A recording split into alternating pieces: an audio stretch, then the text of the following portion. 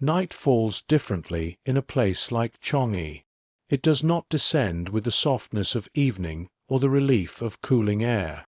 Instead, it seems to thicken around the walls, settling into the bamboo rafters and the narrow gaps between the floorboards. The heat lingers even after sundown, clinging to every surface. Sweat refuses to dry. The air feels slow, as if reluctant to move. Before we move deeper into Changi's walls and the stories that took shape within them, take a moment to settle yourself. And if these calm, low-tone journeys through history feel like a place you belong, make sure to subscribe, only if the quiet telling suits you.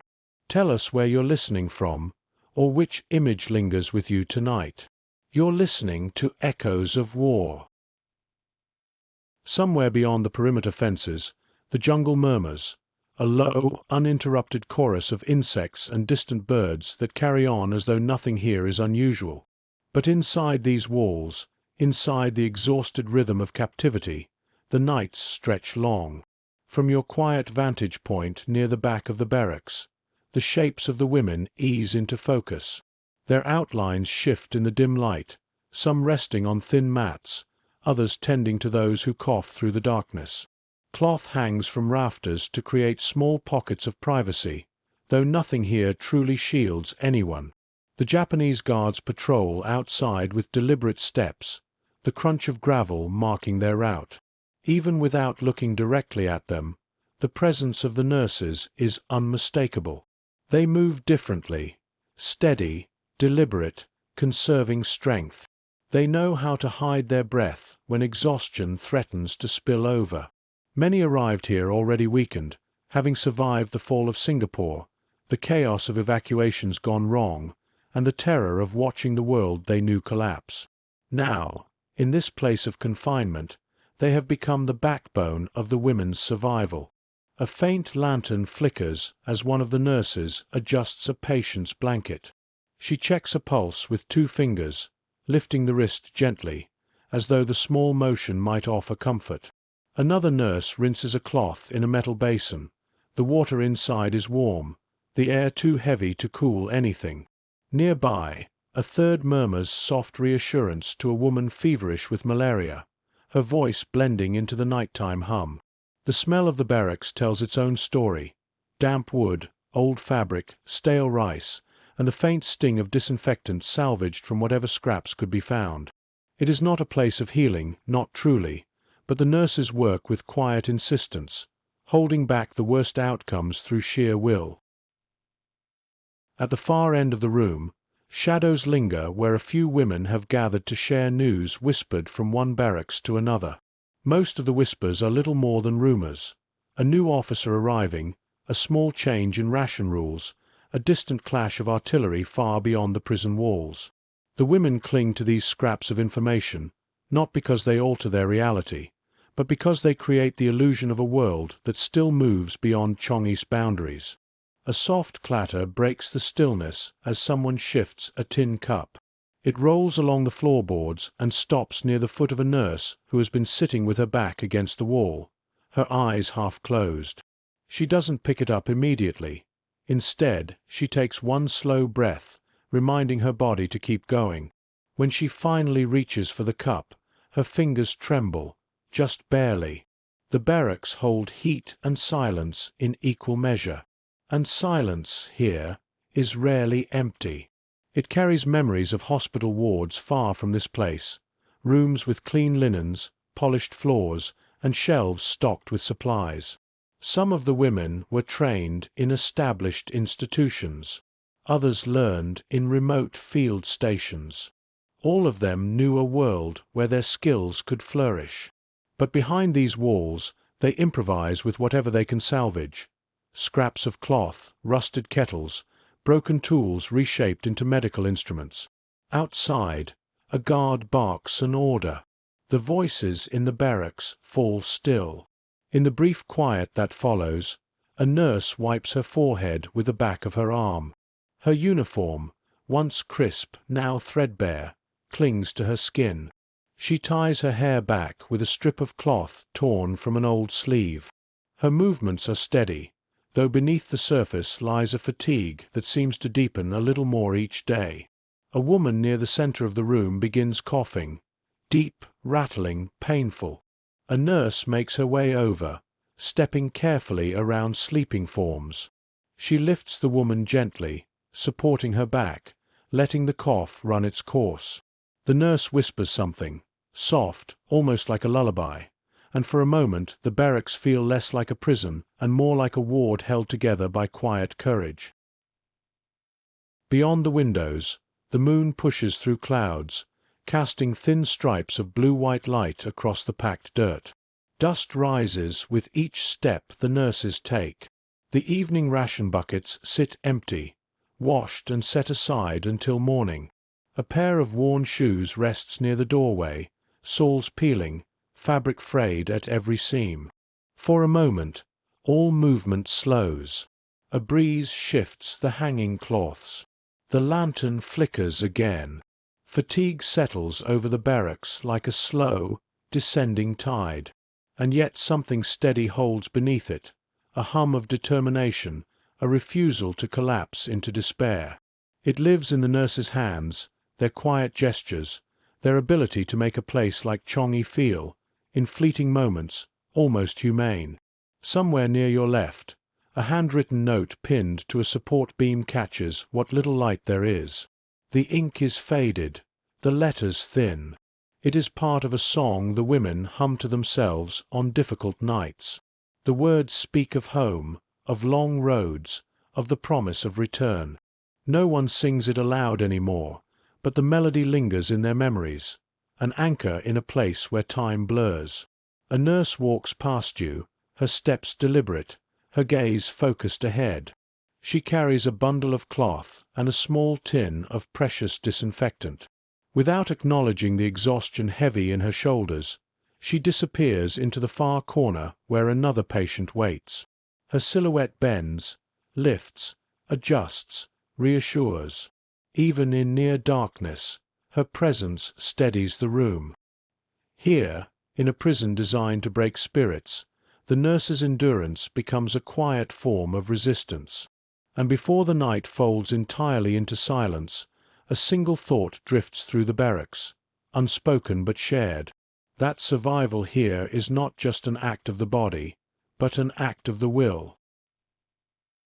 The journey to Changi began long before the gates came into view. It started on roads littered with the remains of a fallen city, Singapore collapsing under the weight of bombardment, smoke drifting in low sheets over abandoned cars and shattered storefronts. The nurses had moved through the chaos with the same instinct they relied on in the wards. Keep going, keep helping, breathe through the fear.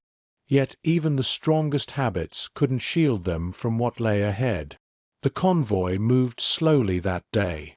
Trucks packed with civilians, soldiers, and medical staff rattled over uneven ground. Cries echoed from somewhere farther back, people calling out for loved ones lost in the confusion.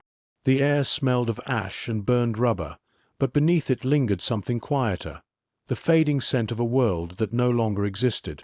From where you remain just out of sight, the nurses appear almost weightless in their exhaustion. Some cling to the metal rails of the transport truck, others sit with their arms wrapped around their knees, staring at the road ahead.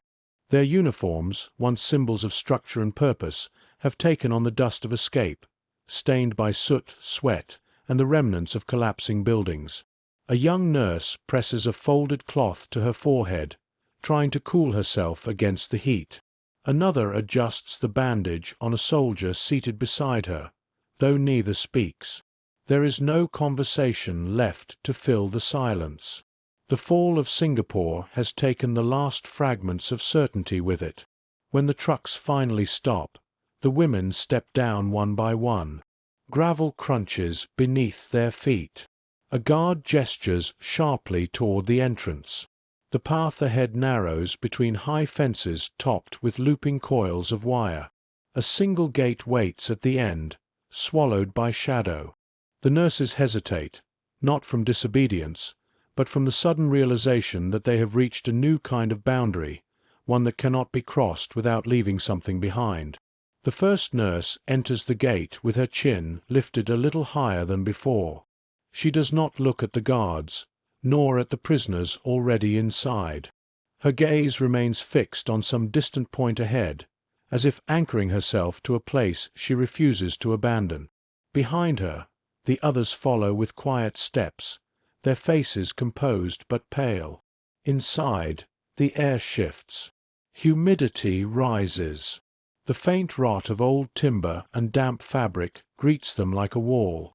A long corridor opens into the main compound, where rows of barracks stretch across packed earth. Some buildings lean slightly, their walls swollen from months of monsoon rains. A few windows are covered with wire mesh, others sit open, letting in heat but little air. Somewhere deeper within the compound, a bell rings, thin and metallic, calling prisoners to a new task. The women pause to take in the sight. Not far from the entrance, several prisoners unload crates, their movements slow and mechanical. Others shuffle between barracks carrying buckets or bundles of firewood. Their bodies appear worn down, faces hollow, eyes dulled by oppression and fatigue. But despite their condition, a silent wave of observation sweeps across the compound as the new arrivals pass by. The nurses do not yet know what Changi demands of its prisoners, but the older inmates, watching from shadowed doorways, know all too well. A sergeant leads the women toward one of the larger barracks. Its walls are made of bamboo slats sewn together with wire. The roof sags slightly in the middle. The door creaks when opened, revealing a room crowded with wooden platforms that serve as beds. Thin mats lie across them, some patched with scraps of fabric, others worn nearly through. A breath of heavy air escapes from inside, thick with the scent of close quarters and fever. The nurses instinctively straighten. Even before a word is spoken, their posture shifts into that familiar readiness, an invisible click of discipline that settles into their bones. A woman already housed in the barracks steps forward. Her hair is tied back with a strip of cloth, her uniform faded beyond recognition. She greets the newcomers with quiet steadiness, introducing herself as one of the senior prisoners. She explains the routines: morning roll calls, ration timings, latrine duties, the strict limitations on movement. Her voice remains calm, but there is a slight tremor beneath the surface, a reminder of the months she has already endured. When she finishes, the nurses disperse to settle in. Some gather near the far wall, arranging their mats. Others approach the windows to open them wider, hoping to coax a breath of cooler air inside. The guards remain outside, their silhouettes cutting sharp lines against the evening sun. As night begins to fall, a few of the women gather near a small table propped up in the corner. On it sits a collection of supplies salvaged in haste before capture: a half-full bottle of antiseptic, 2 rolls of bandage cloth, a handful of safety pins, and a few tins of ointment. The nurses examine the items quietly, their eyes communicating more than words could. They know how far these scraps will need to stretch. One of them lifts the antiseptic bottle to the light. The liquid sloshes softly. Not much left. She places it back down with the gentle care one gives to something irreplaceable. A shuffle of feet sounds outside as another group of prisoners passes by. Their shadows glide across the open entrance before fading into the dusk. A faint cough echoes from the next barracks, hoarse, persistent. The nurses glance that way instinctively. Even here, even on their first night, the reflex to help remains intact. The senior prisoner hands each new arrival a chipped tin cup. "Keep it close," she murmurs. "Water's rationed. Tea when we're lucky." The nurses nod, accepting the cup with both hands. The gesture, simple as it is, feels like ceremony, an unspoken welcome into a harsh new order. As the light wanes, lanterns are lit. Their glow casts long, wavering shapes along the walls. The room fills with quiet murmurs as the women settle in for the night. Some whisper about loved ones back home. Others recall the day Singapore fell, voices thick with disbelief. A few sit in silence, staring at the floorboards, letting the weight of captivity sink deeper into their minds. In the corner, two nurses lean close over a small notebook. One draws a quick sketch of the barracks layout. Beds here, supplies there, exits marked and measured. The other adds notes about potential makeshift clinics, places where patients might be isolated during outbreaks.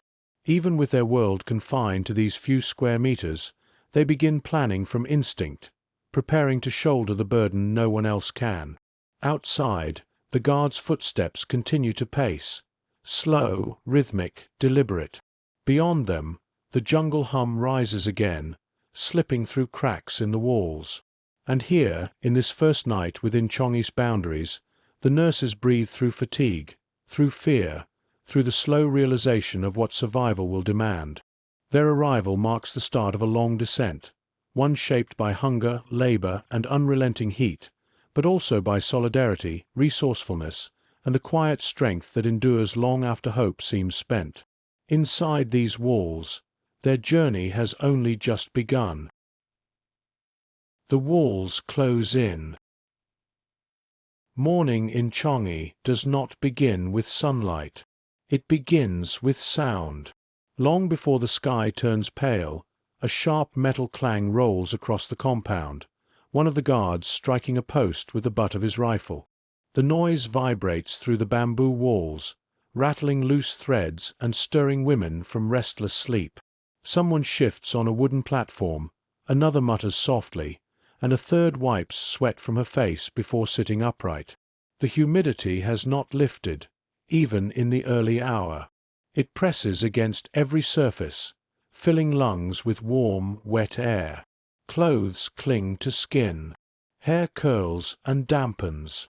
No breeze slips through the open slats. The nurses rise slowly. Some stretch stiff limbs, kneading muscles sore from the hard planks beneath them. Others tug at the edges of their uniforms, brushing away dust and attempting, in small gestures, to reclaim a sense of order. A few blink into the dimness, their expressions marked by that first flicker of morning disorientation, an instant where they forget, just briefly, where they are. But memory always returns. The door creaks open, allowing a shaft of grey light to spill across the floor. The senior prisoner appears again, her voice low but firm as she calls for quick assembly. Roll call waits outside. Everyone must be present. Everyone must stand. The nurses gather their cups, their cloths, their precious possessions, some no larger than a button or a folded scrap of paper, and tuck them away. Then they file out into the open, stepping into a courtyard already thick with bodies. The prisoners form lines, silent and still. The guards move down each row counting aloud, their tone clipped and impatient. A woman stumbles slightly, her legs unsteady, and a nurse at her side shifts to support her without breaking formation. Even here, under scrutiny, their instincts remain unchanged. When roll call ends, the prisoners disperse to morning duties. Some haul water from a communal tank. Others sweep the compound with improvised brooms made from bundled twigs. A group of malnourished women lift heavy crates together, their movements rigid and reluctant.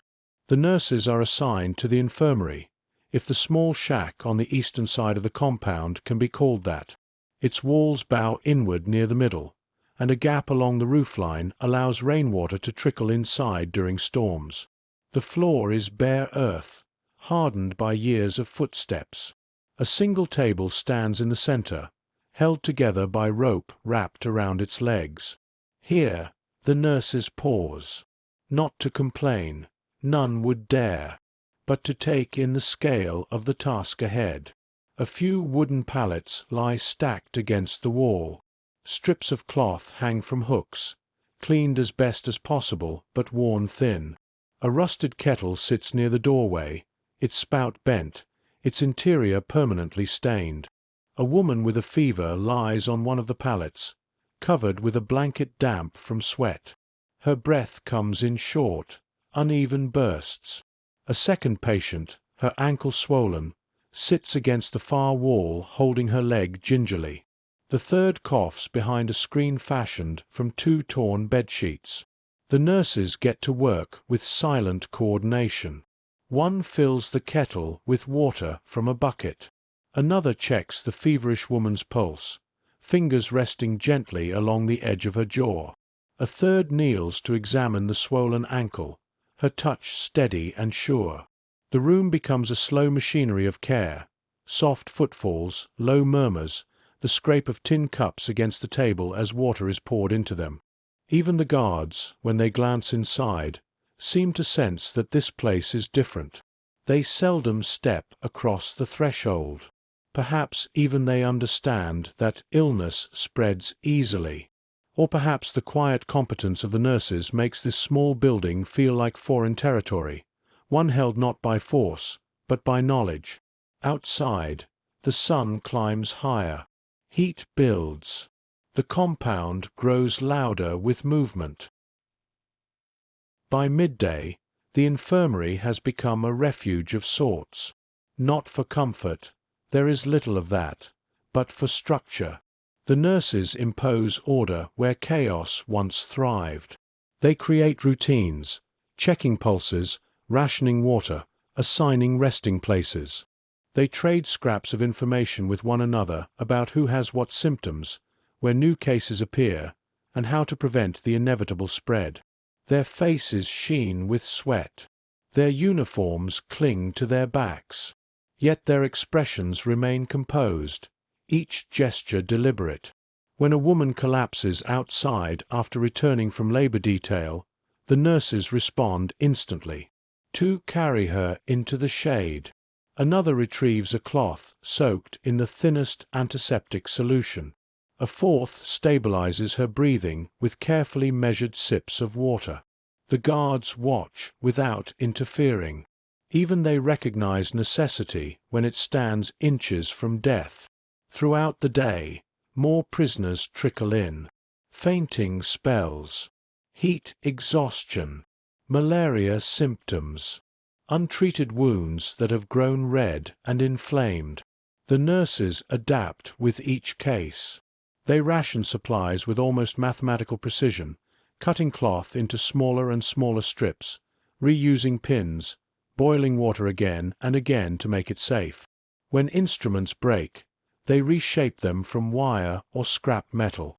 When disinfectant runs low, they turn to boiling, drying, scraping, any method that might keep infection at bay. It becomes clear why the other prisoners look at them with a mix of admiration and relief. In this place where survival feels so fragile, the nurses bring something rare. They bring rhythm. They bring purpose. They bring a kind of fragile order stitched together from almost nothing. As the afternoon deepens, the heat reaches its peak. The infirmary's interior turns stifling, but the nurses keep moving. One nurse pauses near the entrance, lifting her face for a moment toward the faintest hint of air passing through the slats. She closes her eyes briefly, perhaps remembering a hospital ward somewhere far away, sterile, cool, predictable. When she opens them again, the memory falls behind her. She returns to her work without hesitation. Another adjusts her hair, pinning back strands with the smallest metal barrette she owns. It is dented from repeated use, but she handles it carefully. In a place where everything feels taken, small objects become anchors. Near the back wall, a nurse helps a patient sit upright. The woman whispers a few tired words, something about her family, about whether they know she is alive. The nurse does not offer false comfort. Instead, she squeezes the woman's hand gently, grounding her in the present moment. It is a gesture more powerful than reassurance. By late afternoon, ration bells clang again. Food arrives in dented trays, thin rice, sometimes a few beans, rarely anything more. The nurses eat quickly, standing or kneeling where they work. No one lingers over the taste. The body needs fuel, nothing more. When daylight begins to fade, the compound settles into its evening cadence. Some prisoners return from outside labor barely able to walk. Others sink onto their mats, their faces drawn and pale from the sun. The nurses step out of the infirmary for the first time since dawn, taking in the dimming sky. The day has left marks on them, smudges of dirt on their sleeves, sweat-darkened patches on their backs, lines of fatigue beneath their eyes. But they do not falter. They share a look among themselves, a quiet acknowledgement of another day survived, another day where their skills held back the worst Changi had to offer. The gates remain locked. The guards remain vigilant. The barracks remain hot and airless. But within the walls of the infirmary, the nurses have claimed something unmistakable, a space where humanity endures. And as night rises once again, folding the compound into darkness, they return to the barracks with slow, steady steps, ready to face the long hours ahead, their resolve still intact. Routines of survival. Days in Changi do not pass. They accumulate. They stack like stones, each one shaped by heat, scarcity, and the quiet perseverance of women who once worked in clean wards and orderly theaters. Over time, even the concept of day becomes strange. Light arrives, heat intensifies, tasks repeat, dusk falls, the nights stretch long, and the cycle begins again. There is no weekend, no holiday, no variation except for minor shifts in routine. You watch as morning unfolds with practiced precision. The women rise before first light, moving through the cramped interior in slow, careful motions. Mats are folded, blankets shaken out, tin cups collected. The air is thick enough that even breathing feels like effort, yet the nurses carry themselves with a controlled efficiency, habit hardened into instinct. A faint scraping echoes through the barracks as one of the nurses sharpens a broken spoon against a stone. The sound is soft but rhythmic, a quiet ritual she performs each morning. The spoon's edge will become a makeshift tool, repurposed for cutting fabric or prying open stubborn tin lids. In a place where tools disappear or decay, even this small act of preparation carries weight. Across the room, another nurse arranges a stack of cloth strips by width, smoothing the edges and folding them into neat bundles. Her hands move with the same practiced ease she once used to prepare bandages in a proper ward. Here, though, the cloth comes from old uniforms torn into long ribbons. Some pieces still show faint outlines of original seams. The barracks slowly fill with the murmur of early tasks. A kettle hisses over a small fire. Footsteps shuffle across the floor. Someone coughs gently, trying not to disturb the fragile quiet. The jungle outside begins its morning chorus again, loud and unrelenting. Birds cry out in repeating patterns. Insects buzz against the window slats. The sound forms a natural curtain around the compound, enclosing it in a world that feels both alive and indifferent. When the guards signal roll call, the nurses step outside with the others. The ground is cool beneath their feet at this early hour, though the warmth rises quickly. Dew clings to the edges of grass and gravel, sparkling briefly before the sun drinks it away. The sky brightens from deep blue to pale ivory as the lines form. The guards count briskly. Eyes scan the rows. A few prisoners sway slightly, their legs weakened by hunger. A nurse near the front steadies the woman beside her without drawing attention. These small gestures keep the lines intact. After roll call, tasks diverge. Some prisoners are sent to carry water or uproot weeds around the perimeter. Others scrub floors or lift heavy crates from the supply shed.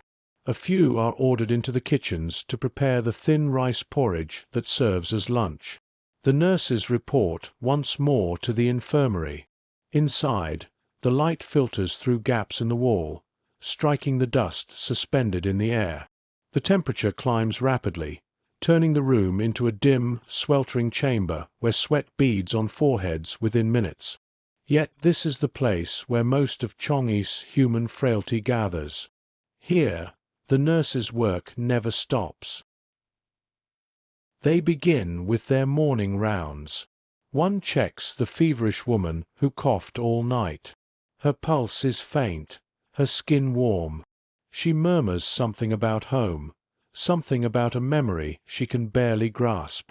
The nurse listens carefully, placing a cool cloth on her forehead before moving on. Another nurse prepares drinking water, boiling it in cycles. She works with quiet focus, knowing that contaminated water is one of the greatest threats within these walls. The kettle rattles over the fire, steam rising in thin spirals. A third nurse inspects a line of patients waiting outside. Most stand patiently, heads bowed. One grips the door frame for balance, sweat gathering along her hairline. Another leans heavily on a makeshift cane. The nurses usher them inside one at a time. They test pulses, examine swollen joints, soothe trembling hands, and guide weak bodies to rest. Their manner is steady, never rushed, never careless. Even with almost no supplies, they maintain the fundamental rhythm of caregiving. By late morning, the infirmary is a hive of controlled movement. The nurses communicate in quick, subtle gestures. A nod, a raised hand, a glance toward the supply table. When a prisoner arrives with a deep exhaustion etched across her face, one of the nurses leads her gently to a corner pallet. She fans her with a folded scrap of cardboard, coaxing her breath to steady. Another nurse offers a sip of water, measured and cautious. Outside, heat radiates from the ground in shimmering waves. Inside, the air stalls entirely, turning heavy and warm as breath itself. Yet the nurses continue, turning improvisation into routine. They sterilize tools by holding them over flame. They patch wounds with fabric boiled until nearly threadbare. They convert ration tins into small diagnostic mirrors. They clean surfaces with water heated until steam rolls across the table. And though no one says it aloud, the infirmary becomes the most essential corner of Changi, a fragile sanctuary held together by skill and endurance. When midday arrives, the bells ring again. Lunch comes in the form of rice thin enough to drink, served in dented cups. The nurses take their portions last, giving the weakest prisoners first access. They eat quickly, kneeling beside patients or leaning against the wall when their legs grow tired. The day's tasks continue even during the meal. A nurse checks on the woman with fever. Another rinses cloths in a bucket of warm, murky water. A third steps outside briefly to cool her skin in the faint breeze stirring near the barracks. Later, when the sun reaches its highest point, the compound settles into a slow, oppressive hush. The light pours down in layers, turning shadows into heavy strips that stretch across the ground. Some prisoners collapse into restless naps. Others sit with their backs against walls, conserving every ounce of strength. The nurses, too, feel the weight of the heat. Their movements grow slower. Their breaths deepen. Their uniforms cling to their skin. Yet even in this state, they respond when needed. A prisoner fainting near the water tank. A childless mother whispering through tears. A woman stumbling as she carries firewood. The nurses step in without hesitation, stabilizing bodies, offering calm words, guiding people to shade. The guards rarely intervene. In some ways, even they rely on the nurse's presence to maintain order. As afternoon stretches on, a new challenge emerges.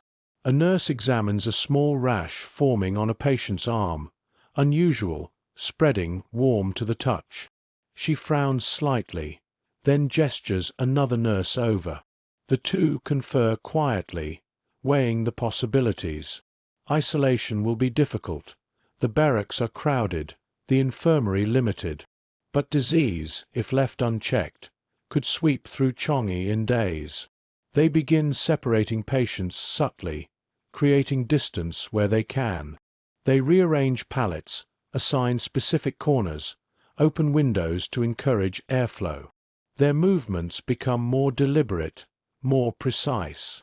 A quiet urgency fills the room, not panic, but recognition. This is the part of their training that runs deepest. Not the procedures, not the equipment, but the vigilance. As the sky deepens into late afternoon, the compound slowly wakes from its heat-stricken lull. Prisoners rise from their mats, some stretching stiffly, others rubbing sore joints. The guards' shadows lengthen across the ground as they resume their pacing. The nurses finish their final rounds of the day before stepping outside. The air, though still hot, feels lighter than within the infirmary. They breathe it in carefully, savoring the momentary sense of openness. Evening brings a small measure of relief.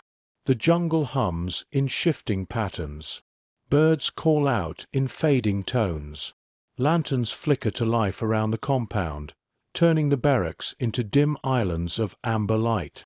Standing at the infirmary entrance, a nurse wipes her forehead, her hand trembling just slightly. She looks out across the compound, her gaze lingering on the fading sky. For a brief moment, something soft crosses her expression, a memory or a longing she does not voice. But when another nurse calls her name softly, she turns back without hesitation. There is still work to finish, still patients to monitor, still routines that hold this fragile world together. In Changi, survival is not one act. It is many small acts repeated endlessly, and the nurses carry them forward, day after day, despite everything the walls take from them. Tonight will be no different. Threads holding the day together. Evening settles over Changi with a strange kind of softness.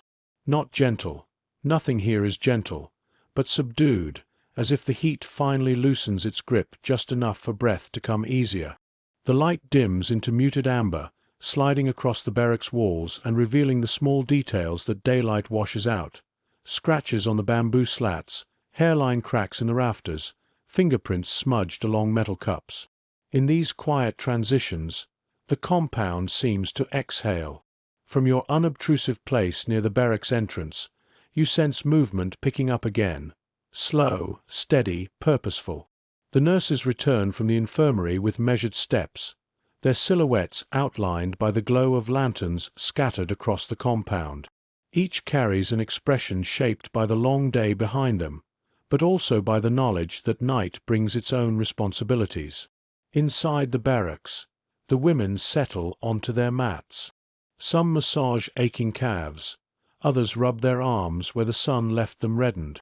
A few whisper about the latest ration changes or rumors drifting between buildings. The air is filled with a low hum of conversation mixed with quiet fatigue. The nurses move through the space with practiced familiarity. A few check on the weakest prisoners, adjusting blankets or offering sips of warm water. One kneels beside a woman curled on her mat, murmuring a few steadying words when a wave of dizziness overtakes her. Another inspects a swollen ankle, gently rotating the joint and listening to the woman's breath for signs of worsening pain. These tasks come without thought, a continuation of the day, a thread pulled straight from the infirmary into the barracks. Their hands never seem to rest fully. Even when seated, they watch the room with alert eyes, trained to catch changes in posture, color, or breath.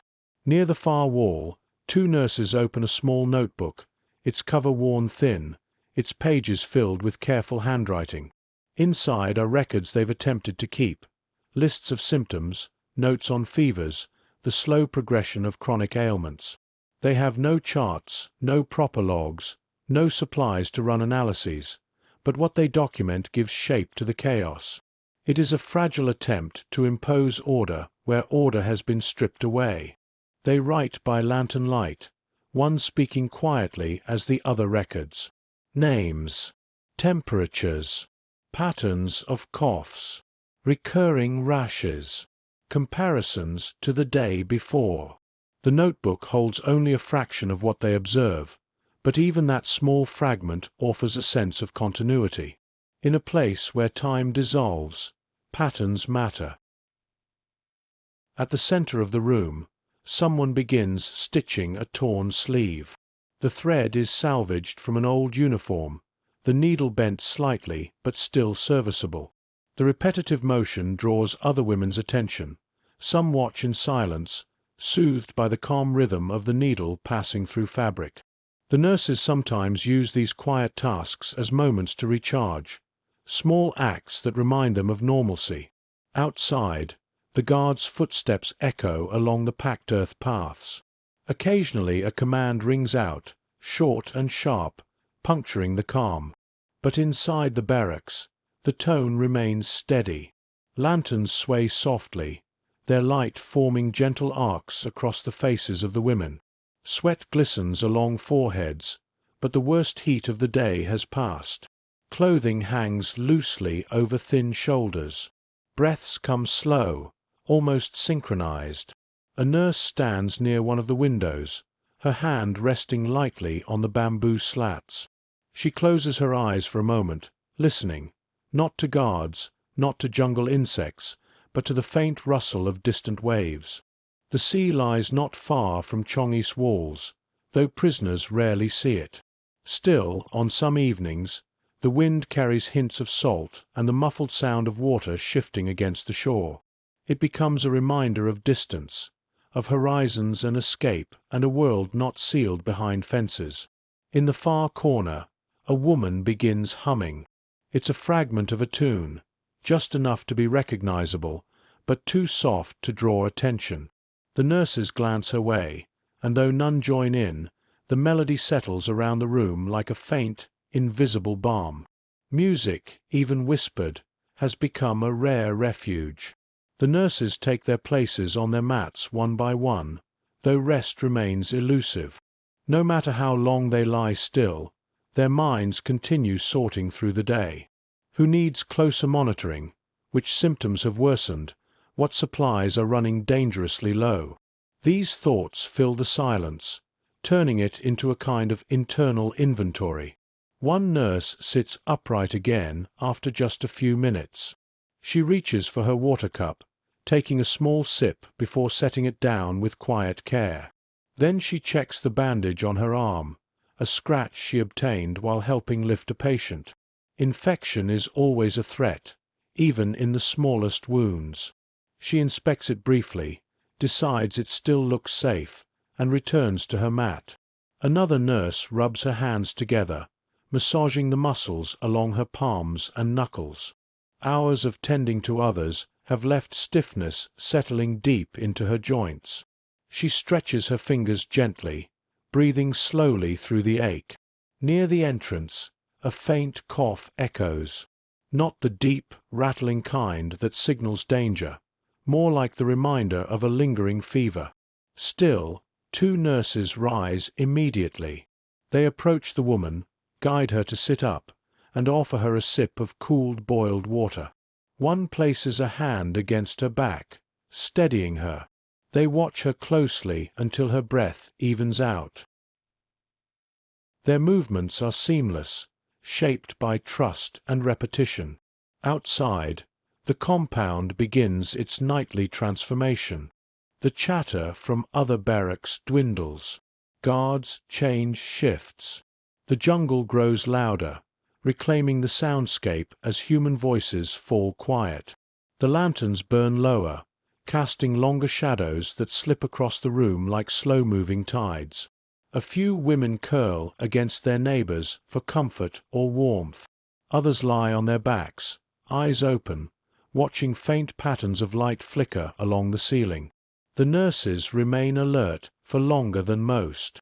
Even when exhaustion weighs heavy, Their ears stay finely tuned to the room, listening for breathing patterns that shift, for movements signaling distress, for whispers of discomfort from patients too tired to call out loudly. One whisper rises now, soft enough to nearly go unnoticed. A woman asks if the day tomorrow might be easier. Her voice cracks slightly, hope stretched thin. A nurse kneels beside her, offering only a quiet assurance that they will face the day together. It is not a promise of ease. Changi offers none. But it is something steadier, something grounded. Presence, solidarity, the company of those who refuse to abandon one another. The night deepens. The air cools by a few degrees. The insects outside reach their monotonous crescendo. Gradually, the barracks settle into near stillness. One of the nurses finally leans back, eyes drifting shut. But even in her rest, her breathing stays shallow and alert, as though her body refuses to fully relinquish watchfulness. Tomorrow will require everything of them again. Steady hands, clear minds, courage held quietly inside their chests. But for now, in this fragile pocket of nighttime calm, the women hold on to the routines that keep them human, small stitches in a world that tries daily to unravel them. Networks of quiet strength. Life inside Changi slowly reshaped itself into patterns that were not chosen but learned, patterns built out of necessity, repetition, and the shared instincts of women who understood that survival rarely depended on grand gestures. Instead, it lived in the quiet connections formed between them, the invisible threads woven through whispered conversations, shared water ration, or a hand resting briefly on a tired shoulder. By the time the nurses had spent several weeks within the compound, these threads had strengthened into a kind of structure. It wasn't formal, and it certainly wasn't recognized by the guards, but it held the women together in a way nothing else could. From your silent vantage at the edge of the barracks, the rhythm of these connections unfolds with clarity. A woman struggling with the weight of a bad night, her breath shallow, her thoughts scattered, receives a steadying touch from a nurse long before anyone else notices her distress. Another woman, trembling after a harsh encounter at roll call, is quietly offered the softer portion of someone else's ration. No announcements accompany these acts.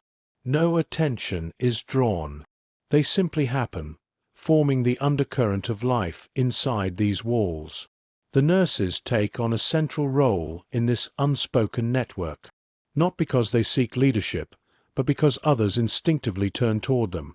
Their calm presence, their ability to assess a situation quickly, their steady routines that lend shape to shapeless days. Inside the infirmary, these instincts manifest in countless small decisions. A nurse catches a fever pattern rising in a patient's eyes before the symptoms fully bloom.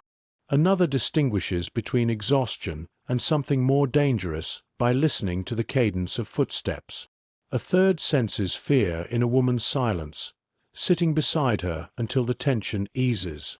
These gestures build trust, not the loud, declarative kind, but a quiet, enduring form that survives even the harshest treatment. Outside the infirmary, the network grows in different ways.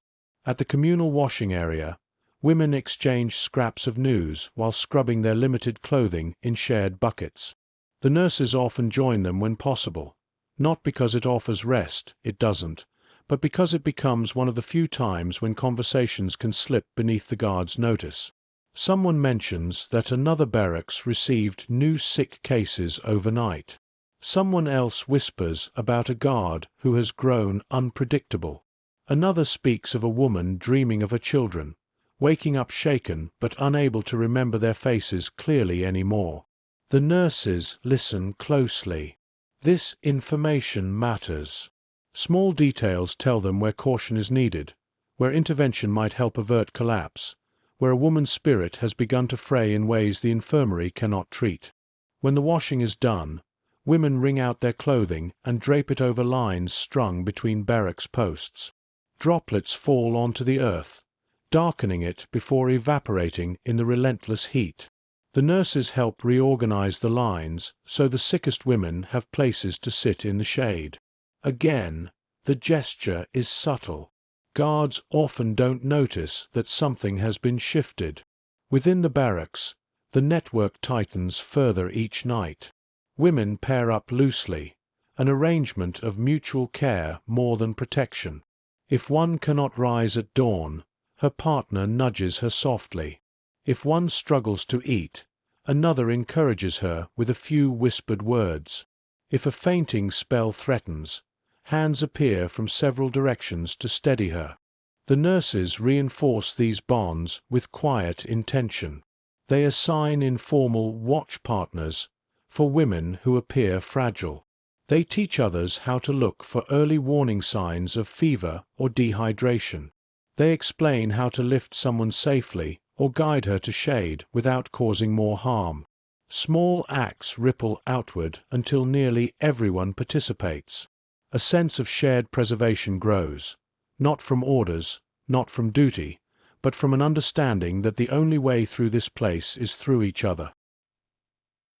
During the evenings, when the compound grows quieter and lantern light softens, the women's voices drift through the barracks in low tones. They talk about their lives before the war, a mother's handwriting, a favorite recipe, the smell of a certain flower, the feel of cold mornings back home. The nurses listen as they tend to their own tasks, mending a torn sleeve, reorganizing the minimal supplies, or updating the worn notebook with new observations. Their presence offers reassurance, a reminder that someone trained to withstand pressure is nearby. But they, too, lean into the shared stories. One nurse recalls her first day in training, overwhelmed but determined. Another remembers sneaking pastries with her sisters after church service. A third speaks of the sea near her childhood home, its waves steady and warm, so different from the unseen waters near Changi. These stories become a currency of endurance. They remind the women that identity survives even when stripped of possessions, uniforms, or freedom. Memory becomes a form of resistance, each story reclaiming something the camp cannot take. Outside, the guards' pacing continues, predictable in its monotony. Their shadows stretch long across the ground as dusk deepens. Inside, a different kind of order forms, built out of whisper, gesture, and steady companionship. One evening, a woman collapses suddenly beside her mat. Before the guards even register the commotion, nurses are already there, two supporting her weight, one checking her pulse, another signaling for water. The surrounding prisoners form a protective half-circle, shielding the scene from unnecessary attention. The nurses move seamlessly, guiding the woman's breath, cooling her forehead, monitoring her pulse until it steadies. Once she is stabilized, they lift her onto a pallet and keep watch for hours. No one speaks of it afterward. But the network strengthens. Each shared crisis, each quiet intervention, each murmured reassurance adds to the collective resilience. And beneath that resilience, a deeper truth begins to take shape, that even in the harshest captivity, strength multiplies when shared, and the nurses, through skill and quiet intention, become the anchor that keeps that strength alive. Emotional architecture of captivity.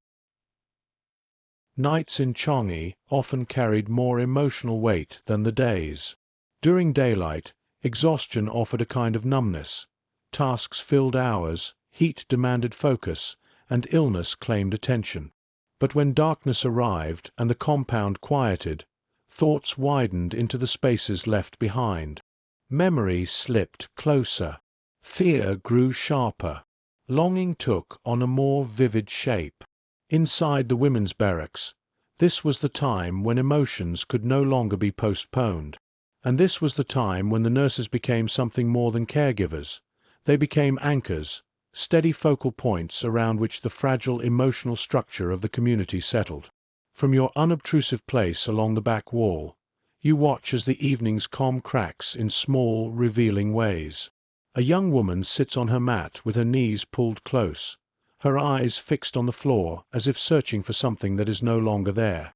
She lost a close friend a few weeks ago, a woman transferred unexpectedly to a different section of the camp. No one has heard from her since. The uncertainty has worn a hole in her spirit. One of the nurses notices. She doesn't approach immediately. She gauges the woman's breathing, the rigidity in her shoulders, the way her fingers grip the edge of her blanket. Eventually, she moves closer and sits beside her without speaking. Silence here becomes its own language, the kind that lets someone unravel at their own pace. After a minute or two, the woman's breath softens. The nurse places a hand on her forearm, a quiet affirmation that she is not alone. The woman leans slightly into the contact, letting the moment steady her. Elsewhere in the barracks, a different scene unfolds. Two women sit facing each other, both exhausted but engaged in a whispered conversation. Their tones shift between frustration and sorrow. They argue about something small, perhaps whose turn it was to fetch water, or why someone took an extra few grains of rice. In most circumstances, such disputes wouldn't matter. But in Changi, where resources are scarce and nerves fray easily, small tensions can sharpen quickly. Before the argument grows, a nurse steps between them, not with authority, but with presence. She rests a hand on one woman's shoulder and speaks quietly, her tone even. There is no reprimand, no scolding, just a reminder that the day has been long, that hunger distorts judgment, that exhaustion makes tempers brittle. Her calm cuts through the tension like cool water. The women's shoulders loosen. Breath steadies. A long silence settles before both nod, shame replaced by relief. These moments, small, fragile, easily overlooked, form the emotional scaffolding of the barracks. Without them, minor conflicts would spiral, fear would multiply, and despair could spread as quickly as any illness. Yet the nurses never behave as though this is a formal duty. Their emotional labor unfolds naturally, woven into the texture of their days. Near the entrance, another nurse helps an older prisoner undo the tangled knots in her hair. The woman's hands shake too much to do it herself. The nurse unravels the knots carefully, smoothing each section with soft strokes until the older woman exhales a trembling sigh. The gesture is so tender that even the dim lantern light seems to warm around it. In another corner, a nurse reads aloud from a worn scrap of paper. It is not a letter. Personal correspondence has long been confiscated or lost, but a small poem someone remembered well enough to transcribe. Her voice is soft, barely above a whisper. Women around her lean in, listening to the cadence as if each line carries the scent of home. For a moment, the barracks feels suspended, held afloat by memory and rhythm. These emotional exchanges ripple outward. A hand brushes another hand when passing a cup. Someone covers a sleeping prisoner with a blanket she nearly forgot she still owned. A woman shares a story about her childhood, not for entertainment, but for grounding. Someone else offers a quiet joke, barely audible, but enough to draw a faint smile before it disappears again. The nurses tend to these moments with as much care as they give to fevers or fractures. They recognize emotional collapse before it happens. They spot the signs: withdrawal, trembling hands, glassy eyes, shallow breath. And their responses are gentle. Sitting closer, adjusting a blanket, offering another sip of water, finding a small task for someone who needs distraction, redirecting a spiraling thought with a soft, steady voice. Outside, the guards continue their nightly rounds. Their footsteps punctuate the stillness, a reminder that the danger exists not only in illness and hunger, but in oversight and unpredictability. But the emotional world inside the barracks belongs to the women. One evening, a tremor of panic sweeps through the room when a loud shout sounds outside. A guard's voice, harsh and unfamiliar, carries through the compound. Women sit up abruptly. Hearts quicken. The air tightens. Before the panic can settle, one of the nurses rises and walks quietly toward the door. She doesn't step outside. She knows the boundaries, but she stands close enough to listen carefully. Her posture steadies those watching her. Her eyes track the shadows outside with calm assessment. After a few seconds, her shoulders soften. She turns to the room and gives a small, silent nod. The tension dissipates. The women lie back down. Breath draws deeper. Sleep edges closer. The nurse returns to her mat with steps as even as water flowing across stone. Another form of emotional support comes from the way the nurses help the women maintain identity. In a place that strips status, appearance, and purpose, identity becomes slippery, difficult to hold. The nurses counter this erosion in subtle ways. A patient is encouraged to braid her hair again, not because it helps medically, but because it reminds her who she was before captivity. Another woman is invited to share a prayer before the evening meal. Someone else is asked about her favorite dish back home, the one she cooked for family gatherings. These threads reconnect the women to themselves. And through all of this, the nurses keep watch with quiet constancy. When someone cries softly into the dark, no one calls attention. But a nurse shifts her mat closer. Another offers a cloth to wipe her face. No questions. No expectations. Just proximity, the kind that carries its own reassurance. As the night deepens, the lanterns dim to slender glows. Shadows drift across the barracks like slow-moving tides. A few women shift in their sleep, murmuring words formed from dreams. Others stare upward, letting their thoughts wander across imagined landscapes, fields, hometowns, calm seas. The nurses remain half awake, senses attuned to every sound.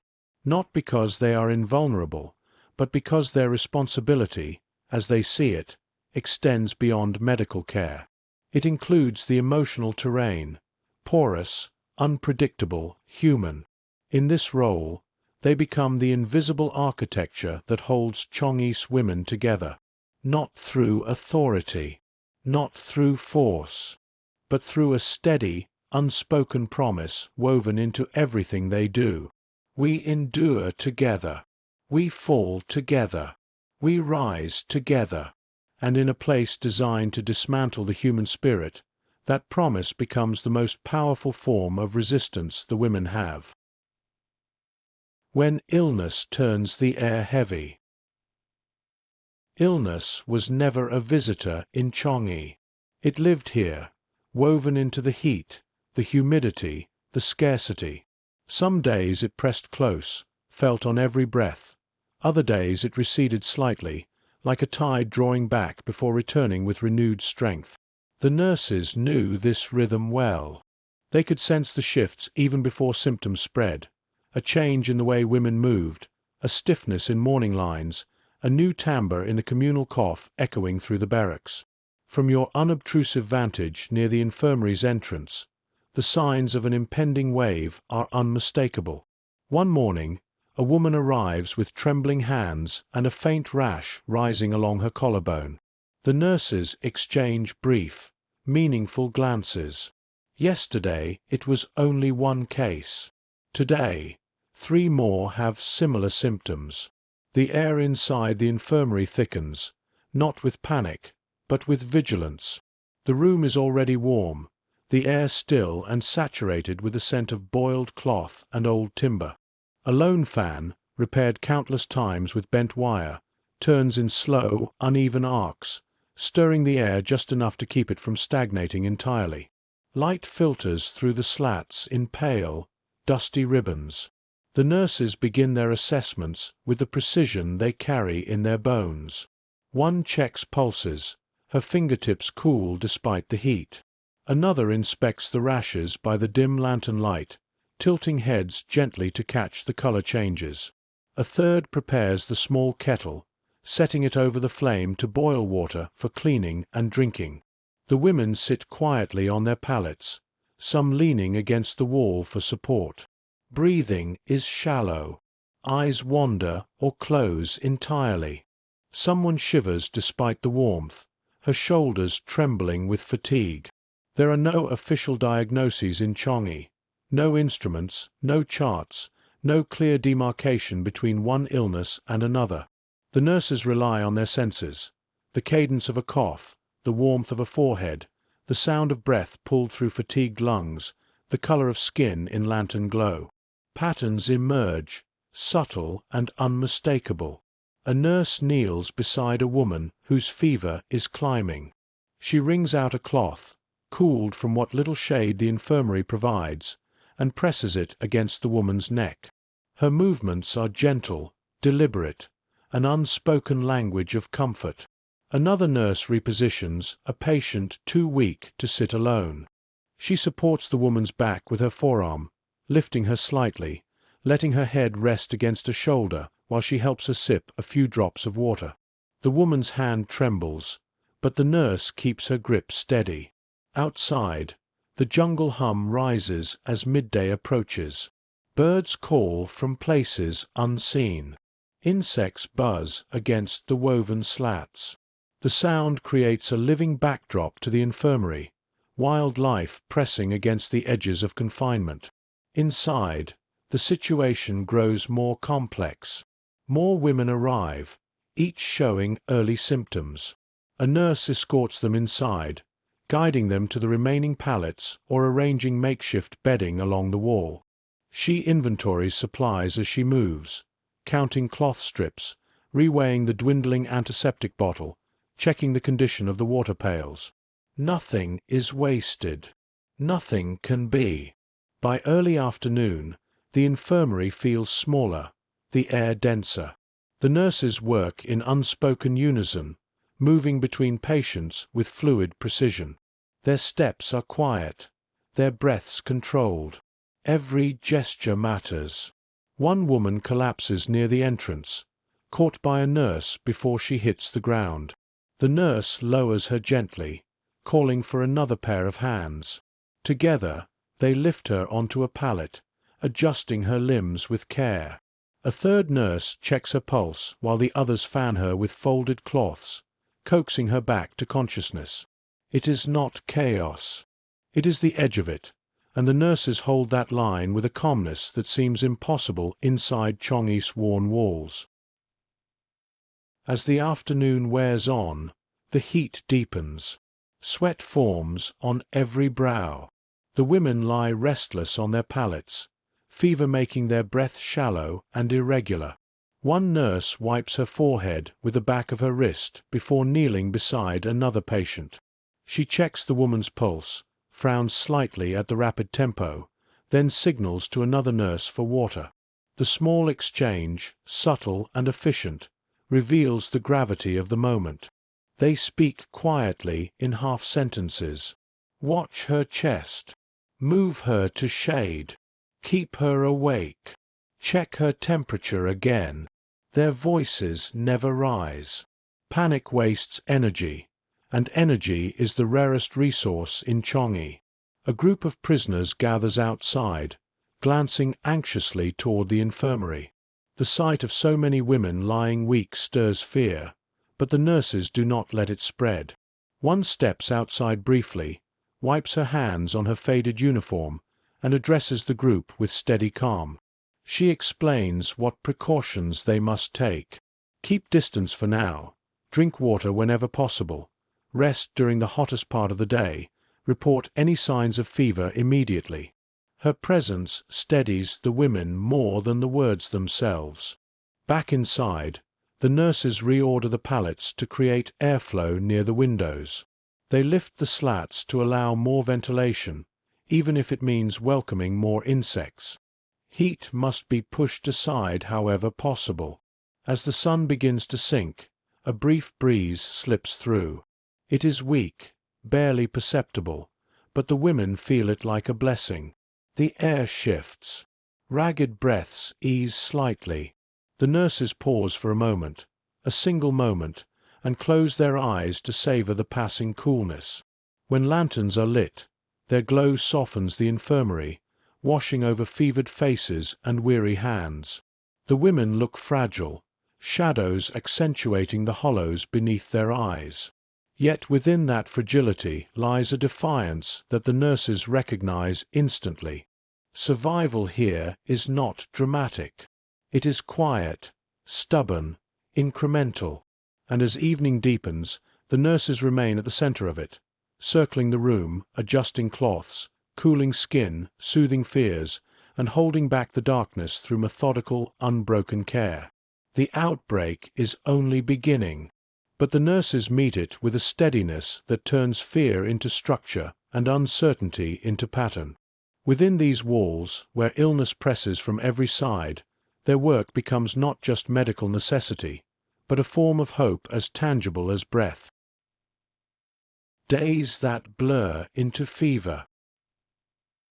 The following days unfold with a strange, dreamlike heaviness, hours blending together, marked less by time than by the rise and fall of fever. Morning light no longer signals routine. It slips into the infirmary like a reminder that the night offered no true rest. The nurses have slept in fragments, if at all.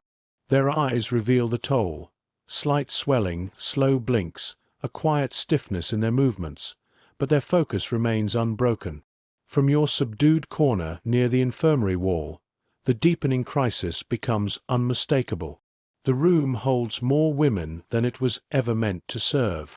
Pallets line the walls, spill into corners, and fill every patch of space that can be spared. The air hangs thick, warmed by breath and fever. Lanterns cast muted halos, illuminating the sheen of sweat on foreheads, the restless stirring of weak hands, the tremble of bodies fighting infections that spread faster than hope. The nurses navigate narrow pathways between pallets, kneeling again and again, lifting heads, checking pulses, coaxing sips of water into reluctant mouths. Their gestures are fluid but tired. Their shoulders sag slightly when they stand. Yet each time exhaustion threatens to slow them, they draw breath, steady themselves, and continue. One woman lies curled on her side, her breath quick and shallow. A nurse kneels beside her, laying a cool cloth across her temple. She murmurs encouragement so quietly it nearly dissolves into the surrounding air. Her hand, resting lightly on the woman's shoulder, provides an anchor, a subtle reminder that she is not fading alone. Across the room, another nurse helps a patient sit upright. The woman shivers uncontrollably despite the heat. The nurse supports her weight, wrapping an improvised shawl around her shoulders. She guides her through slow breaths, matching her rhythm to ease the panic that threatens to spill from her trembling lips. Outside the infirmary, the compound grows restless. Women gather in small clusters near the windows, whispering anxiously. No one knows how far the outbreak will spread. No one knows who might be next to fall ill.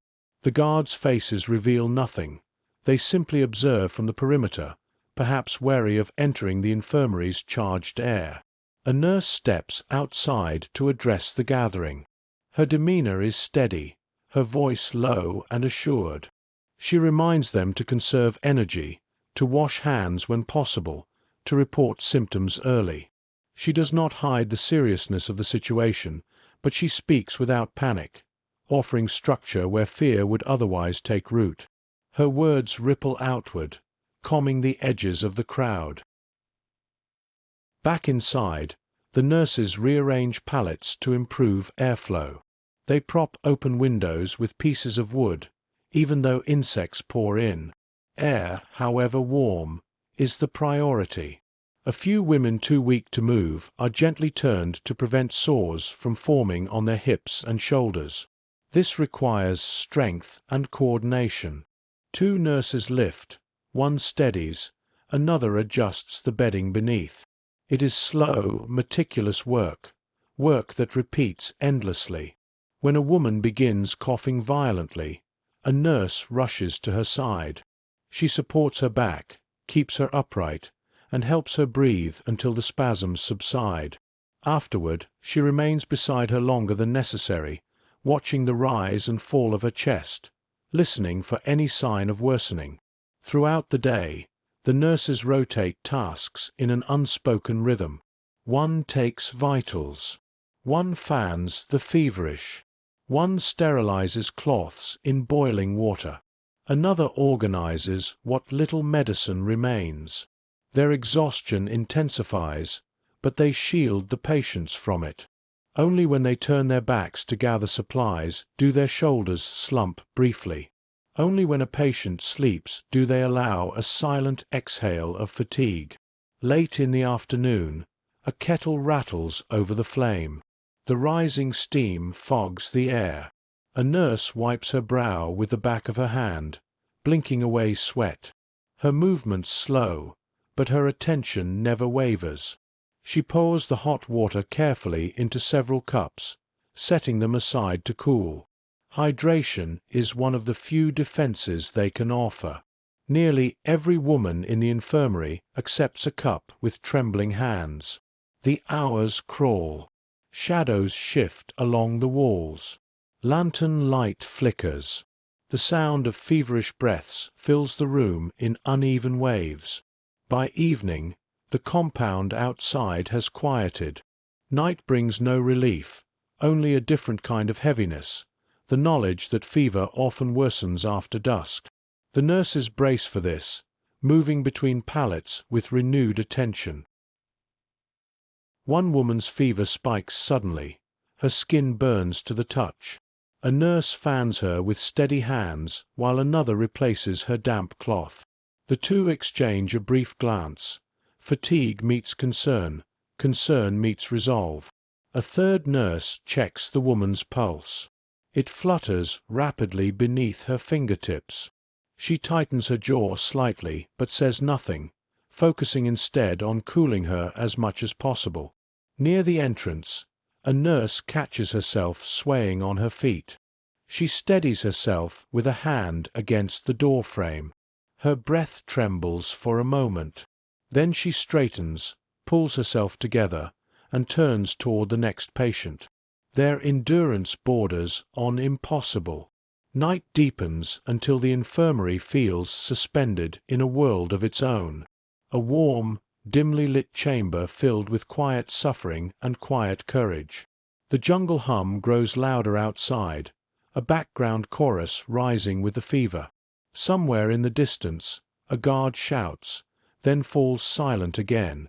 Inside, the nurses continue without complaint. One cleans a patient's forehead with a fresh cloth. Another soothes a woman whispering incoherent worries. A third checks on those finally asleep, brushing stray hair from their faces with gentle fingers. Only when the worst of the night spikes have passed do the nurses allow themselves a moment to sit. They lower themselves to the floor, backs against the wall, legs stretched out, hands resting limp in their laps. Sweat clings to their necks. Their breaths come shallow and slow. No words are exchanged. Words would break whatever thin thread keeps them upright. They close their eyes for a few seconds at a time, brief, stolen moments of rest. Not sleep, but something close to relief. Yet even in this near rest, their senses remain alert. A shift in breathing across the room. A quiet whimper. A rustle of cloth. They rise again. Because in Changi, illness does not wait. It does not forgive. It does not yield. But neither do the nurses. Through these long, fevered days, they become the quiet force holding the line between despair and endurance. The steady hands that keep life anchored when everything else drifts toward darkness. The slow erosion of time. Time inside Changi did not pass the way it once had.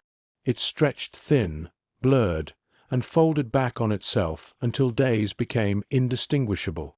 Morning arrived not as a fresh beginning, but as a continuation of the same long, unbroken rhythm shaped by heat, hunger, and the quiet rise and fall of breath inside the barracks. Women woke not because sleep had restored them, but because roll call demanded their presence. They ate not to satisfy appetite. Hunger remained constant, but because the body needed whatever small ration was offered. They slept not for renewal, but in brief moments when exhaustion forced their eyes closed. From your quiet place near the far wall, the erosion of time becomes visible in countless small details. Mats bear the imprint of restless bodies.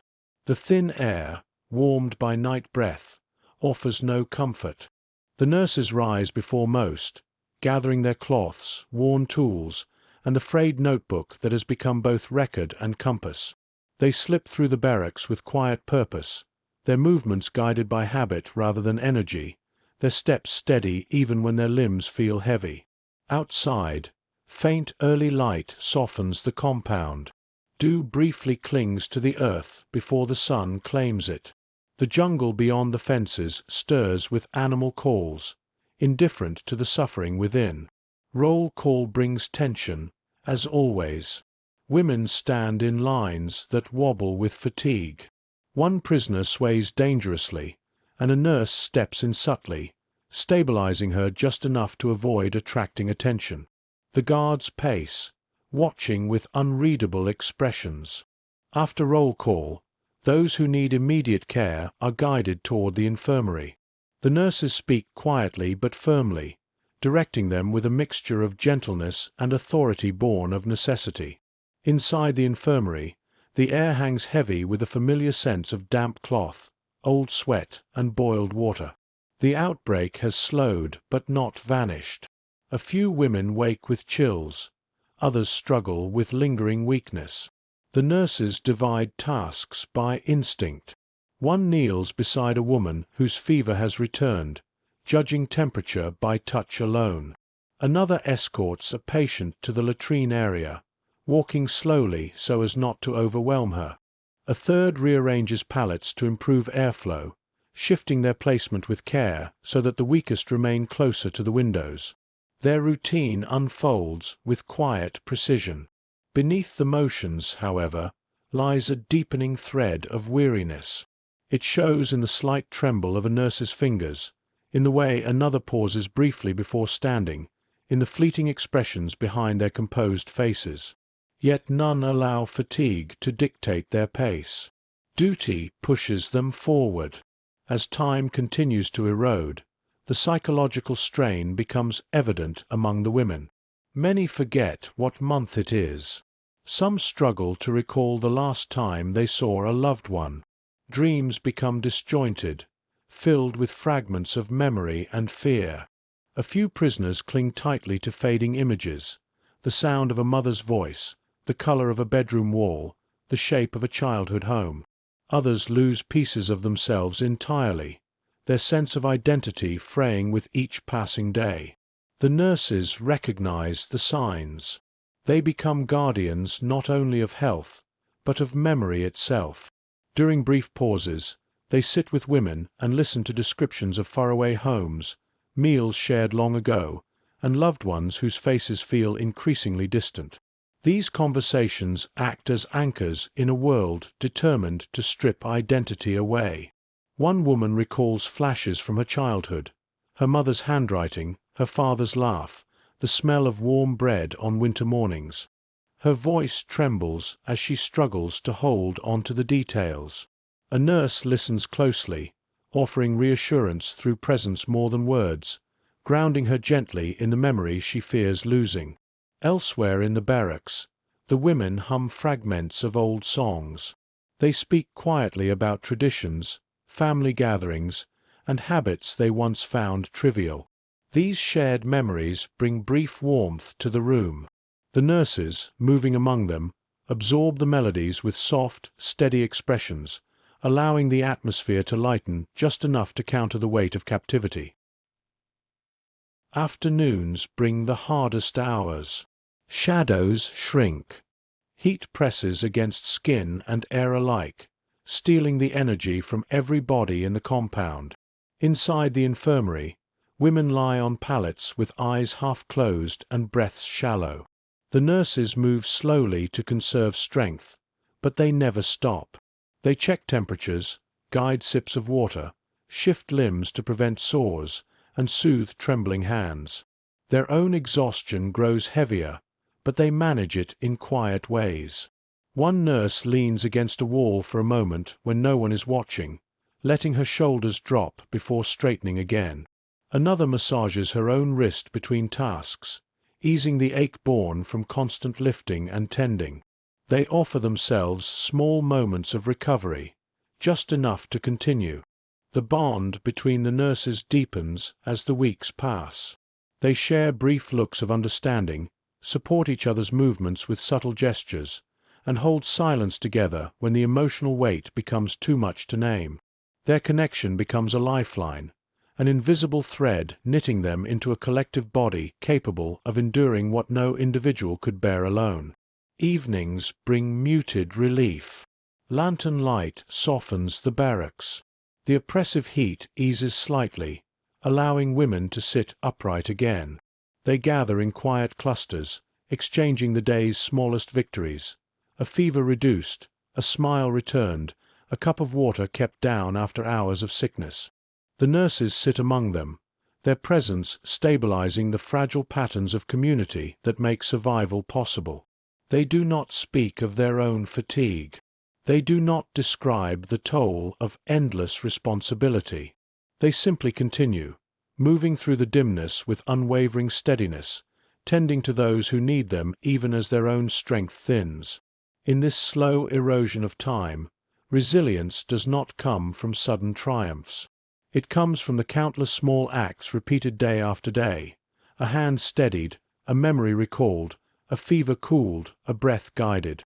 These moments, almost invisible on their own, accumulate into something powerful. Within Changi's harsh boundaries, survival is woven from these quiet threads. And through it all, the nurses remain, steady, present, enduring, holding together the fragile world around them. When memory becomes its own battle. As the weeks continue their slow drift, the women of Changi face a new kind of struggle, one fought not with bodies but with minds. The boundaries of memory begin to loosen. The past, once clear and tactile, becomes hazy around the edges. Details blur. Faces soften. Names flutter away before they can be spoken aloud. This isn't the dramatic loss of memory seen in medical textbooks.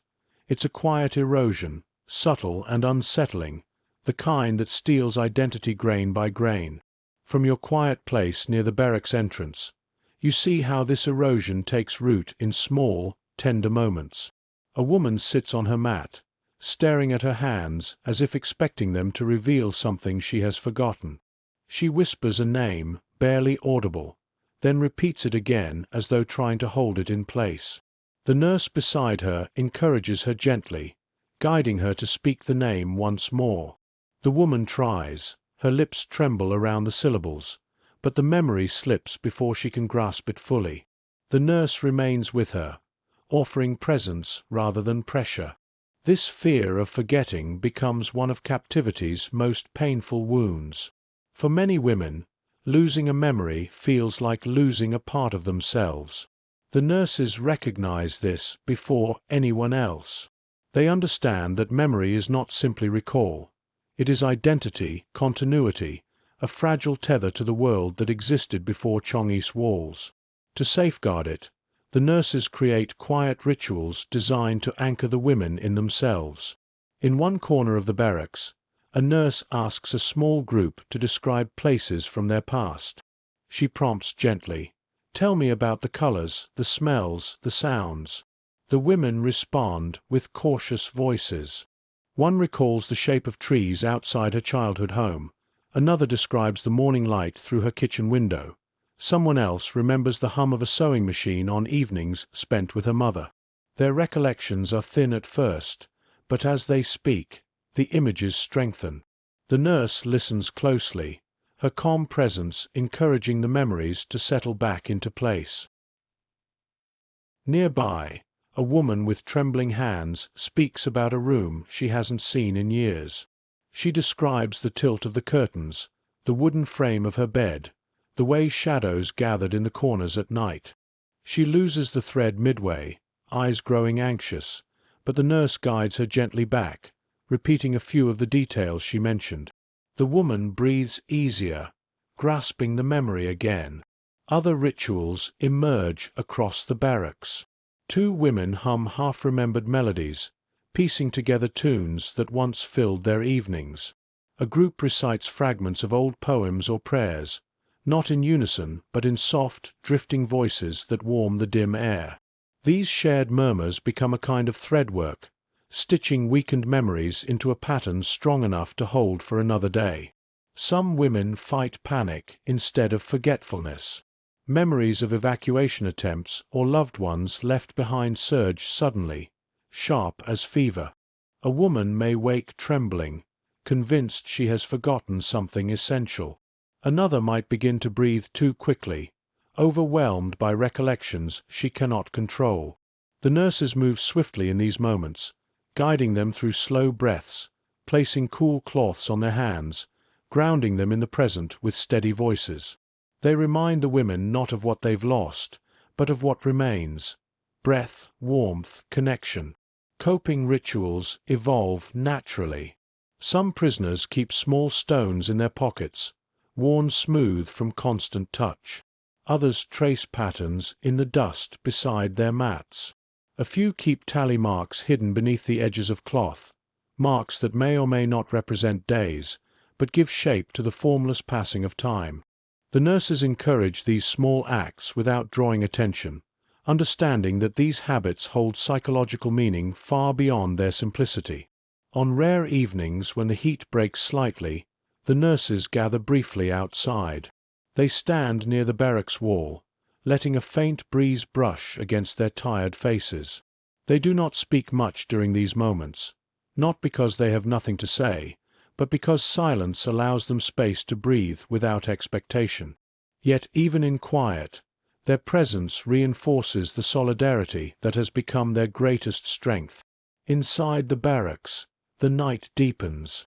Some women settle onto their mats with faint sighs, relieved to rest their minds. Others lie awake, eyes open, drifting between memory and dream.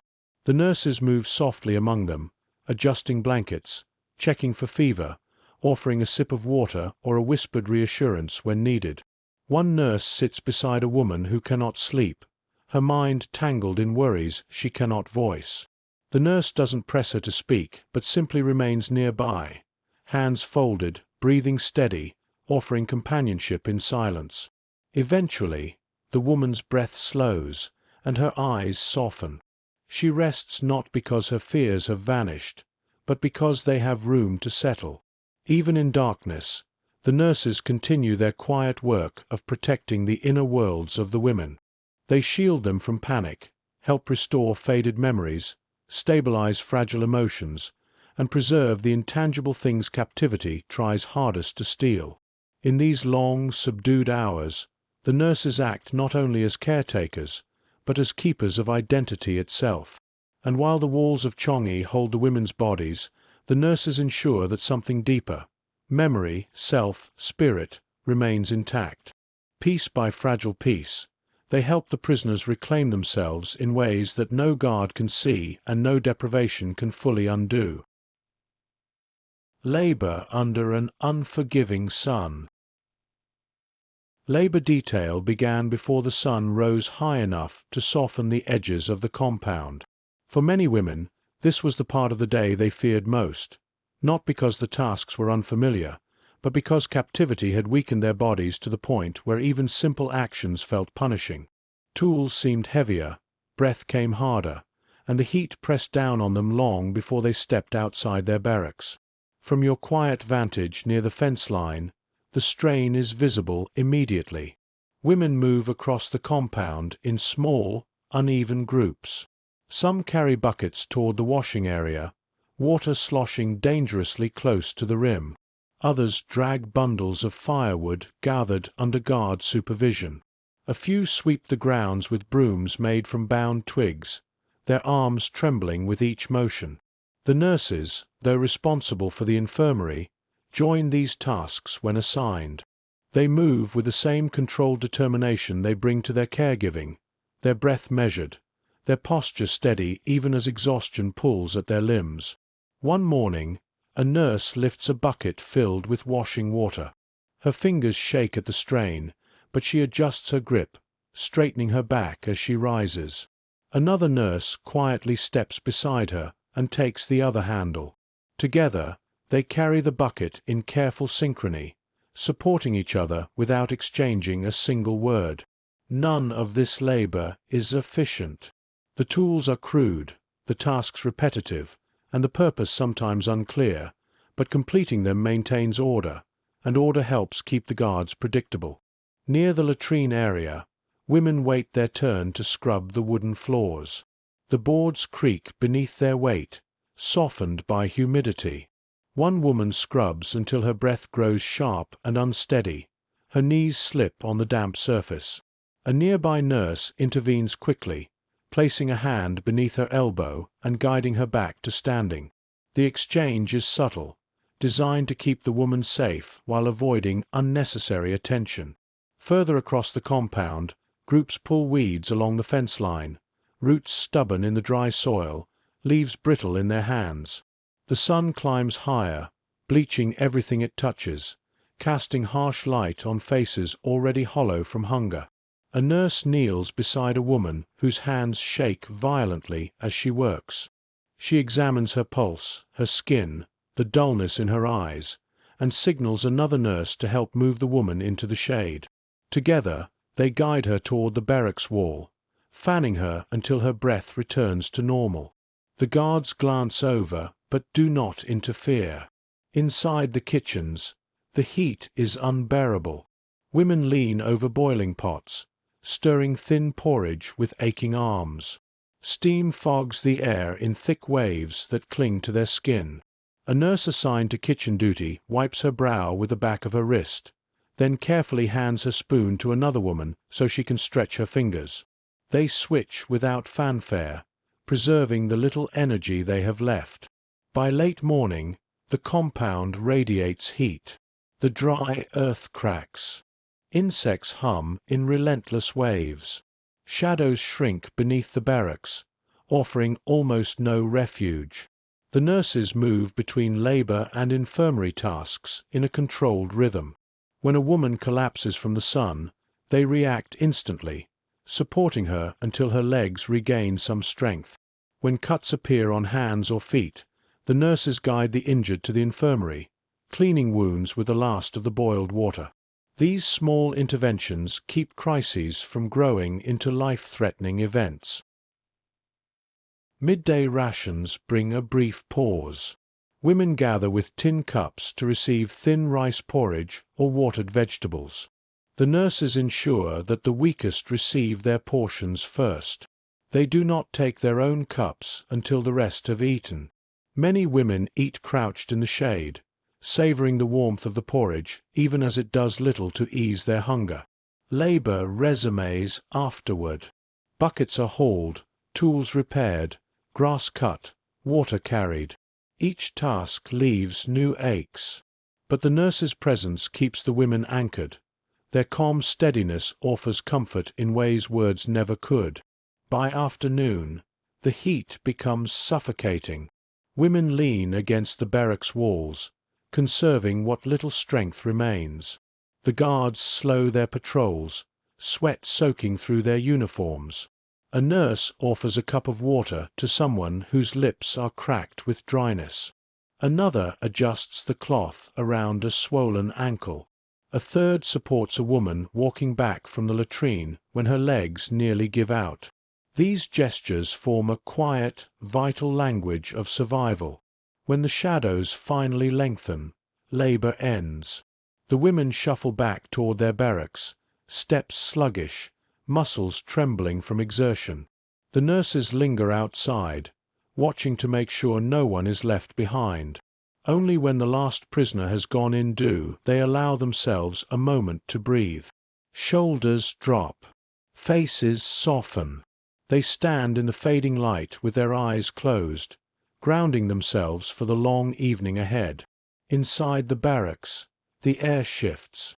Women settle onto mats, rubbing sore wrists and massaging aching calves. The nurses move among them, checking for signs of heat exhaustion, cleaning small wounds, and soothing those who are overwhelmed. Their voices remain steady, their touches gentle. Even after a day spent under the punishing sun, they do not allow their own fatigue to interrupt their care. Their endurance, quiet, persistent, unwavering, becomes the thing that steadies the entire barracks. In Changi, where labor drains the body and captivity strains the mind, these nurses carry the invisible weight that keeps the women from collapsing into despair. Their presence, more than anything else, becomes the thread holding the community together. When strength runs thin. Late afternoons in Changi carried a particular heaviness. The sun, still fierce even as it began to descend, pressed down on the compound with unwavering force. The ground radiated stored heat, turning each breath into something thick that had to be pulled slowly into the lungs. Women returned from labor moving carefully, always aware of how close exhaustion lingered beneath the surface of their movements. From your quiet place near the barracks doorway, the strain shows in small, unmistakable gestures. A woman drags her broom in slow arcs, her arms trembling with the effort. Another massages her wrists, red and raw from hours of scrubbing. Someone else steadies herself against a post, her breath uneven, her eyes unfocused. Fatigue changes the way bodies carry themselves. Shoulders slump, knees wobble, faces lose expression, replaced by a blankness shaped by heat and hunger. The nurses see all of it. They move through the compound with eyes sharpened by weeks of observation, recognizing signs of collapse before anyone else does. Their own exhaustion is carved into their posture, yet they continue with unbroken vigilance. A nurse kneels beside a woman crouching near the fence, helping her stand slowly. The woman sways, and the nurse's hands tighten just enough to keep her upright. She says something soft, words too quiet to carry, but they bring the woman back into her body again. Across the compound, another nurse interrupts her own task to help a prisoner lift a bundle of firewood. Their hands slip from sweat, but together they adjust, shifting the weight between them until it becomes bearable. Not a word is exchanged. They move in sync, knowing cooperation is the only reason either of them can complete the task. Inside the kitchens, steam thickens the air like fog.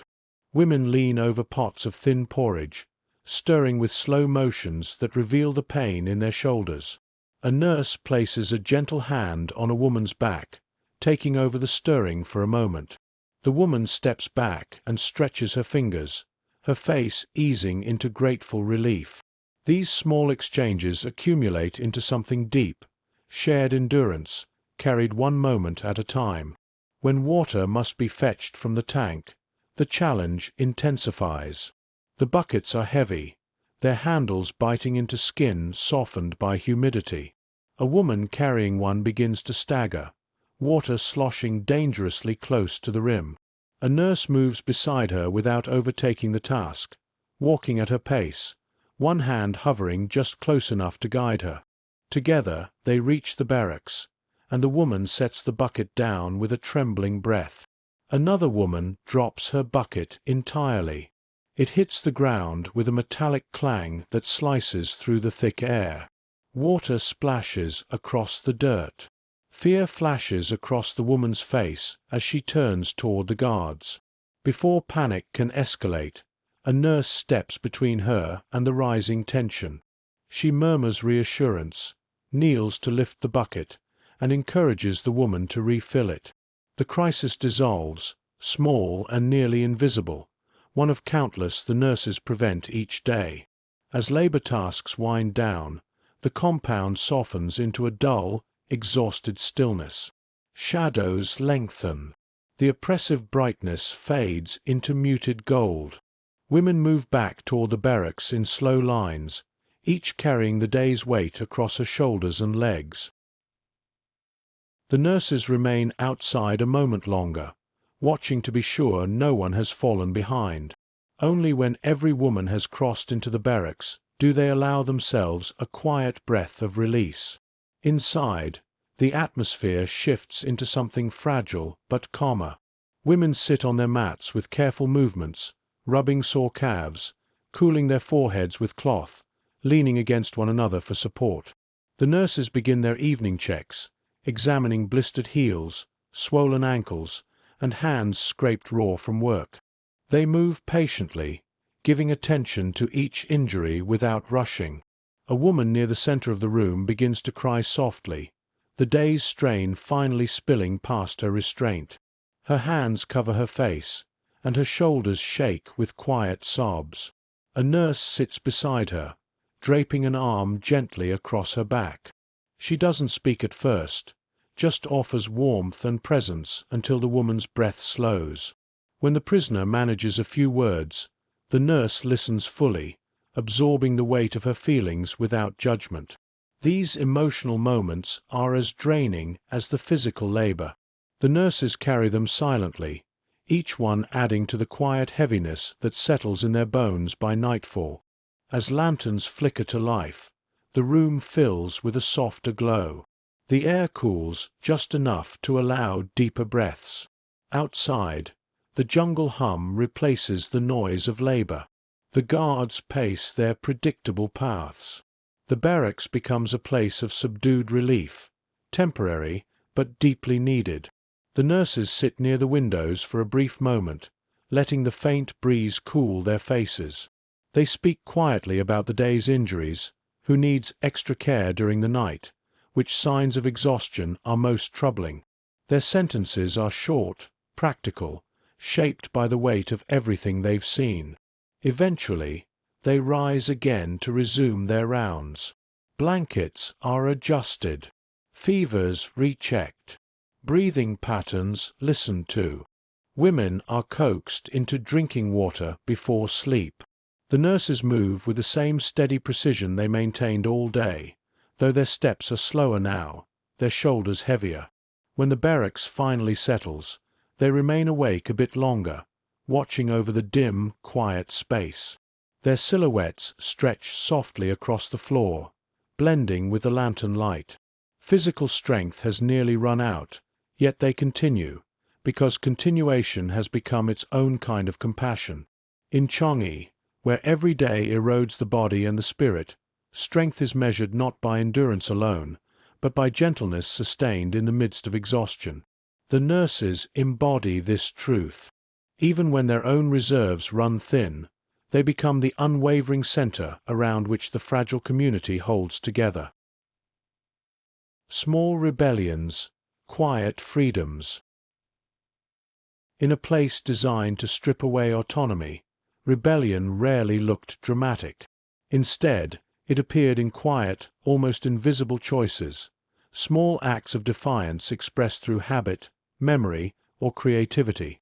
These gestures did not challenge authority directly, but they protected something more fragile: identity.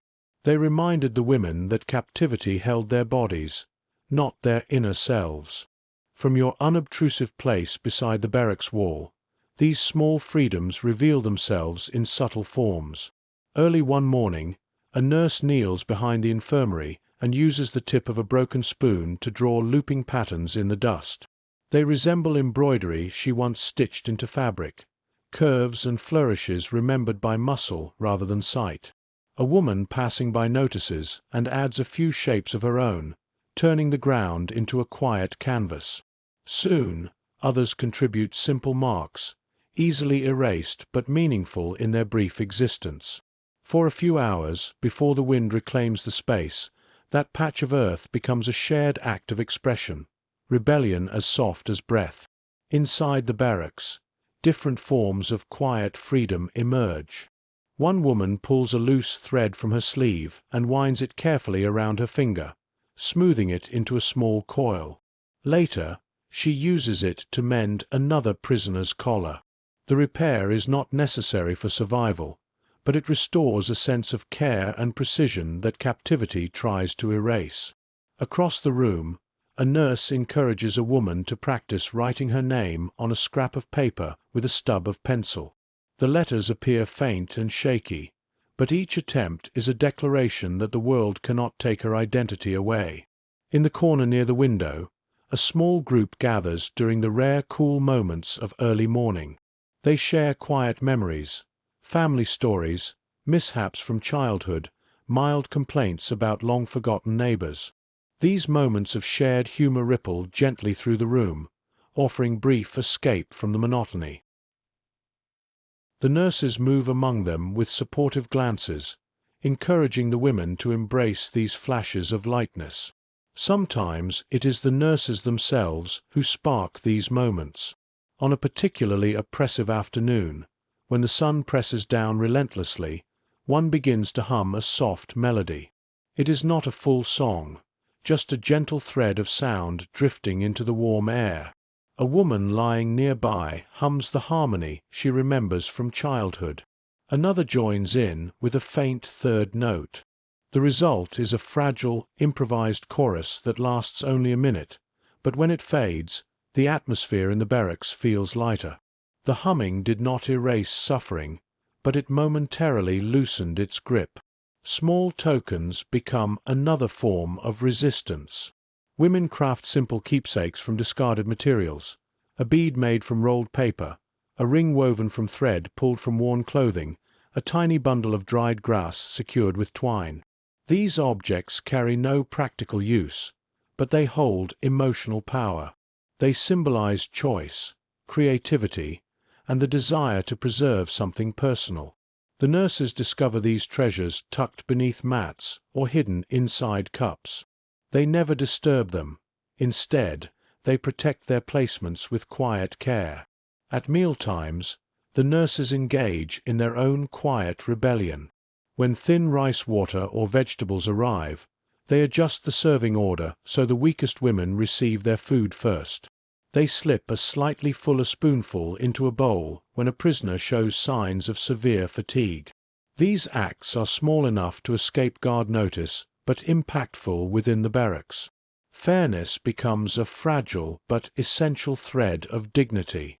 Later in the day, when the sun finally dips and shadows stretch across the compound, women gather behind one of the barracks where the air is marginally cooler.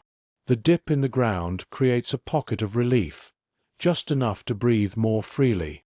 The nurses sit with them, stretching sore limbs, letting brief tranquility settle on their faces. In this tiny sanctuary, one woman finds a feather carried by the wind and brushes it along her arm, smiling quietly. Another draws a small flower in the dust with her fingertip. Like the earlier drawings in the infirmary, the image will disappear, but its creation matters. As evening settles, these gestures accumulate into a pattern of survival. Not survival in the physical sense. Food and water are scarce, strength is thin, but survival of spirit. The guards cannot monitor thought. They cannot suppress imagination. They cannot extinguish the creative impulse that surfaces whenever the women find the smallest opening. Before the barracks doors close for the night, the nurses sweep their eyes across the room to ensure the women's small rituals remain undisturbed. A folded scrap of paper stays tucked at the edge of a mat. A string bracelet remains hidden beneath a cup. A drawn symbol remains barely visible under a bed frame. These tiny acts help return a measure of agency to women who have almost none. Lanterns glow softly as darkness deepens. Inside the barracks, bodies settle into place, wounds eased, voices softened into whispers. One nurse places her hand over her heart for a brief moment, the gesture subtle, nearly invisible. It is not a prayer or a ritual in any formal sense. It is simply her way of acknowledging that humanity still persists within these walls, sustained not by grand defiance, but by countless small rebellions that remain hidden in plain sight. In Changi, where freedom cannot be reclaimed, it is reinvented in these moments, quietly, gently, stubbornly, by women who refuse to let captivity define the inner boundaries of their lives. Rituals the guards could not touch. In Changi, where choice was rare and comfort even rarer, Rituals became lifelines. Not grand rituals with ceremony or structure, but small, private acts performed quietly and consistently. These rituals protected the women's inner worlds, offering continuity where time blurred and control where captivity erased personal boundaries. They were invisible forms of resilience, unnoticed by guards but essential to survival. From your quiet position near the back wall, these rituals unfold in subtle, intimate gestures. One woman begins each morning by folding her blanket with meticulous precision. She smooths every crease with deliberate care, aligning corners until the cloth lies perfectly flat. It is the same routine she practiced at home, a holdover from a life that feels impossibly distant. Here, the act becomes a declaration of order in a place that thrives on disorder. A nurse nearby never interrupts. She recognizes that this ritual helps the woman hold onto a sense of self. Another woman whispers a phrase before each meal, too soft for anyone to catch, likely a prayer or promise she made to herself long before captivity. The nurses, moving quietly through the barracks, always leave her a small moment of space to complete it. For her, the repetition anchors a part of her identity that the camp cannot reach. A third woman tears a tiny scrap from her ration paper each evening. She folds it once, twice, again and again until it becomes a small, compact square. She presses it between her fingers until its edges soften, then hides it beneath her mat. Every day she repeats the action. The growing collection of hidden folded squares forms a timeline of survival no one else sees. The nurses have their own rituals, born not from superstition, but from necessity. One pauses outside the infirmary door each morning, taking a single, grounding breath before stepping into the day's demands. The breath does not restore her. It simply steadies her. Another keeps a small pebble tucked into the seam of her sleeve. She touches it when exhaustion threatens to overwhelm her, during the hardest hours of fever spikes, while lifting a patient too weak to move, or when comforting someone drowning in fear. The pebble warms quickly in her palm, reminding her she has not lost her own center. A third nurse hums a barely audible note whenever she boils water. It is not a song, not even a melody, just one sustained tone that aligns her thoughts. The women nearby sense a calming effect even without hearing it directly. These rituals form an internal architecture the guards cannot perceive. They provide rhythm in a place where days otherwise flatten into monotony. Other rituals arise within the group. Some women stroke the threads of their blanket to soothe anxiety. Others arrange pebbles or small pieces of dried grass in patterns beside their mats before sleeping. A few run their thumbs over smoothed wooden splinters, grounding themselves through touch. The nurses encourage these gestures with quiet understanding. Protecting a prisoner's ritual, even one as small as arranging stones, helps preserve dignity in a brutal environment. One evening, a nurse brings back a single flower petal she found near the edge of the compound. It is thin and nearly brittle, but its faint scent lingers. She wraps it carefully in cloth and hides it within the barracks. Later, women gather to hold it briefly in their palms.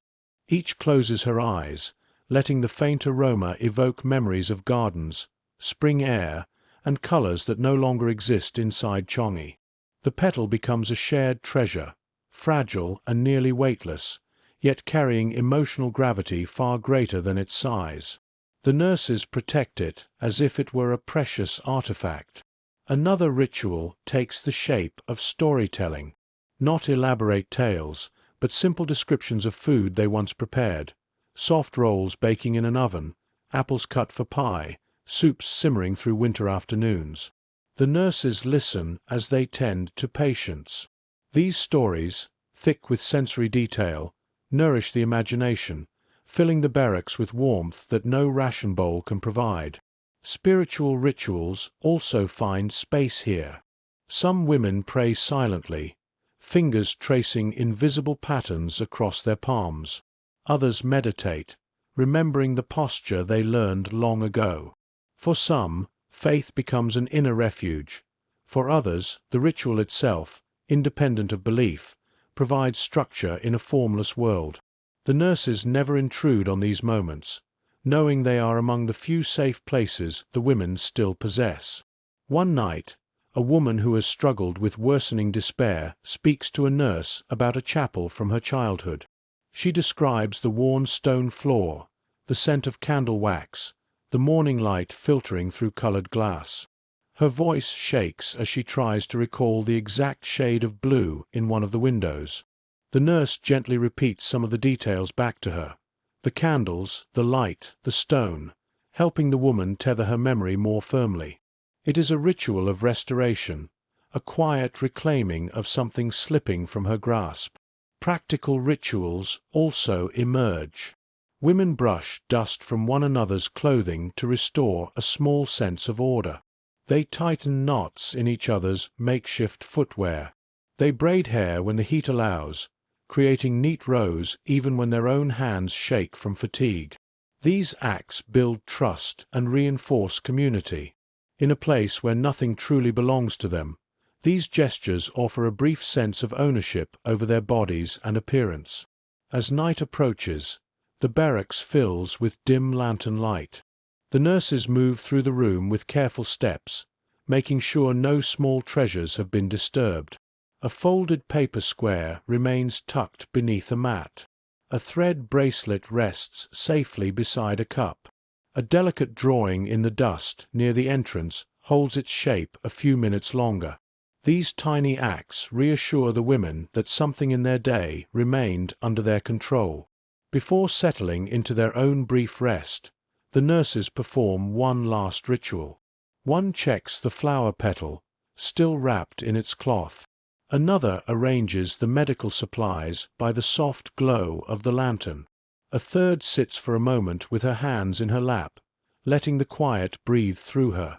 These are not gestures of resignation. They are gestures of insistence. Insistence that identity and meaning endure even when freedom does not. In Changi, rituals become the scaffolding of the inner world, holding each woman upright when everything else pushes her downward. The weight of duty in a breaking world. Duty inside Changi was not the same duty the nurses had known in peacetime hospitals. Here it carried a sharper edge, an emotional and moral weight that settled deep into their bones. They worked in conditions no training had prepared them for, making decisions without tools, medicine, or rest, knowing that even their best efforts could fall short.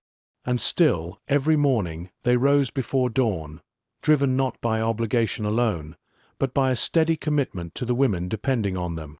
From your quiet place near the infirmary doorway, you witness the way each day begins. The nurses wake before most prisoners stir. Their sleep has been thin, fractured by night rounds and the soft calls of women in distress. Their bodies ache from lifting, carrying, kneeling, and bending over pallets, yet when the first faint light slips through the slats, they sit up with slow, centered movements. They gather their sparse tools, clothes folded into improvised bandages, the frayed notebook where symptoms are recorded, the battered kettle, the slivers of soap saved for cleaning, and begin preparing the infirmary for another day.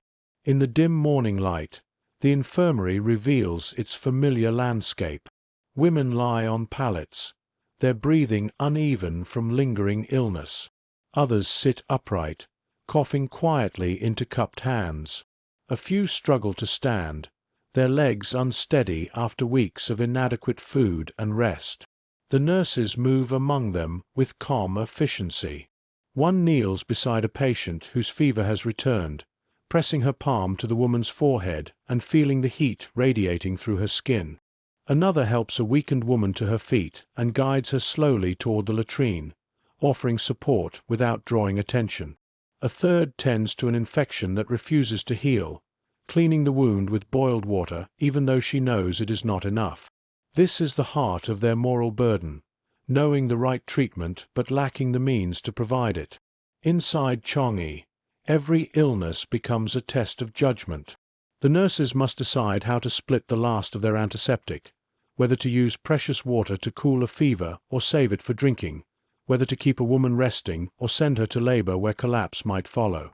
None of these choices feels correct, but decisions cannot be avoided. When a woman collapses outside and is carried into the infirmary, the weight of these decisions intensifies. Her breathing is shallow, her pulse too rapid. The nurses gather, exchanging quiet observations. They cool her skin with damp cloths, lift her head to coax down small sips of water, and adjust her position to ease her breathing. They work with practiced precision, yet beneath their movements lies an unspoken truth. They know they cannot fully save her. They can only ease her pain, extend her strength, keep her comfortable in the hours ahead. Even so, they give everything they have. A nurse sits for a long time beside a woman who fades in and out of consciousness. She smooths the blanket around her shoulders, tucks loose strands of hair behind her ear, and murmurs reassurance in a low, steady voice. Her presence is gentle, anchored, unwavering. Another nurse massages a woman's hands, cramped from dehydration, her own wrists aching from the repetitive strain. She continues the motion until the tension eases. Though the nurses rarely speak openly about their own exhaustion, it reveals itself in quiet, unguarded moments. One leans against the infirmary doorframe, her breath trembling as she closes her eyes for a brief second. Another straightens slowly after kneeling for too long, her back stiff, her fingers numb. A third pauses beside a window, watching the jungle sway outside, grounding herself before returning to her duties. These fleeting pauses are the only rest they allow themselves. Their emotional endurance is tested constantly. A nurse reviewing her notebook sees the same names appear day after day. Some women improve, others worsen. Some hover on a fragile edge between the two. The nurse recognizes the patterns: who is losing weight fastest, who is becoming withdrawn, who is showing early signs of collapse. This knowledge, built from observation and intuition, becomes another quiet burden. In the afternoons, when the heat reaches its peak, the infirmary feels heavier. Air becomes thick and hard to breathe. Women lie restless on their pallets, struggling with fever or fatigue. The nurses move with deliberate slowness to conserve energy, yet their care does not weaken. They check pulses, cool foreheads, guide trembling hands to cups of water, and speak words meant to steady fear. Sometimes compassion feels like a weight they can barely lift, yet they never set it down. At night, lantern light softens the room into amber shadows. The nurses finish their final rounds with quiet focus. They adjust blankets, reposition aching bodies, check for fever spikes, and ensure that no woman drifts into distress unnoticed. When their tasks are complete, they sit together near the doorway, backs against the wall, shoulders touching. They say little. Their silence is not emptiness. It is shared endurance. One rubs the base of her palm to relieve a cramp. Another stares at the floor, lost in thought. A third closes her eyes but does not sleep. The weight of duty collects in these moments. It presses into their bones, fills their chests, and tugs at their breath. They wish for more water, more cloth, more medicine, more anything that could transform their care into something closer to what they were trained to provide. But scarcity defines every choice. And even so, they continue, because stopping is unthinkable. Duty, in Changi, becomes more than responsibility. It becomes identity, a moral horizon, a way to hold onto humanity when the world around them tries to erode it. Their compassion, though exhausting, becomes the thread that binds the suffering women to hope. And through this steady devotion, the nurses carry not just the physical weight of caregiving, but the emotional truth that their presence, unwavering, gentle, determined, is the closest thing to safety these women will ever know inside the camp. when compassion becomes a burden and a lifeline. As the months in Changi wear on, the nurses begin carrying a different kind of weight, one that does not show in their hands or shoulders, but in the quiet spaces between breaths. It is the emotional burden of choice, the moral strain of caregiving without tools, and the constant awareness that even their best efforts cannot always protect the women they tend. Compassion becomes both their greatest strength and their heaviest responsibility. From your unobtrusive place near the barracks doorway, you see the weight of this compassion unfold in subtle, painful moments. A nurse stands beside a woman whose fever has returned. She touches the patient's wrist, feeling faint tremors beneath the skin. The signs are familiar, and so is the sinking certainty of what they mean. Supplies are nearly gone. The last slivers of antiseptic have already been used, and the clean water is warm from the heat. The nurse hesitates for the length of a breath before using the final cool cloth on the woman's forehead. It will not break the fever, but it will bring comfort. It is a choice made dozens of times each week, small, quiet sacrifices shaped by necessity. Another nurse kneels beside an older prisoner whose strength has diminished gradually over the months. The woman's breathing is shallow, her pulse weak. The nurse lifts her gently, guiding a sip of water to her lips. The cup trembles in the nurse's hand from fatigue, but she steadies herself through focus and instinct. The woman leans against her shoulder, her weight too light, her presence too fragile. The nurse whispers reassurance, not because she believes it will change the outcome, but because reassurance itself has become a form of medicine. Across the infirmary, a third nurse examines the worn notebook that has become the camp's unofficial medical record. Its pages hold sketches of rashes, notations about symptoms, guesses at dates, and patterns only she can decipher. She sees which women are struggling, which are slipping further each day, which require urgent care that she cannot provide. The knowledge drains her, sharpening the conflict between what she knows and what she can do. Yet she does not close the notebook. She continues writing, because observation is the only power she fully retains. When a woman is carried into the infirmary after collapsing in the compound, the emotional intensity rises. The nurses respond as one, lifting her to a pallet, cooling her skin, encouraging her to drink. Their hands move with confidence shaped by repetition, but beneath their calm, the reality sits heavy. They cannot stabilize everyone. They cannot treat every fever, soothe every pain, or prevent every decline. Still, they attempt each intervention with care that borders on devotion. You see moments when a nurse's composure nearly breaks. One lingers with her hand on a patient's arm longer than necessary, her expression softening into something like grief before she forces it back behind control. Another pauses in the doorway, her fingers gripping the frame as she takes a steadying breath. A third bites her lip as she lifts a weak patient, her jaw tightening with the effort. These signs are fleeting, often hidden, but they reveal the toll compassion exacts in a place where relief rarely arrives. Yet the nurses do not retreat from this burden. They lean into it, again and again. At night, when the lanterns cast dim light across the infirmary, they sit with women who are frightened or fading. A nurse holds a trembling hand, brushing slow circles across the knuckles. Another massages cramped legs, her own muscles aching in sympathy. A third sits beside someone too weak to speak, simply offering presence and warmth. Compassion becomes a bridge across suffering, even when suffering cannot be stopped. In the spaces between tasks, the nurses exchange quiet, exhausted glances that carry more meaning than any conversation. They understand each other's burdens intuitively, not just the physical fatigue, but the emotional weight of witnessing suffering without the means to change its course. Sometimes, one will reach out and rest a hand briefly on another's shoulder, offering silent support.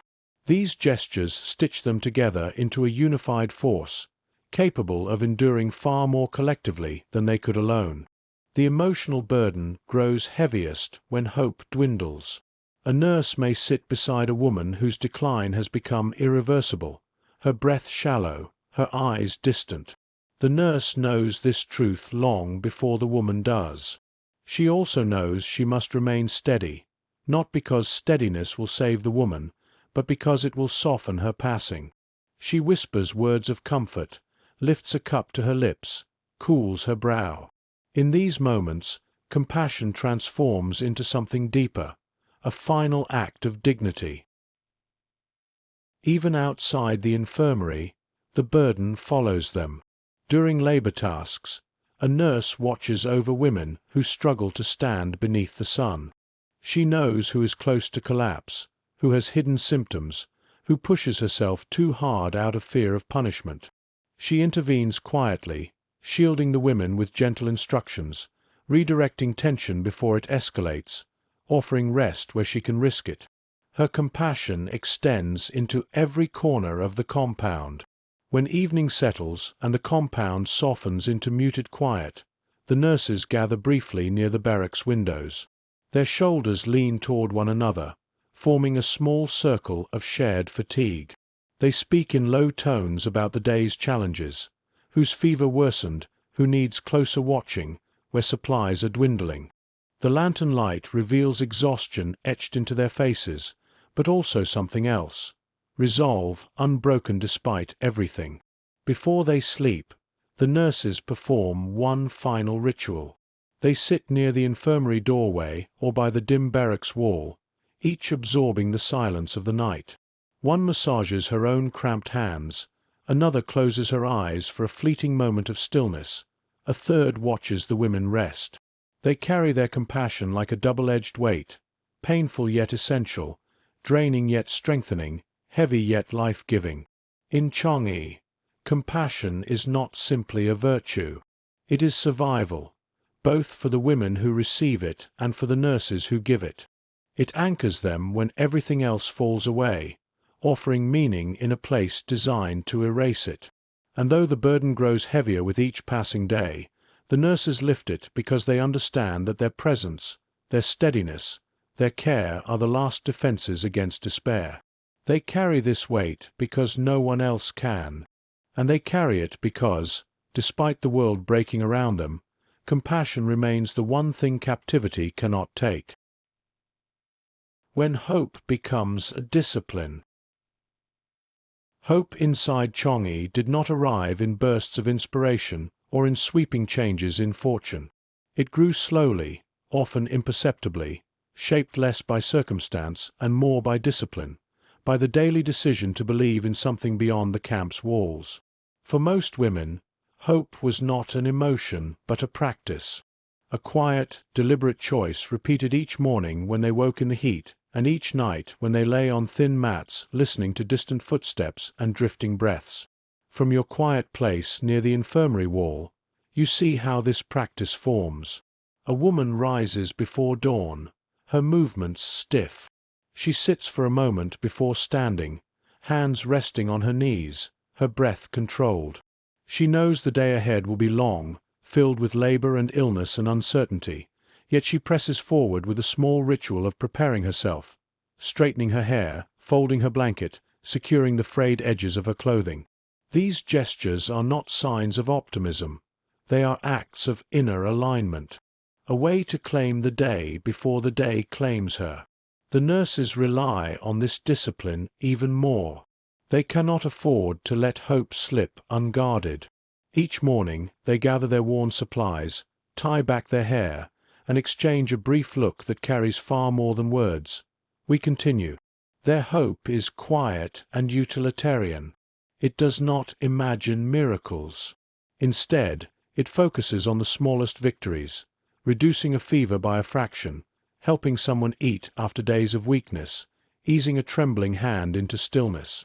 These tiny successes form the scaffolding on which the next hour, and the next, can be built.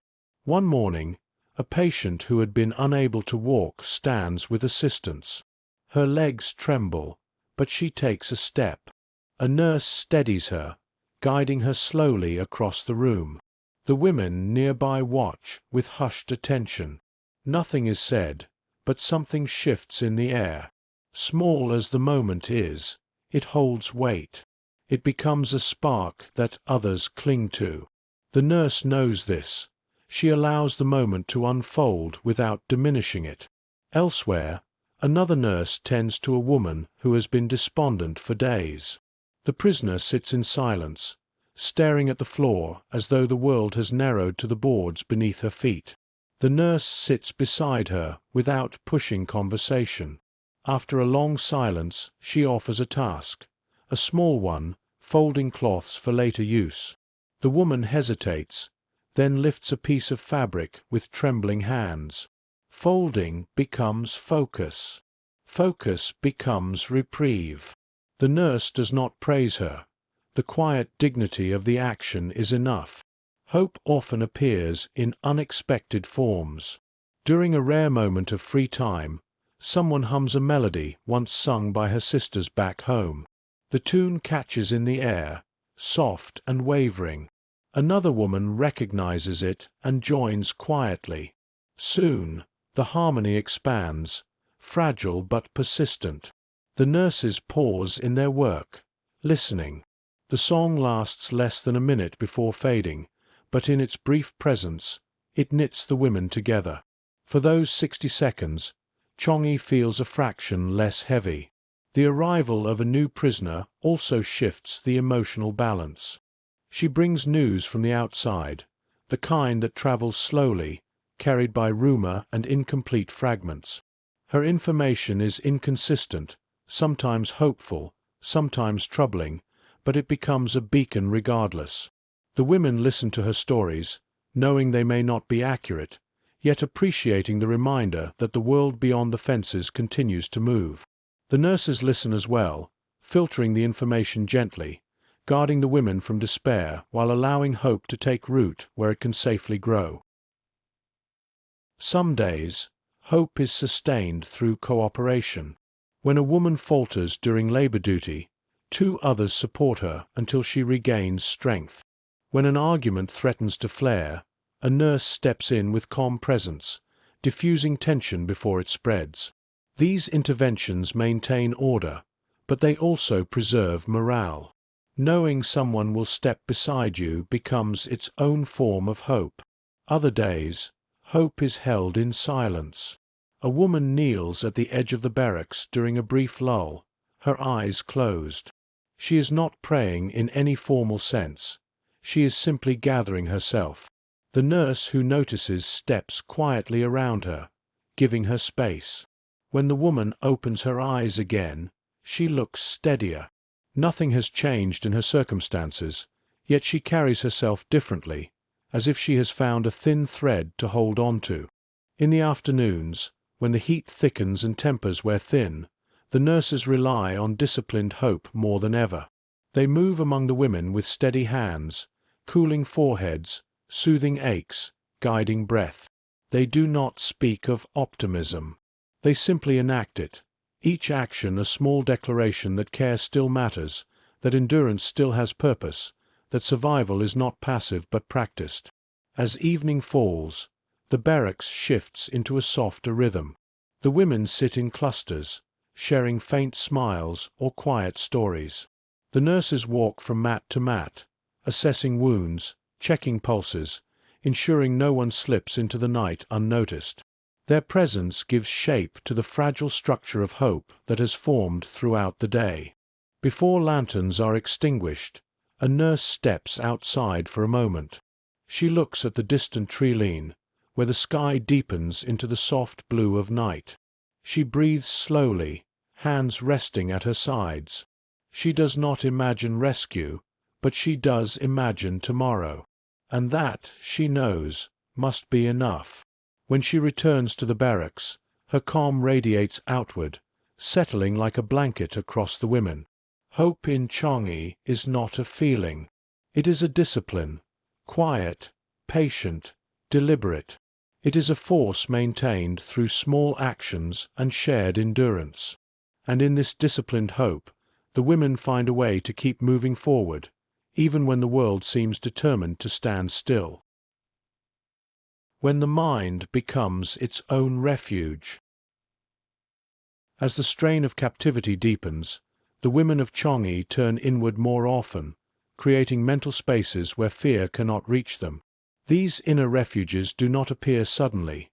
They form slowly, shaped by necessity. When the world outside offers no comfort, the mind becomes a place where comfort is built piece by piece. For many women, imagination becomes a quiet sanctuary, one that cannot be confiscated, punished, or starved away. From your still, unobtrusive place near the infirmary door, the shift becomes clear.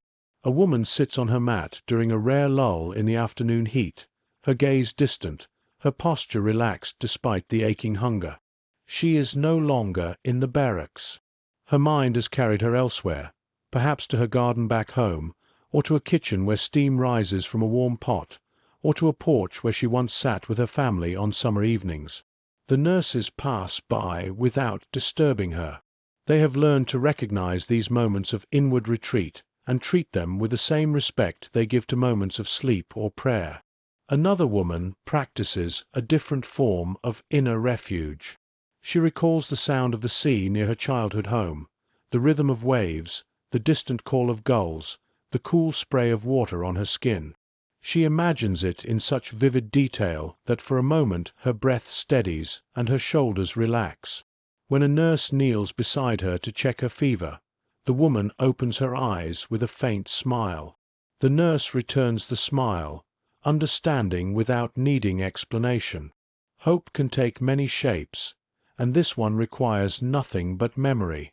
Some women create inner routines as structured as their former lives. One imagines preparing her children for school each morning, the brushing of hair, the tying of shoelaces, the packing of lunches. A nurse nearby listens quietly as the woman murmurs part of this routine under her breath. It becomes a ritual she repeats whenever anxiety tightens her chest. The nurse encourages it with a nod, knowing that mental structure can steady a mind shaken by captivity. In the infirmary, imagination becomes medicine.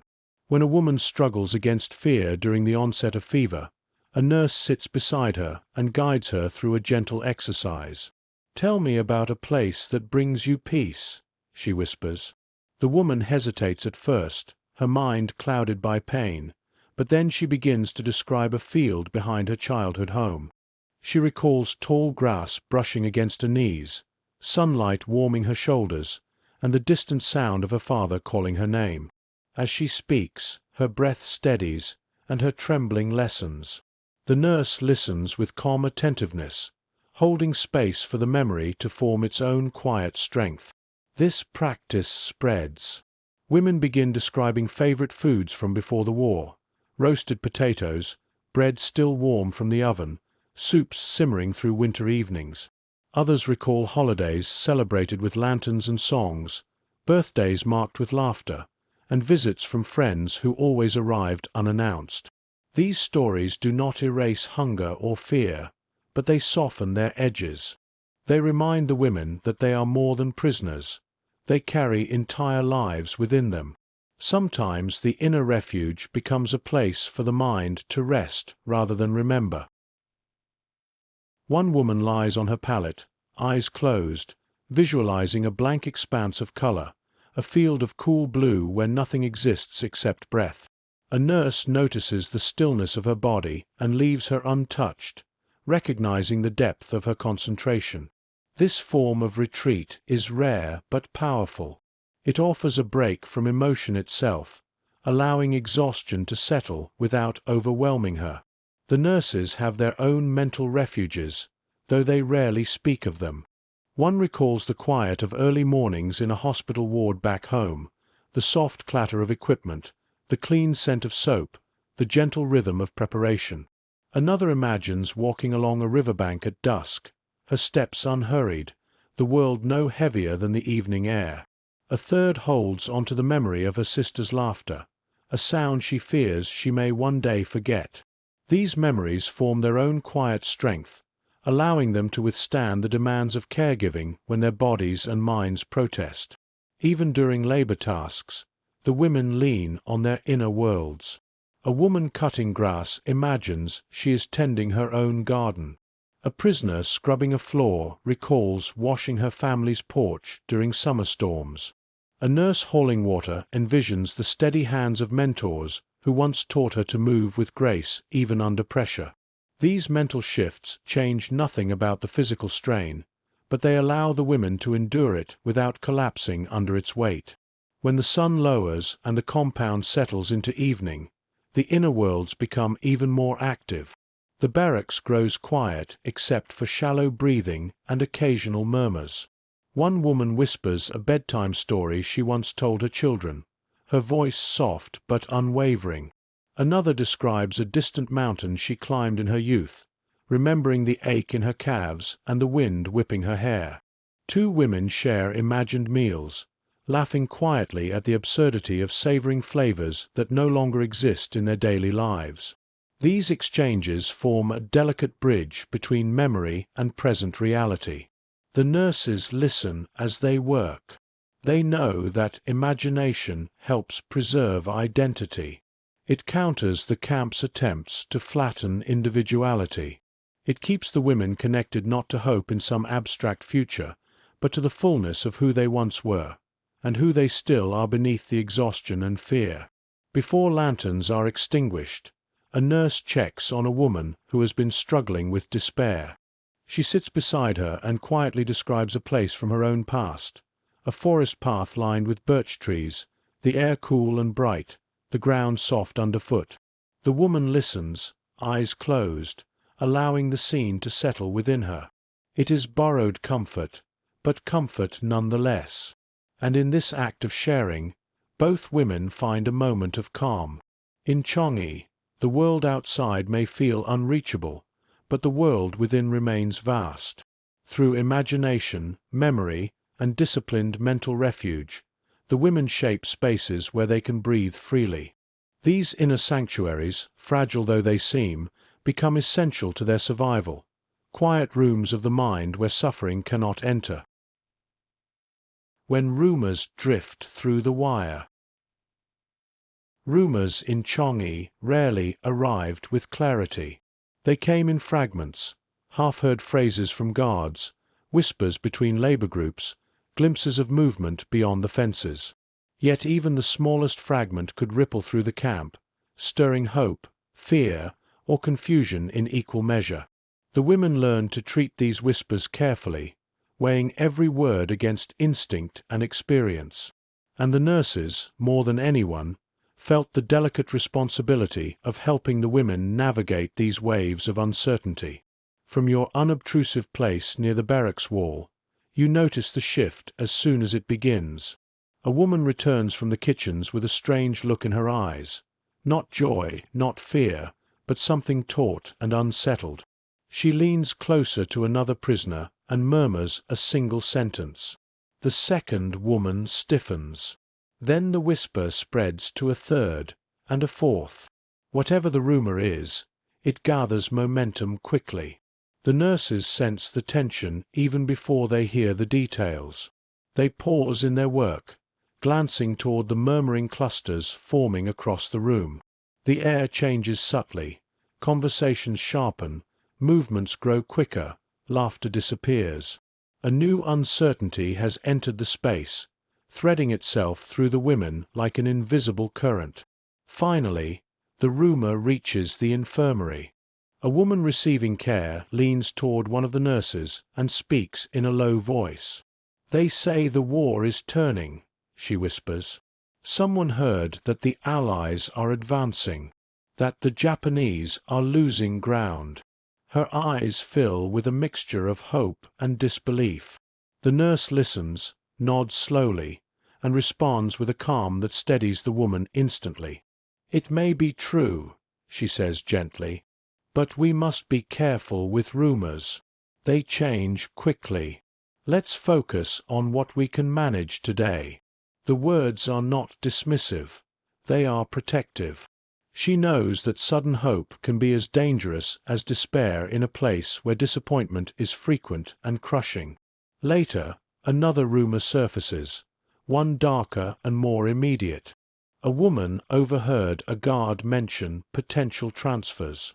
No one knows which groups will be moved or why, and the not knowing seeds a sharp edge of anxiety that spreads faster than any optimistic news.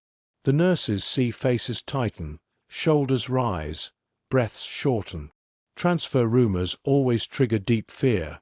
Leaving Changi could mean better conditions, or far worse. The unknown is unbearable. The nurses gather quietly near the infirmary door, exchanging observations in hushed tones. Their expressions are tense but composed. They have lived through transfer rumors before. They know how quickly panic can ripple through the barracks if not managed carefully. One nurse moves through the room, sitting beside the women who look most shaken. She speaks softly, reminding them to breathe, to drink water, to stay grounded. In the afternoon, as labor tasks resume, the rumors follow the women into the yard. Conversations break into short, anxious bursts. Some look toward the gates more often than usual, scanning for signs of unusual guard activity. Others retreat inward, trying to protect themselves from feelings rising too fast to contain. The nurses remain close, their presence steadying the women even during the heaviest work. A woman carrying water stumbles when someone repeats the rumor beside her. The nurse next to her steadies the bucket with practiced grace. "One step at a time," she murmurs. "Don't let your mind run faster than your feet." The words hold both literal and emotional truth, anchoring the woman in the moment. That evening, the barracks feels unsettled. The lantern light flickers over anxious faces.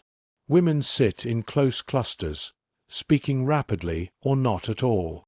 Some look hopeful, others terrified. Hope and fear blend together in ways that make neither emotion easy to hold. A nurse steps into the center of the room and addresses the women gently.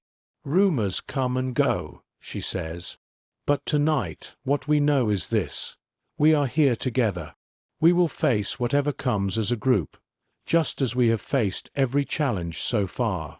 Don't let your thoughts run ahead of your strength. Rest now. Gather yourselves. Tomorrow will bring what it brings." Her voice carries no authority beyond compassion, yet the room settles with her words. The women breathe a little deeper. The frantic whispers lose their sharp edges. Some lie down, conceding that exhaustion must take precedence over uncertainty. Later, when the lanterns dim and the barracks goes quiet, the nurses allow themselves a brief moment of honesty. Sitting together near the wall, they speak about the rumors with a mixture of caution and realism. "It may mean nothing," one says softly, "or it may mean everything." Another closes her eyes, letting the weight of the day settle. "Either way," she murmurs, "we will move through it as we always have." Rumors continue to drift through the camp for days, changing shape, contradicting themselves, disappearing only to reappear hours later. They become part of the air the women breathe, subtle but pervasive. The nurses remain vigilant, guiding fear back into calm, keeping hope anchored to reality, and ensuring that neither emotion overwhelms the fragile stability of the barracks. In a place where certainty is scarce, rumor becomes a storm. But the nurses, with their steady presence and measured words, become the quiet shelter that keeps the women from being swept away. When fear and hope share the same breath. Rumors in Changi rarely faded away. They transformed. A hopeful whisper could turn into a fearful warning within hours, and a fearful warning could become muted acceptance by nightfall. As days passed, the shifting landscape of whispers began to shape the emotional atmosphere inside the barracks. The camp felt suspended between two possibilities: something ending or something beginning, and the uncertainty pressed into every corner of the women's lives. From your quiet position near the infirmary's back wall, you can see how this uncertainty wears on the women. One morning, a prisoner who had been energetically sharing hopeful news the day before sits completely silent, her hands clasped tightly in her lap. She avoids eye contact, her breath shallow. A nurse kneels beside her, murmuring something low and steady. The woman eventually nods, grounding herself on the nurse's presence even when she cannot ground herself on her thoughts. Later, a different woman bursts into tears without warning during a simple cleaning task. The rumor of transfers has seeped into her mind, and she cannot shake the image of being torn from the few supports she has left. The nurse beside her places a gentle hand on her shoulder, encouraging her to take slow breaths. The woman apologizes repeatedly, embarrassed by her outburst, but the nurse shakes her head softly, reminding her that fear does not require apology. Across the compound, whispers collide. Two women insist they heard the guards say something about new supply shortages. Another claims she overheard talk of Allied advances. A fourth believes the Japanese soldiers seemed unusually tense during the morning inspection.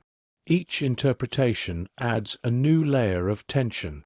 The nurses listen to these fragments without dismissing them, but without allowing panic to gain momentum. They become translators of emotion, turning fear into something manageable and hope into something grounded. As the afternoon heat settles over the camp, the emotional strain becomes physical. Women move more slowly. They hold their tools with trembling hands. Some stare into the distance as though waiting for a sign. The nurses weave among them, offering steady words, soft touches on their arms, gentle reminders to drink water. They know that anxiety drains strength faster than heat or hunger. One woman becomes convinced that she will be separated from her sister if transfers happen. She repeats the fear over and over, her voice thin with panic. A nurse pulls her aside and sits with her in the shade. She lets the woman speak until her words spiral into frantic repetition, then gently guides her back to breathing. She tells her to focus on the present moment, the earth beneath their feet, the rhythm of her breath. Slowly, the woman's fear loosens its grip. That evening, the barracks feels like a room holding its breath. Women speak in hushed tones, each conversation threaded with uncertainty. Even the usual evening rituals, arranging mats, organizing cups, sharing scraps of memory, feel subdued.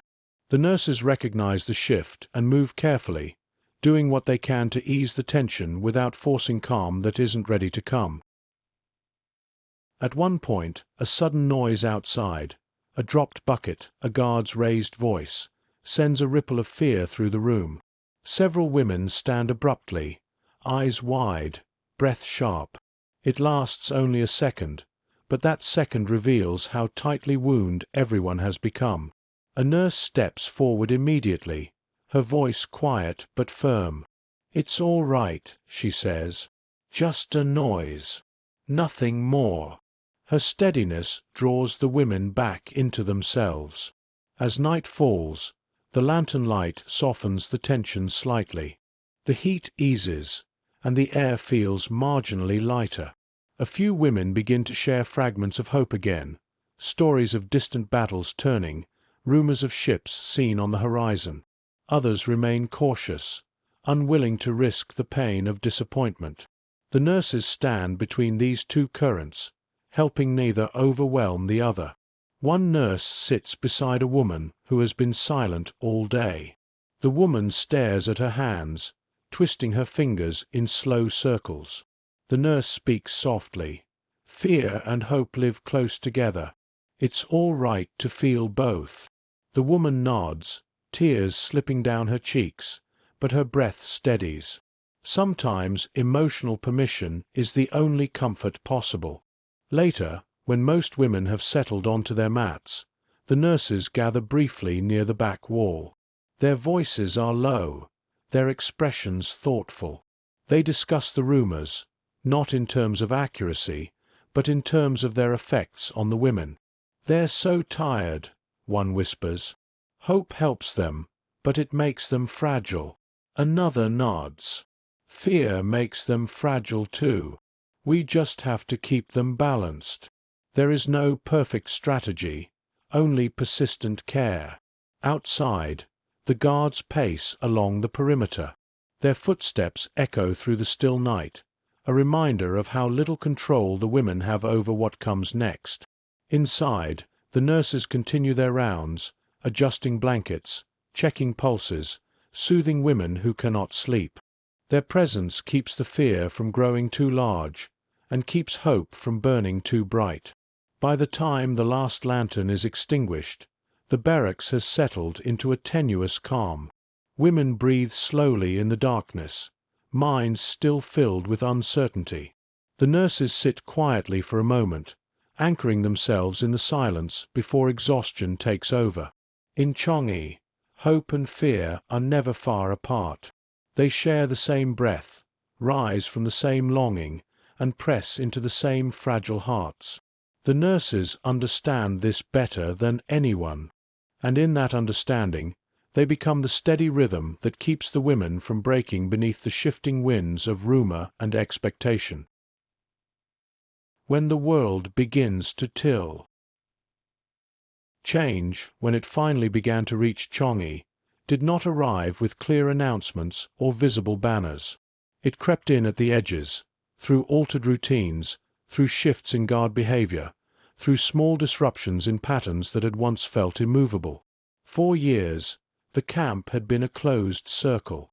Now, faint cracks appeared along its perimeter, and though no one could see through them yet, the women sensed something shifting beyond the wire. The nurses noticed it first not in what was said, but in what was not. Guards who had once barked orders with harsh certainty now seemed distracted, their voices sharper at odd moments and quieter at others. Inspections became less predictable.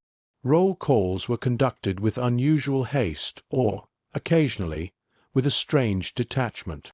The nurses, trained by captivity to read nuance, began to track these deviations the way they once tracked fevers and pulse rates. One morning, a labor group returned later than usual. The women moved with a familiar exhaustion, but there was something else in their eyes, confusion edged with a kind of guarded curiosity. During a pause in the infirmary, one of them whispered to a nurse that she had seen trucks beyond the outer fence. Not the usual supply vehicles, but different ones, marked in ways she could not fully see. The guards near them had spoken in tense, hurried tones. The nurse listened carefully, saying little. She did not speculate. Instead, she filed the information away beside other recent observations. Fewer rations coming in, more guarded conversations among the soldiers, a strange nervousness in the air during the last inspection. None of this amounted to certainty, but together it drew a new outline around the days. Soon, other details surfaced.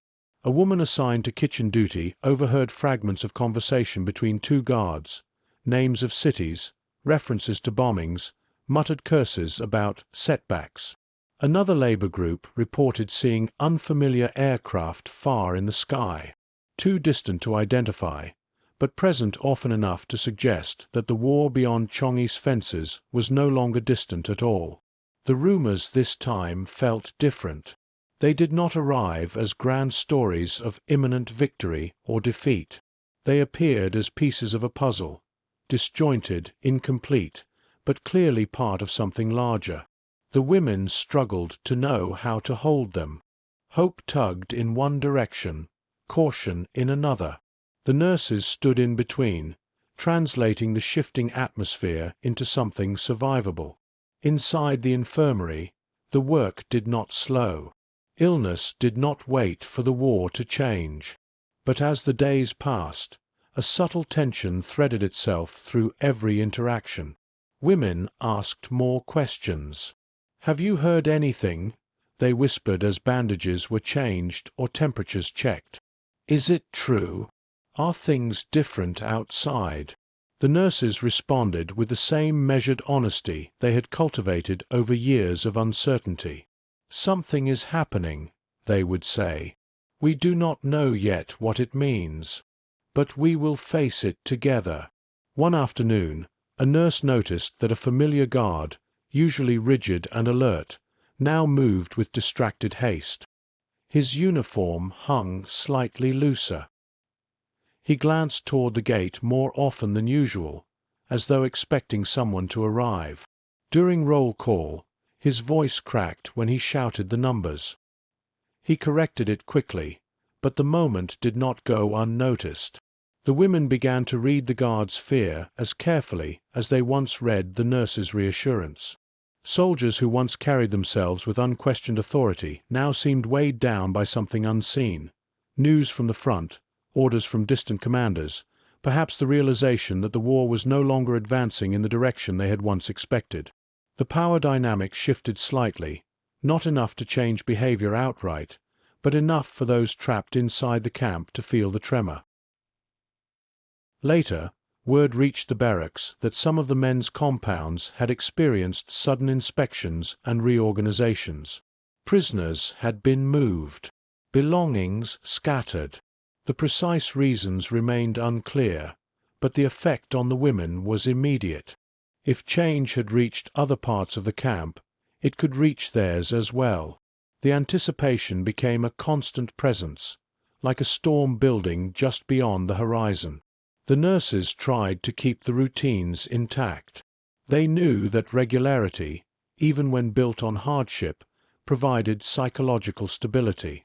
They continued their rounds, their checks, their quiet reassurances.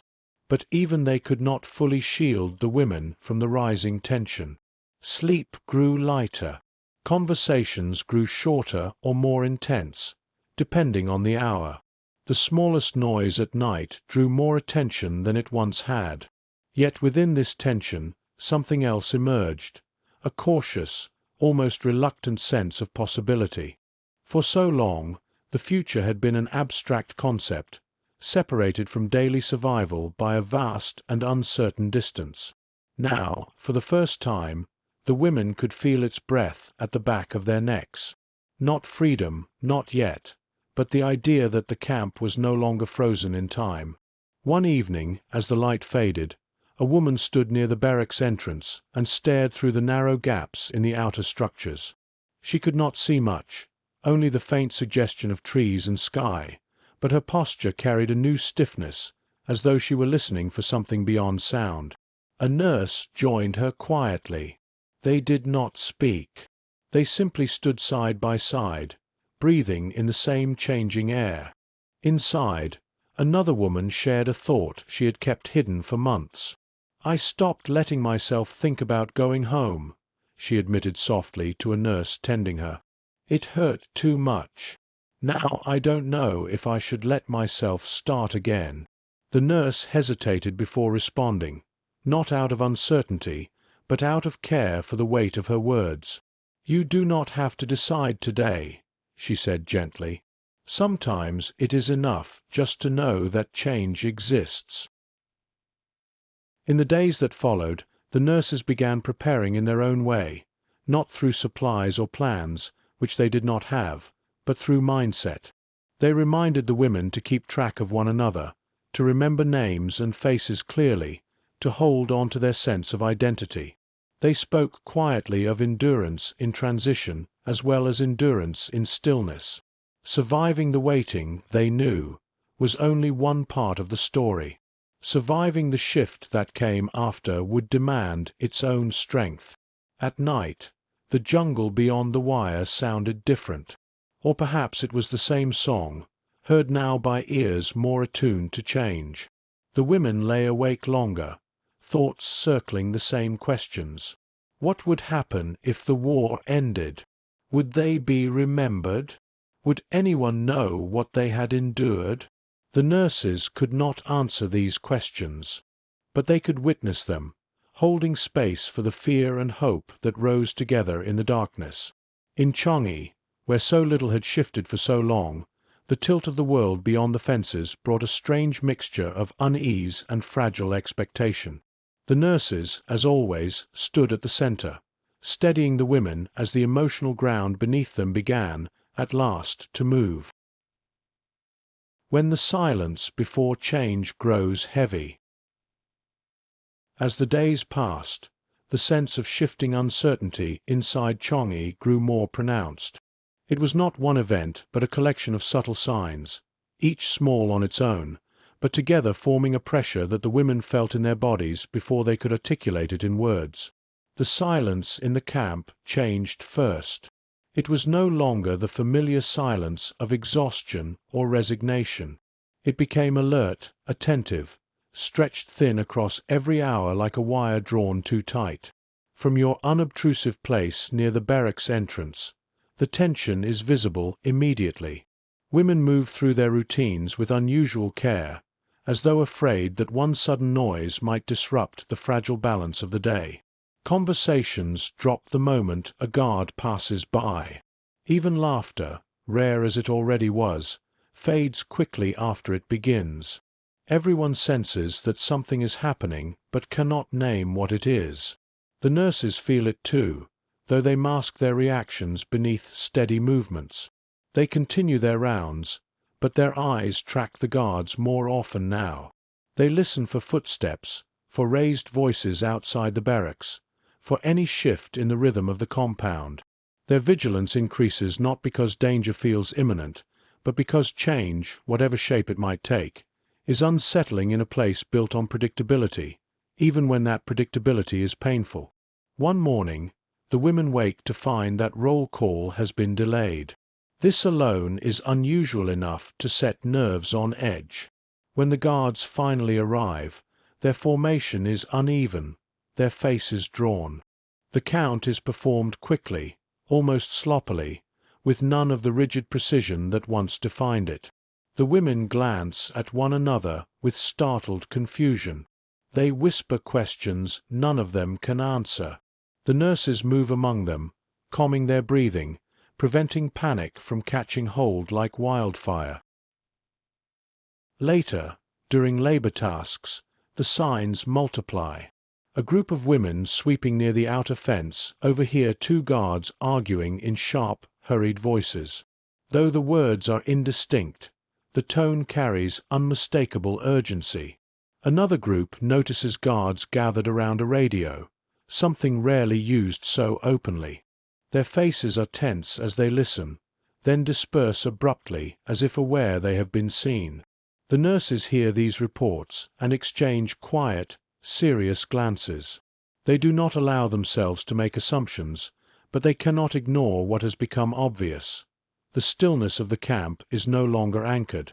Something is shifting beyond the wire, and whatever it is, the guards are unsettled by it.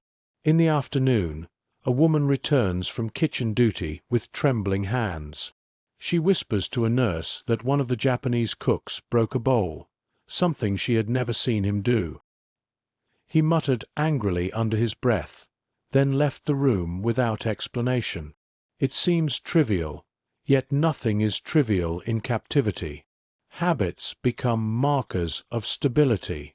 When a guard's habits break, the world tilts with them. Inside the barracks, the atmosphere grows heavy and charged. Women gather in tight clusters, debating whether the change is good or bad. Some speak with cautious hope, imagining the possibility of liberation. Others fear that disorder among the guards could lead to harsher treatment or unexpected transfers.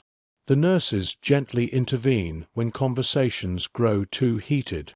They remind the women to conserve energy, to breathe, to avoid spiraling into speculation that could exhaust their already fragile strength. One woman, overwhelmed by the uncertainty, begins pacing near the wall. Her steps are tight, her breath uneven. A nurse approaches and walks beside her, matching her pace until it gradually slows. They do not speak. They simply walk together, allowing movement to soothe the panic that words cannot touch. As evening settles, the compound feels strangely muted. The guards speak less than usual. They linger near gates and listen to distant noises the women cannot hear. The jungle beyond the fence hums with its usual chorus, but within the camp, a strange quiet wraps around everything. It is the kind of silence that suggests not peace, but anticipation. During the nurses' rounds, A woman asks in a trembling whisper. "Do you think the war is ending?" The nurse pauses before answering. She cannot offer false certainty, but she also cannot let fear fester unchecked.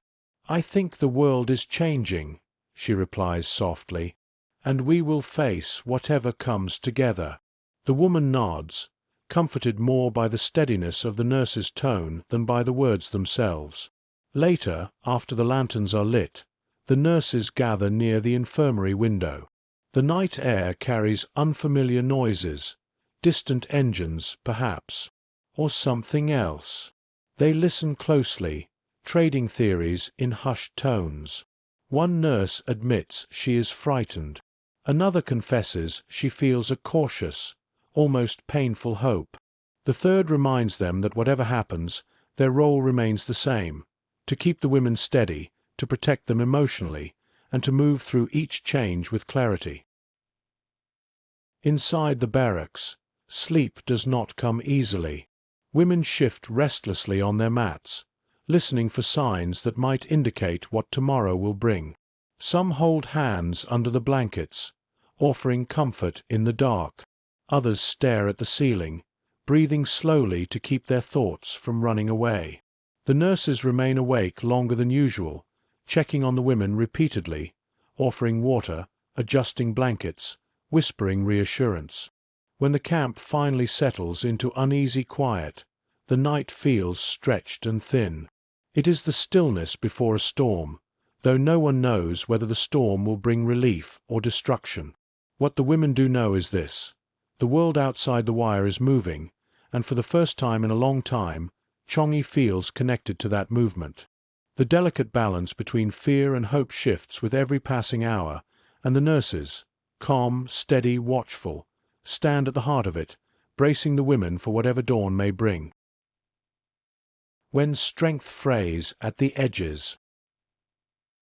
In the weeks that followed the first signs of change, the emotional fabric of Changi began to fray. Not abruptly, not dramatically, just little by little, in small tears that widened each day. The women had survived years of deprivation, illness, and uncertainty, but the pressure of waiting for an unseen shift placed a new kind of strain on their spirits. Hope, once scarce, now hovered too close to fear, and the nurses found themselves carrying not just the weight of caregiving, but the growing weight of anticipation. From your quiet place near the infirmary wall, you see the toll of this strain unfold in subtle, unmistakable ways. A woman who normally greeted the morning with quiet resolve now sits on her mat with her arms wrapped tightly around her knees. She stares at the floor as though afraid to lift her eyes. A nurse kneels beside her, speaking softly. The woman nods but does not move. Her fear is not of the guards or of illness. It is fear of what comes after endurance, fear of possibilities too fragile to trust. Another woman snaps at a friend while preparing for roll call, her voice sharp with frustration she cannot explain. Moments later, she apologizes in tears, pressing her hands to her face. The nurses intervene quickly, guiding both women to opposite corners of the barracks until their breaths steady. It is not anger they fear, but the exhaustion that allows anger to rise so quickly. Emotional reserves are thin. Every reaction now feels magnified. Labor tasks reveal even more signs of strain. Women drop tools more often, forgetting steps they've performed hundreds of times. A prisoner assigned to carry water stumbles repeatedly, blinking as though her vision cannot settle. Another fails to respond when a guard shouts at her. The nurse beside her nudges her gently, reminding her to move. These are not acts of defiance. They are symptoms of minds stretched too far. The nurses feel this stretch within themselves as well. They continue their routines with quiet determination, but beneath their composure lies an unmistakable fatigue. One nurse pauses before lifting a patient, closing her eyes briefly as though gathering the last of her strength. Another rubs her temples when she thinks no one is watching. A third grips a bed frame for balance when dizziness overtakes her, steadying herself before continuing her rounds. Yet even in their exhaustion, the nurses remain the emotional anchors of the barracks. They are the ones who guide women through trembling panic, who soothe frayed tempers, who offer a cup of water or a folded cloth at the exact moment someone begins to unravel. Their steadiness becomes the camp's final defense against chaos. Inside the infirmary, the emotional fragility becomes even clearer. A woman recovering from fever begins crying without apparent reason. She hides her face, ashamed of her tears, but a nurse sits beside her and speaks gently until the woman's sobs quiet. Nearby, another patient refuses to sleep despite her obvious exhaustion. She fears missing something, news, a sign, a shift. The nurse stays with her until her breath softens into shallow, rhythmic sleep. Even routine questions now feel heavier. Do you think we will be moved? Do you think the war is closer? Do you think the guards are afraid? Each question carries hidden fears. Will we be separated? Will punishment worsen? Will hope collapse if the rumors prove false? The nurses navigate these questions with careful honesty, neither feeding false optimism nor reinforcing fear. They offer what clarity they can. We know things are changing. We will face each change together. It is not an answer, but it is reassurance. One afternoon, during washing duty, a woman suddenly sits down in the middle of the yard, too overwhelmed to stand. She clutches her head with both hands, shaking as if the sounds around her are too loud, too unpredictable. A nurse rushes to her side, shielding her from guard attention. She places her hand on the woman's back and guides her breath, counting quietly. Slowly, the tremors ease. The woman wipes her face, embarrassed, but the nurse stays with her until she regains the strength to walk. Even small disappointments now carry disproportionate weight. When rations arrive late, several women burst into tears. When a guard snaps angrily at a prisoner, 3 women flinch violently. When the nurses must deliver difficult news about a patient's decline, the entire barracks grows subdued, as though internal balance has been disrupted. Still, the women fight to maintain their routines. Some sweep the barracks with greater focus, as though order might anchor them. Others braid hair or mend clothing, wanting to preserve a sense of dignity. One woman insists on teaching another how to fold a blanket tight, her voice trembling but determined. These tiny actions become acts of resilience. In the evenings, the exhaustion becomes more visible. Women lie down earlier, hoping sleep might offer escape from the constant tension. But sleep is fragile. Many wake repeatedly, startled by noises that once passed unnoticed. The nurses walk quietly between the mats, soothing those who wake in distress, adjusting blankets, checking pulses. They know that the final weeks of captivity are often the hardest, not because conditions worsen, but because the mind senses change and wavers between hope and dread. The nurses themselves feel this tug-of-war inside their own hearts, but they also know that their steadiness now is more important than ever. Late at night, after the barracks finally settles, one nurse whispers to another, "They're so close to breaking." The other answers quietly, "So are we." "But we won't." They share a tired smile, then return to watching over the women. Change is coming. Everyone feels it. But before it arrives, the women must endure this final stretch, a period when strength frays, emotions rise sharply, and the nurse's calm becomes the thread holding everything together. When the body wavers, but the work remains. Physical endurance inside Changi had always come at a cost, but during these final uncertain weeks, that cost grew heavier. The women's bodies, already worn thin by hunger, illness, and the relentless climate, began to falter under the additional strain of fear and anticipation. Minds tired from waiting, hearts strained from hoping, and bodies weakened from years of deprivation all converged into a kind of exhaustion that touched every movement, every breath. From your quiet vantage near the infirmary door, the signs are everywhere. A woman rising from her mat in the morning stumbles immediately, her legs unable to support her. Another grips the barracks wall as she walks, her balance failing in brief waves. A third winces as she lifts her arm to tie back her hair. Her shoulder muscles simply no longer obey without pain. Even the healthiest among them move with caution, feet dragging, steps slow, posture sagging beneath invisible weight. The nurses feel this decline sharply. They see it in the trembling hands that hold tin cups, in the shallow breaths of women trying to stand too quickly, in the hollow look in eyes once filled with quiet determination. They recognize the symptoms not as illness alone, but as the body's response to prolonged fear and uncertainty, a fatigue deeper than anything physical. Yet the nurses must continue their work regardless of their own exhaustion. They move from woman to woman with steady hands, though their legs ache with each step.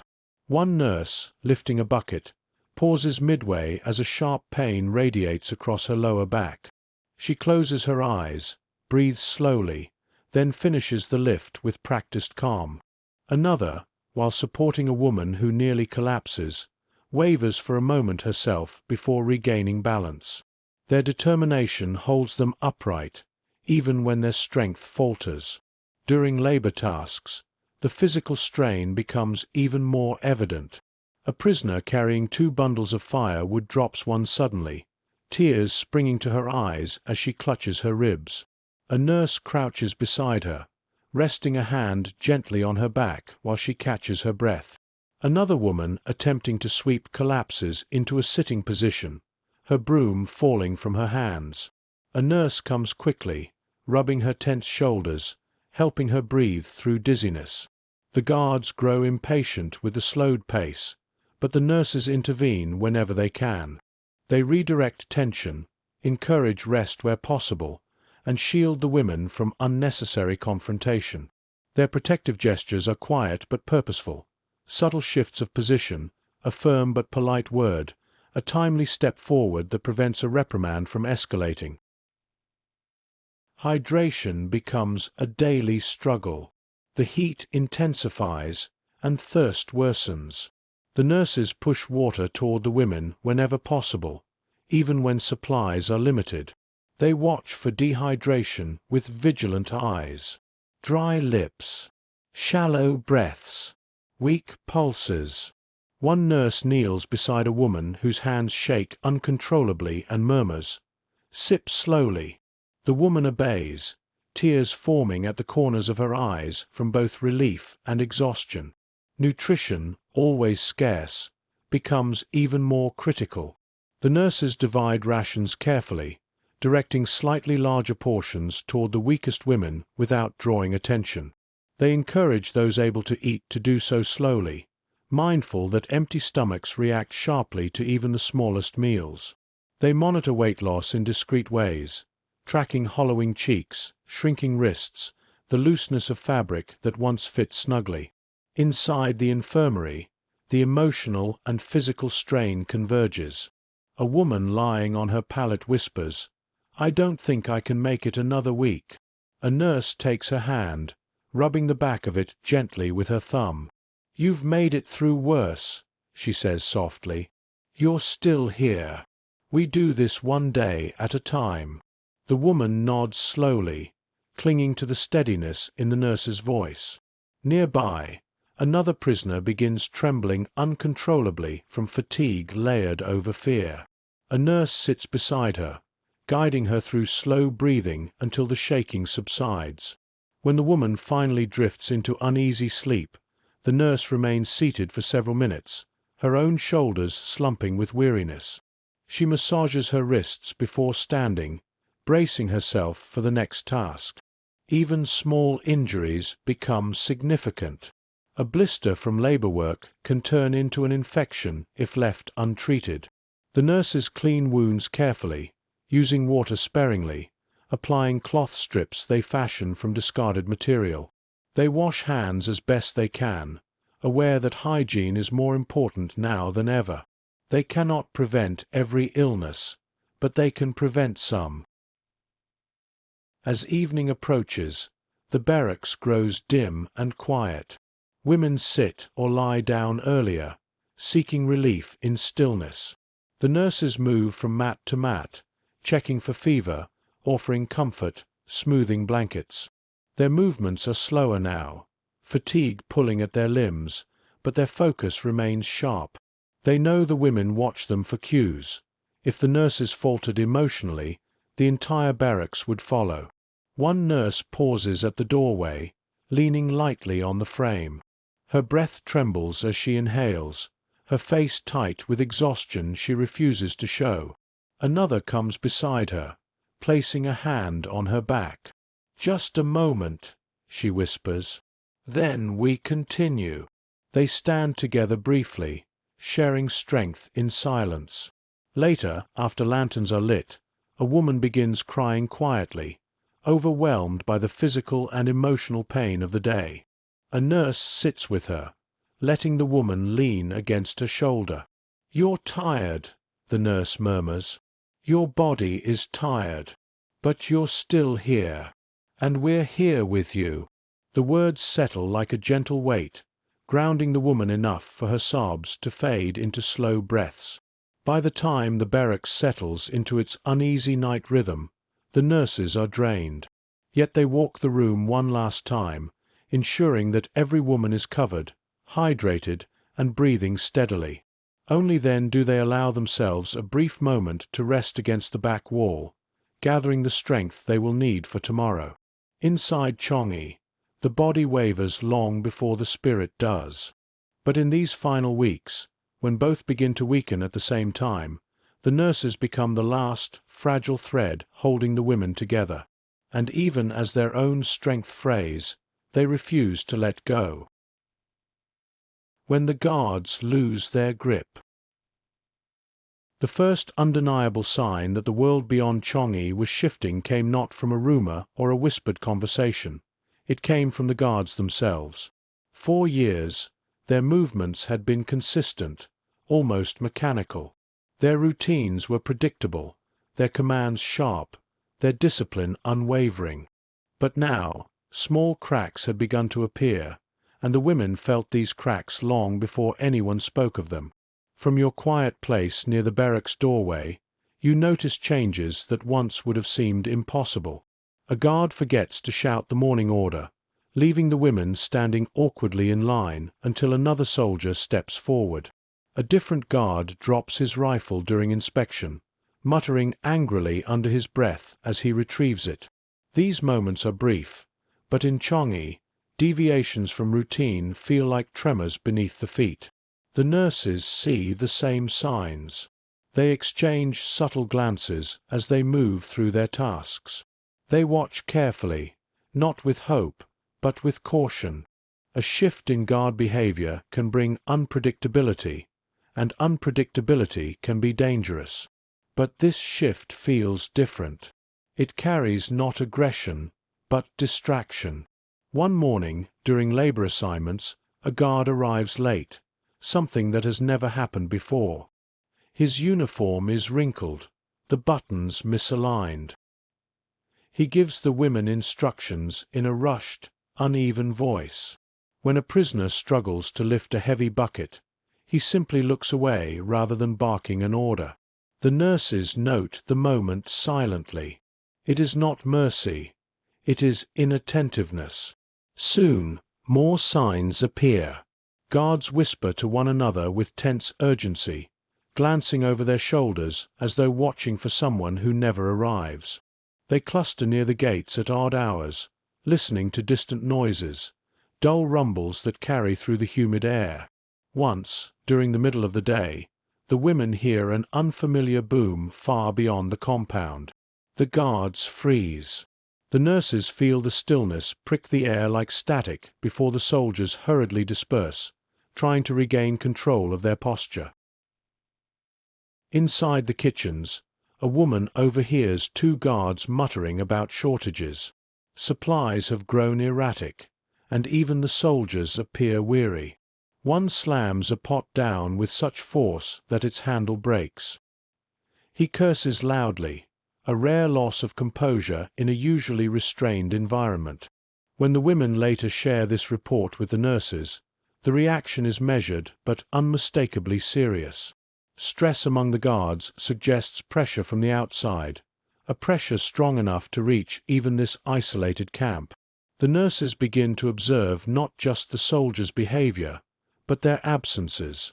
Guards who once patrolled at strict intervals now disappear for long stretches. Entire stations remain unmanned for minutes at a time. The rhythms of authority, the footsteps, the shouts, the clipped commands, begin to falter. The women, sensitive to every shift in power, notice immediately. During labor duty near the outer fence, a woman spots a guard standing still, staring toward the horizon rather than monitoring the prisoners. His posture lacks its usual rigidity. His rifle hangs loosely from his shoulder. When a nurse approaches to assist a woman who has stumbled, the guard doesn't react at all. It is not leniency. It is distraction so deep that it borders on neglect. Evening roll calls grow shorter, less precise. Some nights, the guards barely count. The nurses stand behind the women, watching the soldiers' tired faces.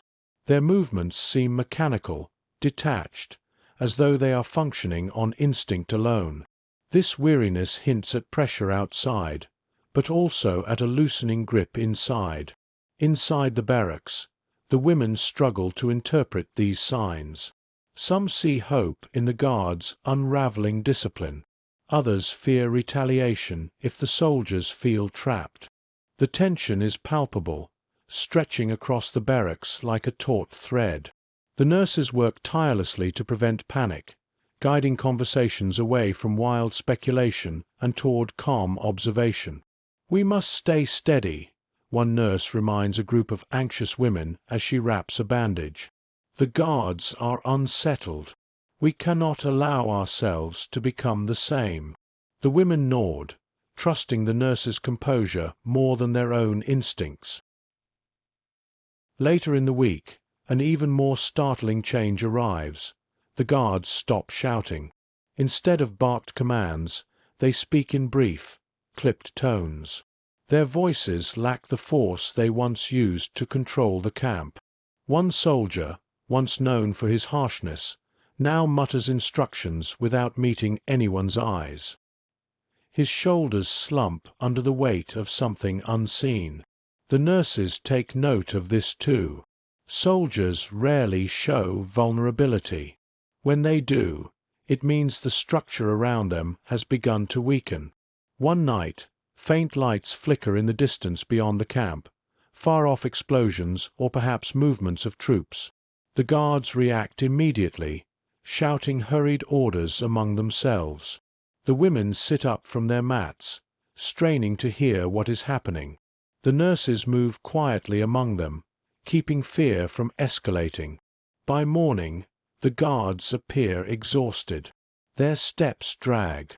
They avoid interaction.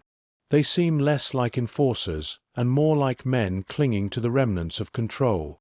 The nurses recognize this shift as both a warning and a revelation. Something significant is happening beyond the walls, something powerful enough to fracture the discipline that held Changi together for years. But until they know more, the nurses hold the center. Their calm becomes the structure the women depend on, replacing the authority the guards are slowly losing. As dusk settles over the compound, one nurse stands near the doorway, her eyes fixed on the perimeter fence. She watches a guard who once barked orders now sitting with his head in his hands. She does not move toward him. She does not speak. She simply observes, her face thoughtful, her posture steady. For the first time in a long while, the balance of Changi feels unstable, not because of suffering, but because the power that once controlled it is beginning to slip. The world outside is tilting faster now, and the walls that once seemed impenetrable no longer feel as solid as they once did.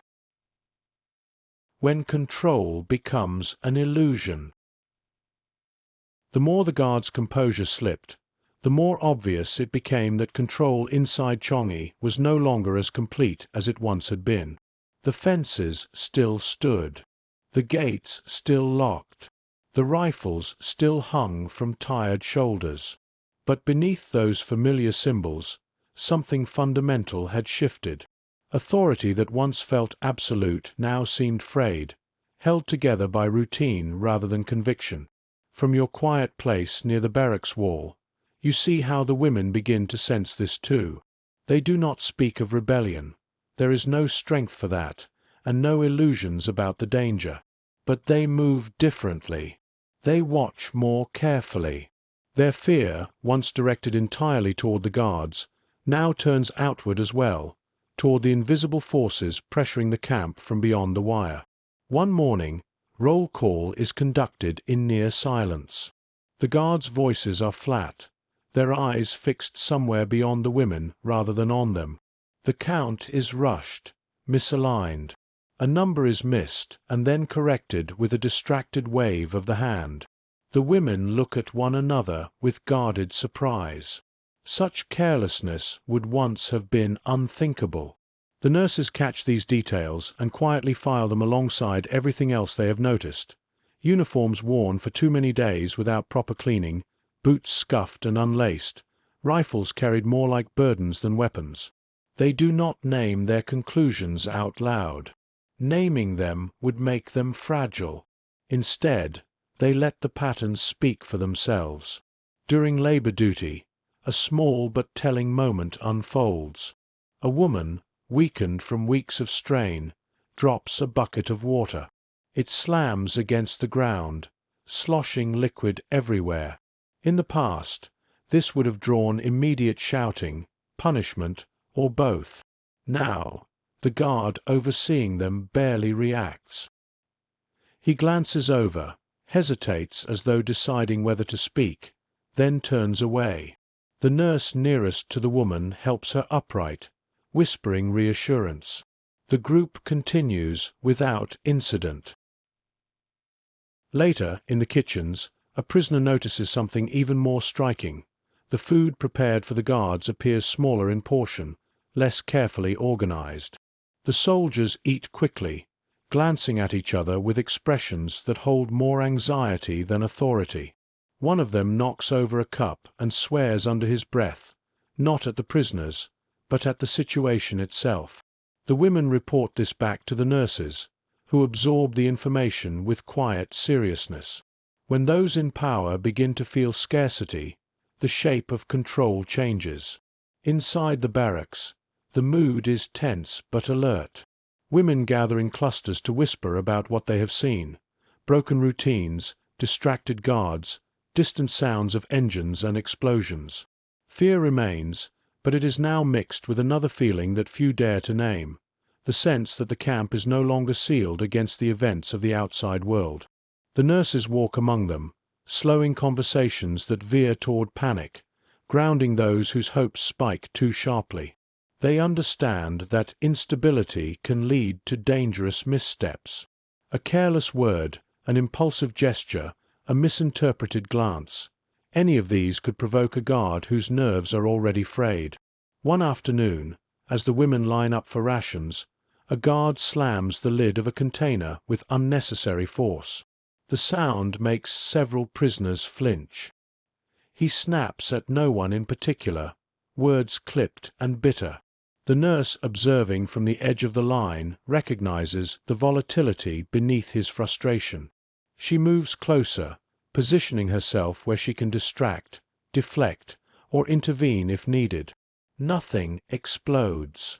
The moment passes, but the tension lingered in the air long after the line disperses.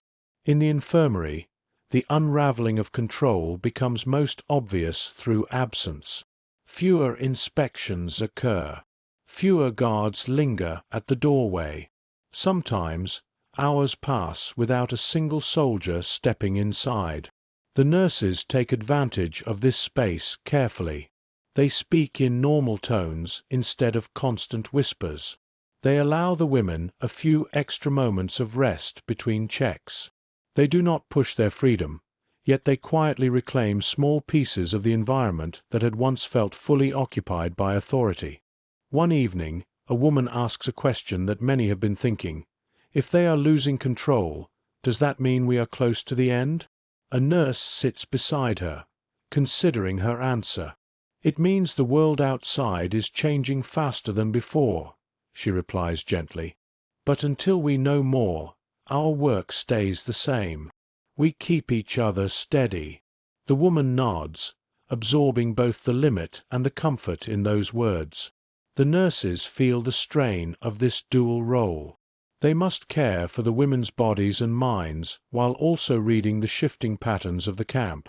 They must acknowledge the cracks in the guards' authority without allowing false confidence to bloom. They must prepare the women for possible change while keeping them anchored to the present. At night, the camp's loosened grip becomes even more apparent. The guards' patrol routes seem disorganized. Their footsteps are less regular, sometimes overlapping, sometimes missing altogether. Once, in the middle of the night, a sudden burst of distant sound, an explosion or heavy artillery, echoes across the dark. The guards shout to one another, their voices urgent and shaken. The women sit upright on their mats, hearts pounding.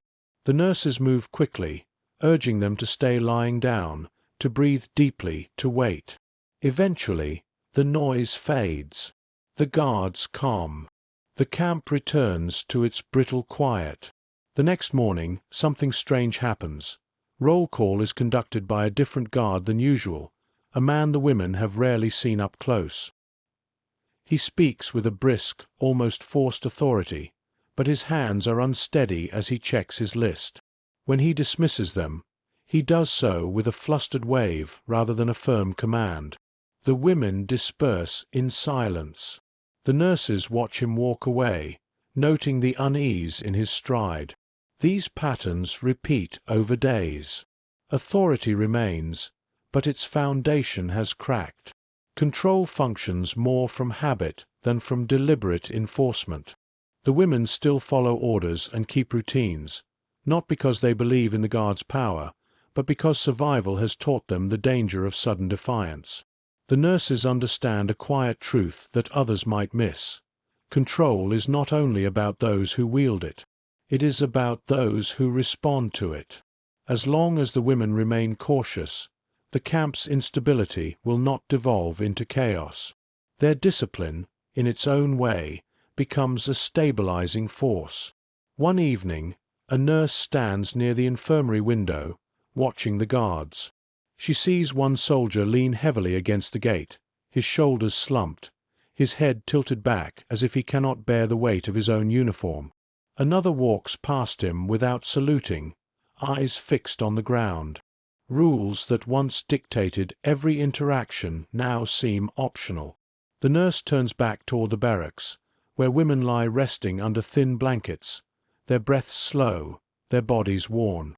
Inside this fragile quiet, she realizes something profound. The guards may still hold the weapons, but the women, through endurance, through care, through shared resilience, have held onto something the soldiers are beginning to lose. They have held onto each other. Changi has not loosened its grip completely. The fences remain. The fear remains. But in the widening space between authority and reality, the illusion of unbreakable control fades a little more each day. And as it does, the nurses continue their work, steady, observant, quietly preparing the women for a world that is inching closer, even if they cannot yet see its shape.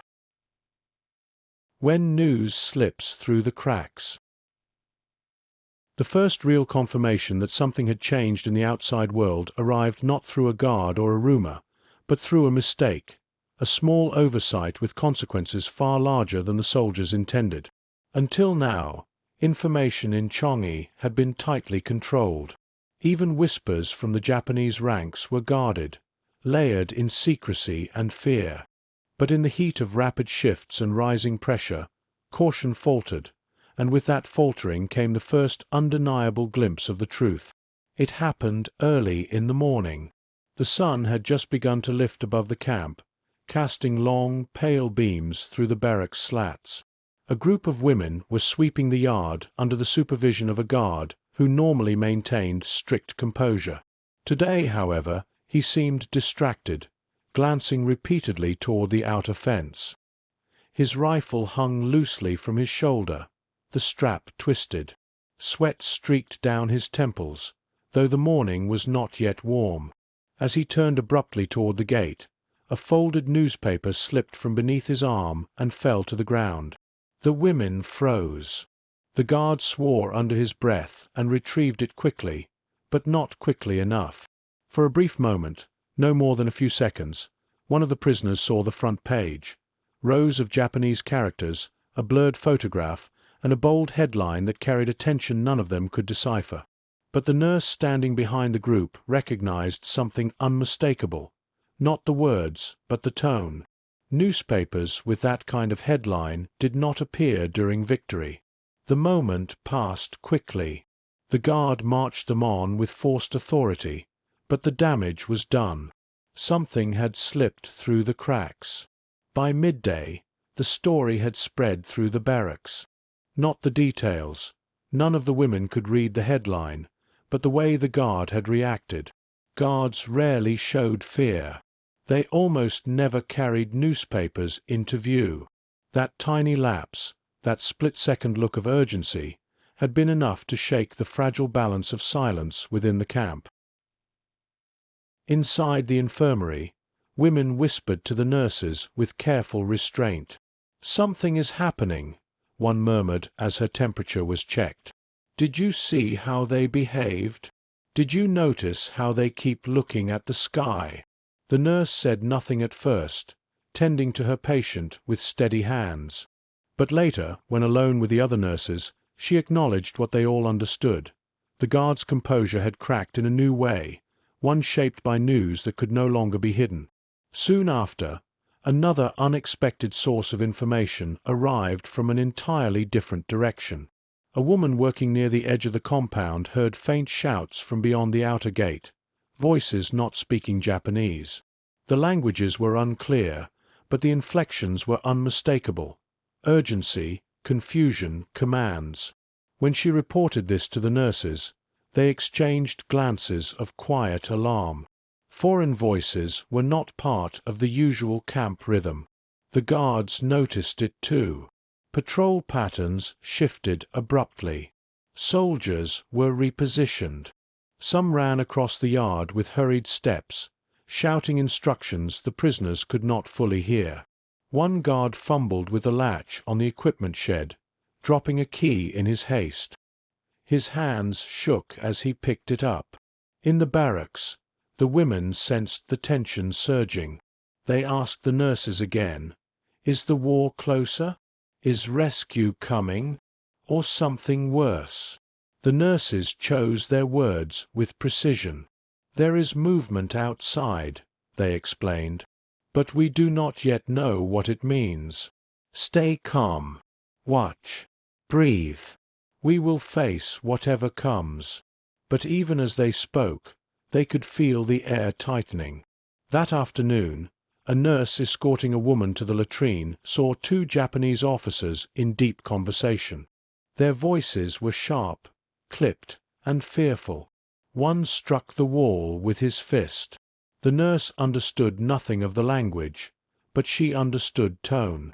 It was the tone of men reacting to news they could not control. Small inconsistencies multiplied. A guard skipped an inspection entirely. Another forgot to lock a door until reminded. Food rations were delivered late, thrown together in haste rather than measured with usual rigid discipline. A soldier barked an order at the women, then immediately contradicted it, confused by his own instructions. For the women inside the barracks, these signs were impossible to ignore. Something was happening, not distant, not theoretical, but close. Very close. By evening, the tension had grown dense enough that even the silence felt altered.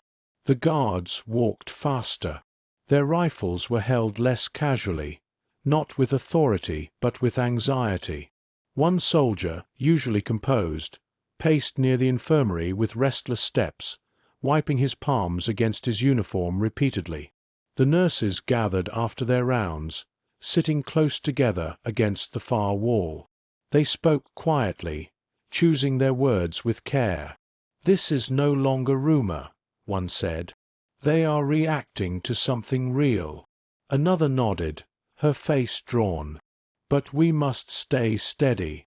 If the women panic, the guards may react unpredictably." The third nurse exhaled softly. "We need to prepare them gently, without fear." That night, as the lanterns dimmed, the women lay awake longer than usual. Their minds raced with possibilities they were afraid to voice. Some imagined liberation. Others imagined retaliation. Many imagined both. The nurses walked among them, adjusting blankets, offering quiet words, calming trembling hands. They reminded the women to conserve strength, to sleep if they could, to hold on to each other rather than on to fear. Outside, faint echoes lingered in the distance, unfamiliar rhythms, strange vibrations in the air. Not rumors, not whispers, something real. The world beyond the wire was speaking, and for the first time, Changi could hear it. When the outside world forces its way in. In the days that followed the newspaper incident, the distance between Changi and the outside world, once vast and impenetrable, began to shrink with startling speed. The war, which had always existed beyond fences and rumors, now pressed into the camp with a presence that could no longer be ignored. Every hour carried new disruptions. Every disruption carried new meaning. From your quiet position near the barracks wall, you see the shift unfold not as a single event, but as a cascade of small, unmistakable fractures. A guard storms across the yard shouting commands that contradict his previous orders. Another hurries past without bothering to veil the tremor in his hands. At one point, two soldiers nearly collide as they rush in opposite directions, each distracted by something unseen. The nurses, always attuned to the emotional undercurrents of the camp, recognize the gravity of these signs. Their calm deepens, not from certainty but from necessity. When the world becomes unpredictable, their steadiness becomes the only anchor the women have left. One morning, the camp's loudspeaker crackles to life with an urgent burst of static. The guards freeze, staring up as a Japanese officer rushes toward the control booth. He slams a hand against the panel, mutters furiously, and shuts the system down. The women, clustered in the yard for roll call, exchange wide-eyed glances. The nurses walk slowly among them, urging them to breathe normally, to keep their shoulders relaxed, to avoid staring. But everyone feels the tremor in the air. Later, while women scrubbed the walkways, the distant sky rumbled with a deep, rolling sound unmistakably different from thunder. It was too steady, too rhythmic, too controlled. One woman gasped quietly, dropping her brush. The nurse beside her placed a gentle hand on her arm, guiding her back into motion. "Eyes down," she whispered. "Steady." The guards heard it too. Their heads snapped toward the direction of the noise. A sergeant shouted an order, and the soldiers scattered, not toward the prisoners, but toward their own posts. Their hurried steps carried a new edge, fear mixed with urgency. Inside the infirmary, another strange moment unfolded. A guard lingered at the doorway, watching the nurses as they tended to their patients. His posture was rigid, but his face betrayed something unusual, uncertainty layered with exhaustion. After a long pause, he finally spoke in halting English. "Stay inside. Don't go near fences." He said nothing else. He turned and left. The room fell into a heavy silence. The nurses exchanged glances loaded with meaning. 4 years, no guard had offered unsolicited warnings. Whatever was happening outside the camp was now pressing inward in ways even the Japanese could not conceal. By afternoon, the tension grew sharper still. A group of prisoners assigned to water duty stumbled upon evidence impossible to ignore. Several rifles stacked haphazardly near a supply shed, unattended. The sight stole their breath. Weapons in disarray suggested something unthinkable, a break in discipline, a disruption so profound that even military protocols had begun to unravel. When the news reached the nurses, they responded quickly. They reminded the women not to stare when passing guards, not to move faster or slower, not to whisper more intensely than usual. Instability, they knew, was dangerous. It could provoke chaos or trigger retaliation. But even their caution could not shield the women from one startling shift. Guards had stopped looking at them. For years, the prisoners had lived under the constant gaze of watchful eyes. Now those eyes stared past them, toward the horizon, toward the fences, toward something none of them could see. The women felt invisible in a way they never had before, and the strangeness of it sent soft ripples of fear through the barracks. That evening, during the final inspection, a guard's voice cracked as he read the names. His lips trembled. Sweat darkened the collar of his uniform despite the cooling air. Halfway through the list, he lost his place entirely and had to restart. The prisoners stood silent, unsure whether to lower their heads or watch him. The nurses subtly guided their posture, chin down, hands steady, breath controlled. The guard finished the count with a jerking nod and hurried away. Inside the barracks, the women erupted into quiet whispers. What does it mean? Is the army collapsing? Are they retreating? Are we in danger? A nurse raised her hand, and the room fell still. Listen to me, she said gently. Something is changing. Yes, but panic will harm us. For now, we keep our routine. We watch. We wait. We stay together. Her calm spread like a calming tide, redistributing the fear before it could crest. Night brought no sense of ease. In the darkness, strange echoes carried across the jungle. Engines, shouts, occasional bursts of distant fire. The guards paced erratically, their silhouettes jittering in lantern light. Women lay awake, staring into the dim ceiling, clutching each other's hands beneath thin blankets. The nurses made extra rounds, soothing those who trembled, whispering reminders to breathe, to rest if possible, to conserve strength. Just before dawn, something unprecedented occurred. A single guard raced down the corridor outside the barracks, shouting for other soldiers to gather. His voice cracked with urgency. His boots pounded against the earth. The nurses and women sat upright instantly. Moments later, the guards assembled near the front gate in a frantic cluster, rifles slung over their backs, packs hastily strapped on. Orders were shouted. Footsteps converged. Metal clanged. And then, as suddenly as it began, silence fell. The women held their breath. The nurses remained perfectly still. Whatever had happened beyond the wire, whatever news had reached the guards, had now pulled them into motion. The outside world was no longer slipping through the cracks. It was pressing at the gates. The day the gates stopped holding. The day it happened did not begin differently from any other. The air was heavy, the light pale, the barracks thick with the familiar sounds of stirring bodies and quiet coughs. Women shifted on their mats, rubbing sore joints, preparing themselves for another cycle of labor, hunger, and uncertainty. The nurses rose early, as they always did, gathering cloths, checking on the weakest, moving through their routines with practiced care. Then the guards failed to arrive. At first, no one noticed.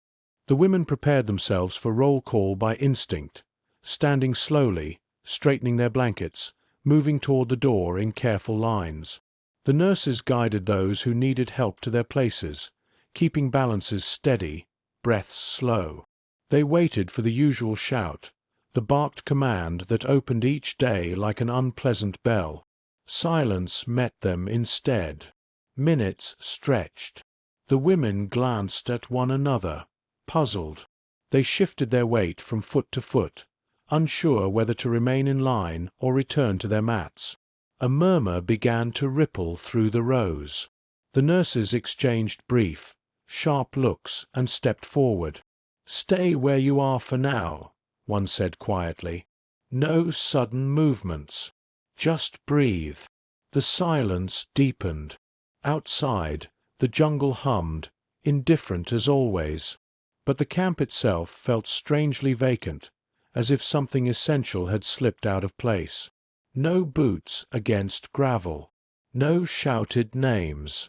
No jangle of keys at the gate. Finally, a woman near the doorway whispered, "Can you hear that?" It was not a sound, but the absence of one, the missing rhythm of patrols, the stillness where marching should have been. The nurses moved closer to the entrance, careful not to provoke fear. One of them leaned slightly to peer through a gap in the slats.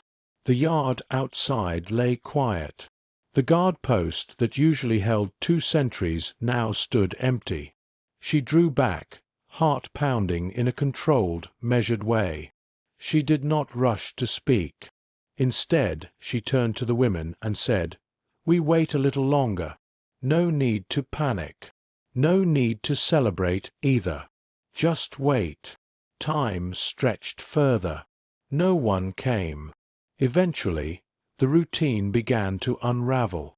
A woman fainted in the line, her legs buckling beneath her. The nurses rushed to her side, easing her back onto a mat, fanning her face, guiding her breath. No guard shouted at them for moving. No footsteps approached to demand order. The realization settled gradually. If anyone was watching, they did not care enough to intervene. The nurses made a decision. "We can't leave the sick like this," one murmured to the others. "Whether they're here or not, the work goes on." They broke formation and returned fully to the infirmary, tending to fevers, distributing water, lifting those who could not move. The women followed their lead, drifting back toward their places, uncertainty still hanging over them but no longer holding them rigid. As the morning progressed, the emptiness outside became impossible to ignore. A nurse stepped out of the barracks doorway with deliberate calm. She scanned the compound. The main gate, usually guarded closely, was shut but unoccupied. The watchtower showed no movement. The flagpole stood bare. She turned back in, her expression steady but transformed by what she had seen. "The guards are not at their posts," she said quietly to the women. "We do not know why. We do not know for how long. But for now, they are gone." The words settled over the room like a held breath. Gone. Some women immediately felt a surge of hope that left them dizzy. Others felt a spike of fear, imagining traps, ambushes, punishments for those who dared to move freely. The nurses anticipated both reactions. They stood at the center, guiding everyone toward the one thing that mattered most in that fragile moment: restraint. "We do not run," one nurse said gently. "We do not shout. We do not rush the gates. We stay calm. We care for one another. We wait for what comes next." Their voices carried a quiet authority that reached further than any shouted command. As the hours slipped forward, more signs of abandonment emerged. Someone noticed that the guard towers remained empty. Another saw that the officers' quarters showed no signs of movement. No smoke rose from chimneys. No shouted drills drifted across the compound. The noises that had once defined the camp's oppressive structure had vanished almost entirely. Cautious exploration began. A small group of women, accompanied by one of the nurses, stepped out into the yard. They walked slowly, hands visible, hearts pounding. No guard appeared to stop them. They moved toward the washing area. Nothing. They looked toward the gate. No one. Closer now, they could see details they had never been allowed to study before. Scratches along the wood of the gate, rust at the hinges, patches of repaired fencing. The structures that once felt immovable now looked worn, human, fallible. One woman reached out and brushed her fingers along the rough surface of the fence, then jerked her hand back as if expecting punishment. Nothing came. Back in the barracks, those who remained inside waited anxiously for the group's return. The nurses stayed with them, managing breaths, quieting bursts of nervous laughter, steadying the ones who trembled. Survival instinct clashed with possibility in every expression.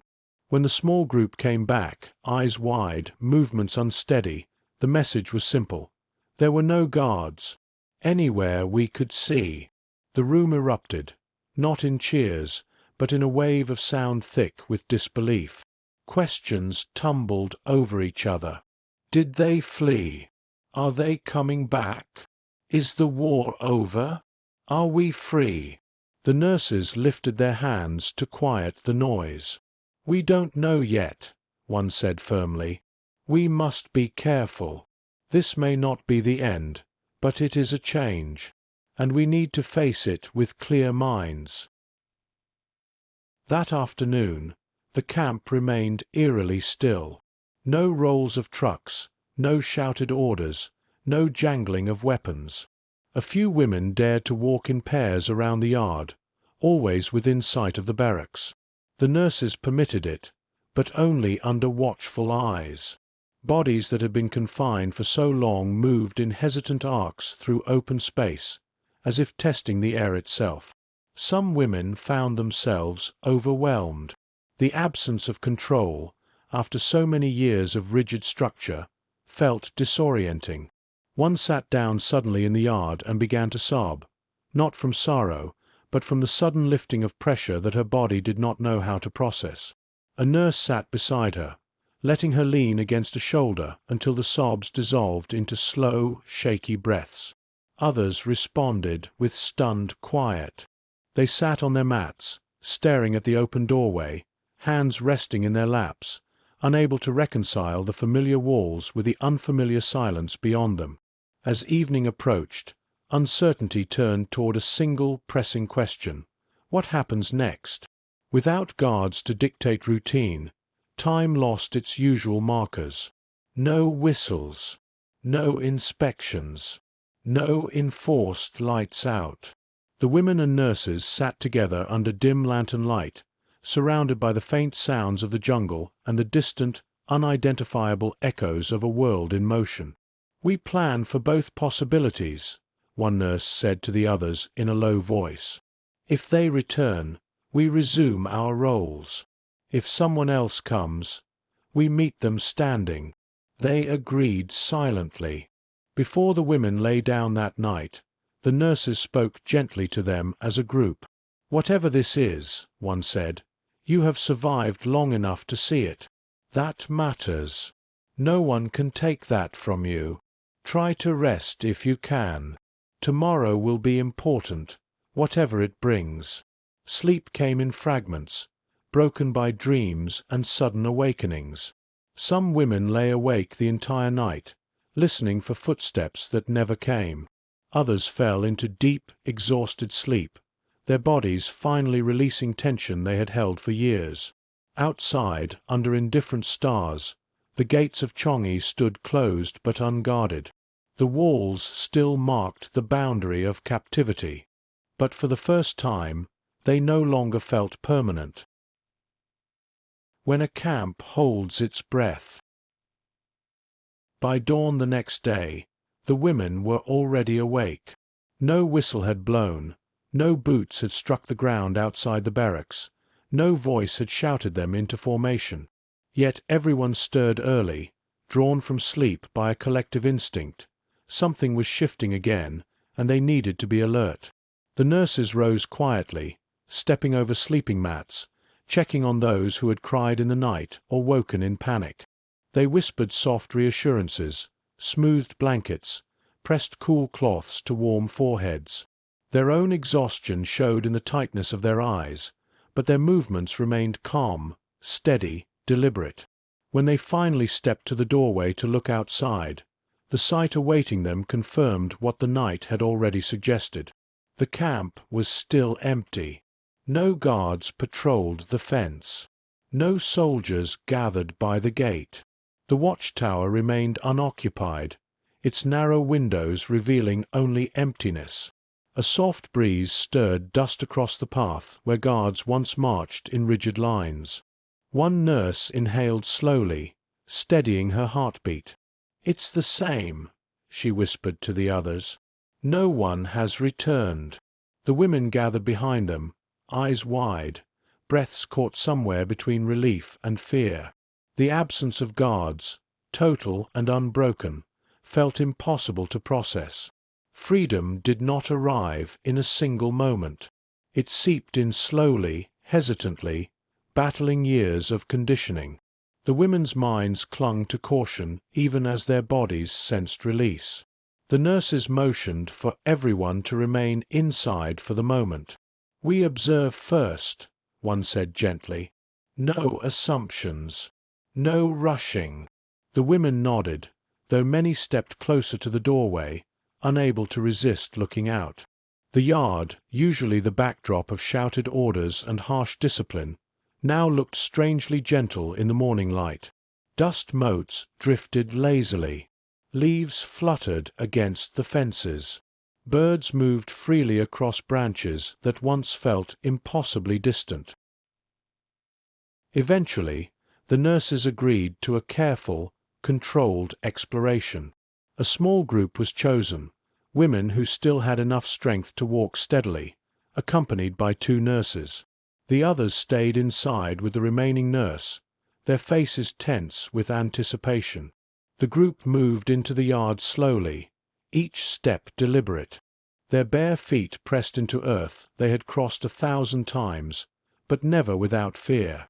They approached the central pathway, glancing left and right. Still no guards. As they neared the gate, the disarray became even more striking. A soldier's cap lay discarded near the fence. The post's wooden stool had been knocked over. A cigarette burned out near the wall. These remnants of departure created a surreal landscape, proof that the guards had fled quickly, perhaps suddenly, without time to collect their belongings or secure their positions. One woman stooped to lift the cap, but a nurse gently shook her head. "Not yet," she murmured. "We don't touch anything until we understand what's happened." The group continued, scanning the perimeter, checking each tower, each corner, each shadow. Everything was empty. Every structure appeared abandoned. The nurses felt their breaths grow shallow with cautious disbelief.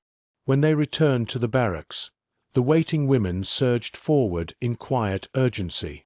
"Are they gone? Did you see anyone? Is it safe?" The nurses lifted their hands to calm the rush of voices. "We saw no one," one of them said, "but we must stay cautious. The situation is still unstable." The women absorbed this news with a mixture of trembling relief and new uncertainty. Some began to cry silently, overwhelmed by the sudden absence of the threat that had defined their lives. Others sat down heavily, as if the weight of hope was too much to hold all at once. One nurse knelt beside a woman who stared blankly at the floor, hands clasped tightly. "It doesn't feel real," the woman whispered. "I know," the nurse replied softly, "but we stay grounded, one step at a time." The day unfolded in slow, cautious movements. Without guards to dictate work, the women gravitated toward tasks they could manage on their own. Some swept the barracks out of habit. Others organized supplies in the infirmary. A few ventured into the yard to stretch limbs stiff from fear and confinement. The nurses allowed these small acts of agency while maintaining watchful eyes. Their role, once constrained by the authority around them, now shifted toward guiding the women through an emotional landscape they were unprepared to navigate. Throughout the day, sounds from beyond the camp continued to rise. Engines, distant cries, bursts of activity that didn't belong to Changi's usual rhythm. These noises suggested movement, decisions being made, lines shifting. The women listened intently, their expressions stretched between longing and apprehension. At one point, a faint roar echoed from far away, not thunder, but the unmistakable hum of aircraft. The women stiffened. The nurses moved quickly among them, grounding their panic before it could escalate. "Deep breaths," one murmured. "This doesn't concern us yet." The uncertainty grew harder to manage as night approached. The camp felt too open now, too exposed. For years, the fences had kept danger out and the women in. Now, without guards, the perimeter felt fragile. Women feared what might come in the absence of structure. That night, the nurses kept everyone close, gathering the women inside the barracks, arranging them in clusters so no one felt alone. They lit lanterns early, creating pools of warm light in the dim interior. They spoke quietly, offering reassurance, reminding the women that whatever came next, they would face it together. One of the nurses checked the door repeatedly, scanning the yard for movement. Each time she returned, she whispered, "Still empty." The women lay down early, though few slept. Some trembled with fear.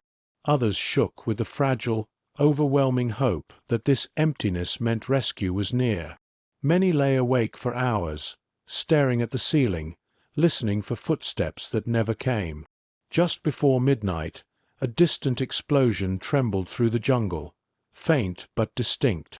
The women jolted upright. The nurses moved immediately, placing calming hands on shoulders, guiding breaths, urging stillness. "It's not near us," one nurse whispered firmly. "Stay calm. We are safe for now." Gradually, they settled again, though sleep remained elusive. When dawn approached, the camp still held its breath, a place suspended between captivity and liberation, between fear and possibility. The guards were gone, but the future remained unknown. The women leaned on the nurses more than ever, and the nurses, though exhausted, remained steady, preparing themselves for the next turn in a world that had suddenly begun to move around them. When new voices call through the gate. The morning that changed everything began with a sound none of the women recognized. It was not the bark of Japanese orders, nor the distant rumble of aircraft, nor the hollow echo of trucks on the main road. It was a shout carried on the air in a cadence and language that did not belong to the occupiers. The sound rolled faintly across the compound, slipped through gaps in the barracks walls, and settled over the women like a question. Inside, the prisoners froze. The nurses were already awake, moving through their quiet routines. They paused mid-task, the hair on their arms prickling at the unfamiliar rhythm of the voices outside. They exchanged a look that held equal parts disbelief and caution. After years of controlling every flicker of hope, they had learned not to trust sudden changes. And yet the voices kept coming, short bursts, firm but not harsh, words rising and falling in patterns that spoke of urgency but not cruelty. The women stirred on their mats, some pushing themselves upright, others clutching blankets to their chests. Someone whispered, "Did you hear that?" Another answered, "It's not them. It's someone else." The room filled with a tremor of sound, too fragile to be called excitement, too sharp to be called fear alone. One of the nurses stepped toward the doorway. She moved slowly, deliberately, as if approaching a wild, skittish animal. Every eye in the barracks followed her. She reached the doorframe, braced a hand against the worn wood, and looked out through the narrow slats. The yard, for a moment, looked unchanged. Dust, fences, empty towers. Then something new entered the frame. A group of men in unfamiliar uniforms moved cautiously through the main gate, weapons held but not aimed. Their helmets, their posture, the way they scanned the camp, all of it spoke of a different army. One of them shouted again, his words unclear but the language unmistakably foreign to Japanese command. The nurse's breath caught. She closed her eyes for a heartbeat, pressing her palm briefly to the wall to steady herself. When she turned back to the room, the women were staring at her, tension gathered tight across every face. "It's not the Japanese," she said quietly. "There are new soldiers at the gate. They look Western. Allied, perhaps." She did not say the word rescued. It felt too fragile, too sacred to speak aloud. The room erupted into a controlled gasp. Hands flew to mouths. Eyes filled with tears so quickly that some women did not have time to understand why they were crying. Others remained completely still, disbelief locking their bodies as tightly as any guard ever had. "Are we free?" someone asked. The nurse lifted a hand, her expression soft but firm. "We do not know yet," she answered. "What we know is that something has changed. We stay calm. We move together." Outside, the new soldiers fanned out cautiously. They peered into buildings, checked corners, scanned towers. Their movements suggested training, not panic. At one point, one of them raised a hand and called out in clear, accented English, "Anyone here? Medical staff. Speak if you can understand me." The words drifted across the yard, strange and miraculous and almost unreal. Inside the barracks, several women sobbed openly now, the sound raw and unrestrained. Others clung to each other, shaking. One woman laughed once, sharply, then covered her mouth in shock at her own reaction. Years of suppressed emotion surged toward the surface at once, threatening to spill into chaos. The nurses moved swiftly. "Sit down if you can," one called out gently. "Slow breaths. Do not rush the door. We don't know what they need from us yet. We will meet them properly, not in a panic." The women listened. They had learned, over years, to anchor themselves to the nurses' tones. Gradually, they lowered themselves back onto mats or benches, tears still flowing but movements more controlled. Hearts continued to race, but the panic eased enough for thought to return. One of the nurses stepped outside, hands raised deliberately to shoulder height, palms open. She walked into the yard with measured steps, knowing that this first contact would shape how the new arrivals saw the camp's women. Two of the soldiers turned toward her immediately. One of them stepped forward, lowering his rifle slightly. His uniform was dusty, his face drawn with fatigue, but his eyes were alert and strangely gentle. "Are you in charge?" he asked, his voice strained but kind. "I am one of the nurses," she replied. Her throat felt tight, but her words remained steady. "There are many sick inside, many weak. We have not seen guards for 2 days." The soldier exhaled, a sharp, quiet breath that carried an entire war's worth of weight. He glanced back at his companion, then returned his gaze to her. "You're safe now," he said carefully. "The Japanese have surrendered. We're here to secure the camp and get you help." The words did not land all at once. For a long moment, they hung in the air between them, as if testing whether they were allowed to exist. Surrender. Safe. Help. The nurse felt each word strike against old, hardened layers of disbelief. She nodded once, not trusting her voice. Behind her, at the barracks doorway, several women had crept forward quietly, staring at the Allied soldiers as if they might vanish if looked at too closely. "May we bring people out?" the nurse managed finally. "Some can walk. Others cannot." "Yes," the soldier replied, "but slowly. No one's in trouble. No one's under orders anymore. We'll bring medical teams in as soon as we can." As he spoke, more soldiers poured through the gate, some with armbands marked with medical insignia, others carrying crates, blankets, or equipment. The camp, once defined by fear of uniformed men, now filled with them again, but these men moved differently. Their attention was outward, focused on assessing, helping, reclaiming. Their presence still felt overwhelming, but in an entirely new way. The nurse turned back into the barracks, where every ear strained to catch her next words. "They say the Japanese have surrendered," she announced. "They say we are safe. They are bringing help." The reaction was immediate and layered. Some women collapsed into sobs, bodies folding around the sound as if finally allowed to break.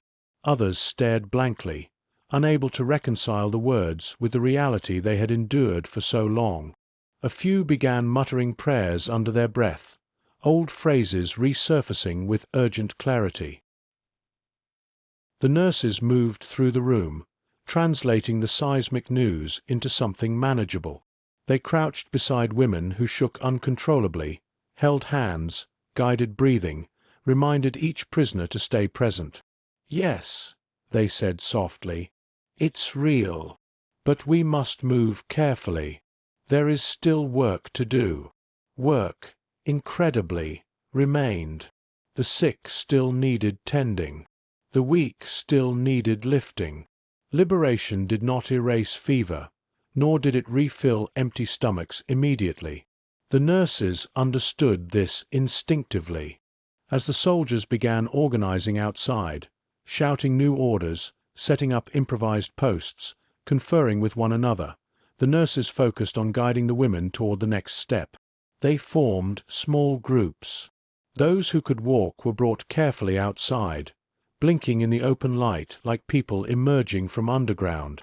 Those who could not stand were prepared for transport, blankets wrapped around frail limbs, water pressed to dry lips, gentle words offered again and again. Some of the Allied soldiers, seeing the state of the women for the first time, paused with visible emotion. Their faces tightened. Their jaws clenched.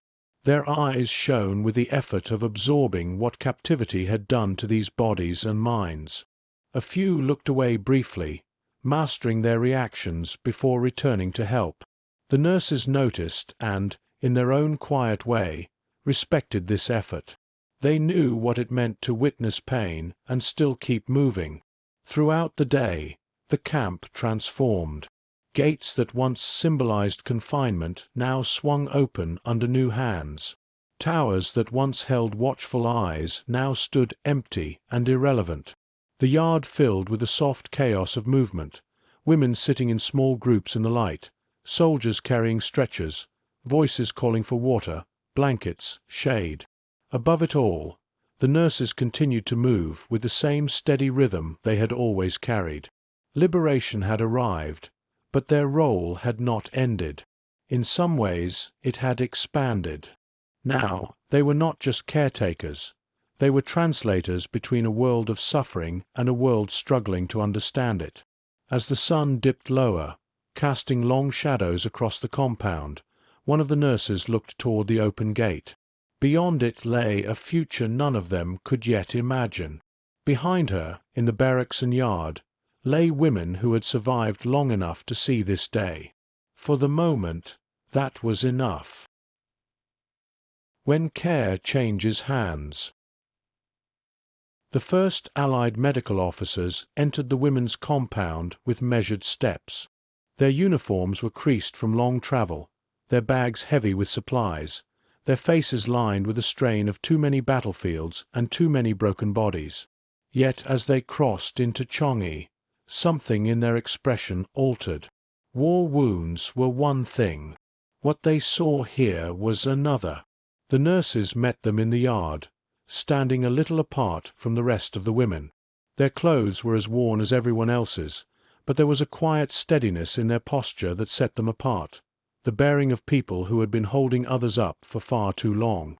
One of the Allied doctors, a man with tired eyes and a clipped voice, approached the nearest nurse. He glanced briefly around the compound, then back at her. "You've been running the ward?" he asked. "As best we could," she replied. Her voice was soft but controlled. "No supplies. Very little medicine. Mostly water, rest, and what we could manage." He nodded once, the gesture small but loaded. "You've done more than most could." He opened his notebook. "I'll need your help. We have to triage. Fast." The word triage felt both familiar and distant. It belonged to another life, one of wards with clean sheets, charts, predictable tools. Here, it carried a different weight. The nurse nodded. "We already know who is most at risk," she said quietly. "We've been watching them for months." They moved together toward the infirmary. Inside, the space that had held so much quiet suffering now filled with a rustle of new uniforms, the clink of instruments, the murmur of fresh voices. Allied medics opened cases, laying out bandages, bottles, syringes, stethoscopes, objects that seemed almost unreal after years of improvisation. The nurses watched with a kind of stunned gratitude, their eyes tracing over clean white gauze, clear glass vials, unbroken thermometers. The work began immediately. The nurses led the way, moving from pallet to pallet, naming conditions, recounting histories, pointing out subtle signs of decline only they had noticed. "She's been feverish for 3 days, but it breaks at night. Heavier breathing for her, especially after labor. This one hasn't kept food down for a week." They spoke with precision, their knowledge built from long observation and instinct rather than tests or charts. The new doctors listened closely, making no attempt to push them aside. Instead, they folded the nurses' experience into their own decisions. They checked pulses, examined swollen joints, measured temperatures, and prescribed what treatment they could. Where the nurses had once used damp cloths and quiet reassurance, there were now saline drips and measured doses of medicine. For the women, the sight of real medical care arrived as another shock layered on top of liberation. Some wept when a bandage was changed with proper materials. Others flinched when a needle appeared, unsure whether to trust what it contained. The nurses stood beside them during each procedure, grounding them in the midst of the unfamiliar. "It's medicine," one nurse whispered to a trembling woman as a drip was prepared. "Real medicine. It will help. Will you stay?" the woman asked, gripping her hand. "I'm not going anywhere," the nurse answered. Outside the infirmary, more changes unfolded. Allied soldiers organized food distribution, bringing crates marked with stamps and labels the women had not seen in years. Cans, packets, loaves. The nurses watched the process carefully, stepping in when some of the weaker women tried to eat too quickly. Starvation taught strange habits. Full rations could shock fragile bodies. "Slowly," a nurse warned gently, resting a hand on a wrist. "Small bites. You'll feel stronger soon, but we can't rush it." The Allied personnel quickly realized that the nurses were not just helpful, they were essential. They understood the women's rhythms, fears, habits. When a doctor struggled to coax a patient into accepting treatment, a nurse would kneel beside her, speaking quietly, translating not words but emotion. When a medic hesitated over who to prioritize, a nurse would point, quietly but firmly, toward those whose decline was less visible but more urgent. As the day went on, a strange duality settled over the camp. On one hand, an order rooted in military structure began to replace the chaos of abandonment. On the other, years of survival patterns clung stubbornly to the women's movements. They lined up automatically, even when told it was no longer necessary. They flinched when someone shouted, even if the shout was for assistance rather than control. The nurses existed between these two worlds. They understood the language of the new arrivals, the clipped directives, the clinical terminology, the brisk efficiency of triage. But they also understood the fragile state of those who had endured captivity. They became bridges, translating urgency into something gentle enough not to break already strained spirits. At one point, a young medic snapped his case shut with more force than he intended, startling several nearby women. He swore softly at himself, then looked up, guilt written across his face. A nurse stepped beside him. "They're not afraid of you," she said quietly. "They're afraid of the sound. Too many years of sounds like that." He nodded, swallowing. "I'll be more careful." She gave him a small, tired smile. "We all will." As evening approached, the first sense of structure in freedom emerged. Allied officers announced that names would be formally recorded, lists made, identities restored on paper instead of in whispered memory. The news sent another wave of emotion through the barracks. Names that had nearly faded from official existence would be written again, this time in ink no guard could erase. The nurses helped organize the process. They guided women to the makeshift registration tables, translating shaky voices into legible names and details. Some prisoners stumbled over their own surnames, unused to hearing them spoken aloud in such a formal way.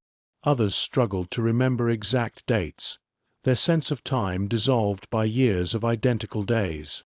"It's all right," a nurse would say quietly when someone faltered. "You're here. That is what matters most." As the lists grew, the reality of survival began to sink in, not all at once, but in slow, painful increments. Women looked at the written records with astonishment, as if seeing proof that they existed beyond the camp's fences for the first time in years. Later, when the worst of the triage was complete, one of the Allied doctors asked the nurses to step aside with him. His expression was serious, his voice low. "You kept them alive," he said simply, "with almost nothing." "They kept each other alive," one nurse replied. "We just tried to organize it." He glanced toward the barracks, where women now rested under new blankets, some attached to drips, others sipping carefully measured cups of broth. "This would have been a graveyard without you." The nurse looked down, her hands twisting together before she stilled them. "There were days," she admitted softly, "when we thought it might become one anyway." "But it didn't," he said. She nodded, absorbing the truth of that sentence slowly. As night fell, the camp's sounds changed again. No more restless patrols or shouted roll calls. Instead, there were low conversations between soldiers, the clink of equipment, the soft murmur of medical checks conducted in subdued tones. The jungle's steady song returned to the foreground, a reminder that, outside of human conflict, the world carried on. Inside the barracks, women lay under blankets still thin but no longer their only protection. Some drifted into sleep for the first time without fear of being jolted awake by a command. Others remained awake, staring at the ceiling, their minds struggling to adjust to the idea that tomorrow would not follow the same script as every day before. The nurses moved more slowly now, their own exhaustion finally surfacing. They checked drips, adjusted pillows, listened to the soft breathing of those in deeper rest. Their role was beginning to change. They were no longer the only line of defense between the women and collapse. There were others now, doctors with supplies, medics with training, soldiers with authority that did not depend on cruelty. Yet even with this added support, the nurses' presence remained irreplaceable. They were the ones the women reached for when confusion set in. They were the ones who remembered each patient's story, who knew which memories brought comfort and which brought pain. They were the ones who had not come from outside but had survived inside, and that difference mattered. Late into the night, one nurse finally sat down in a quiet corner of the barracks, her back against the wall. Her hands rested loosely in her lap. For the first time in a very long time, there were no immediate crises pulling her to her feet. Another nurse joined her, sliding down beside her with a soft sigh. "They're in good hands now," she murmured. "Yes," the first nurse replied. She looked across the dim room, at the resting shapes of women who had endured the unendurable. "But we stay until they don't need us any more." The second nurse nodded. "We don't know who we are without them yet." They sat together in silence for a while, breathing in the unfamiliar air of a camp that was no longer defined solely by suffering. Outside, beyond the fences, the world continued to reorder itself in the wake of surrender and loss. Inside, in the quiet spaces between heartbeats and whispered breaths, another transition was underway. The slow, careful passing of care from those who had borne it in captivity to those who had arrived from beyond the wire. Care was changing hands.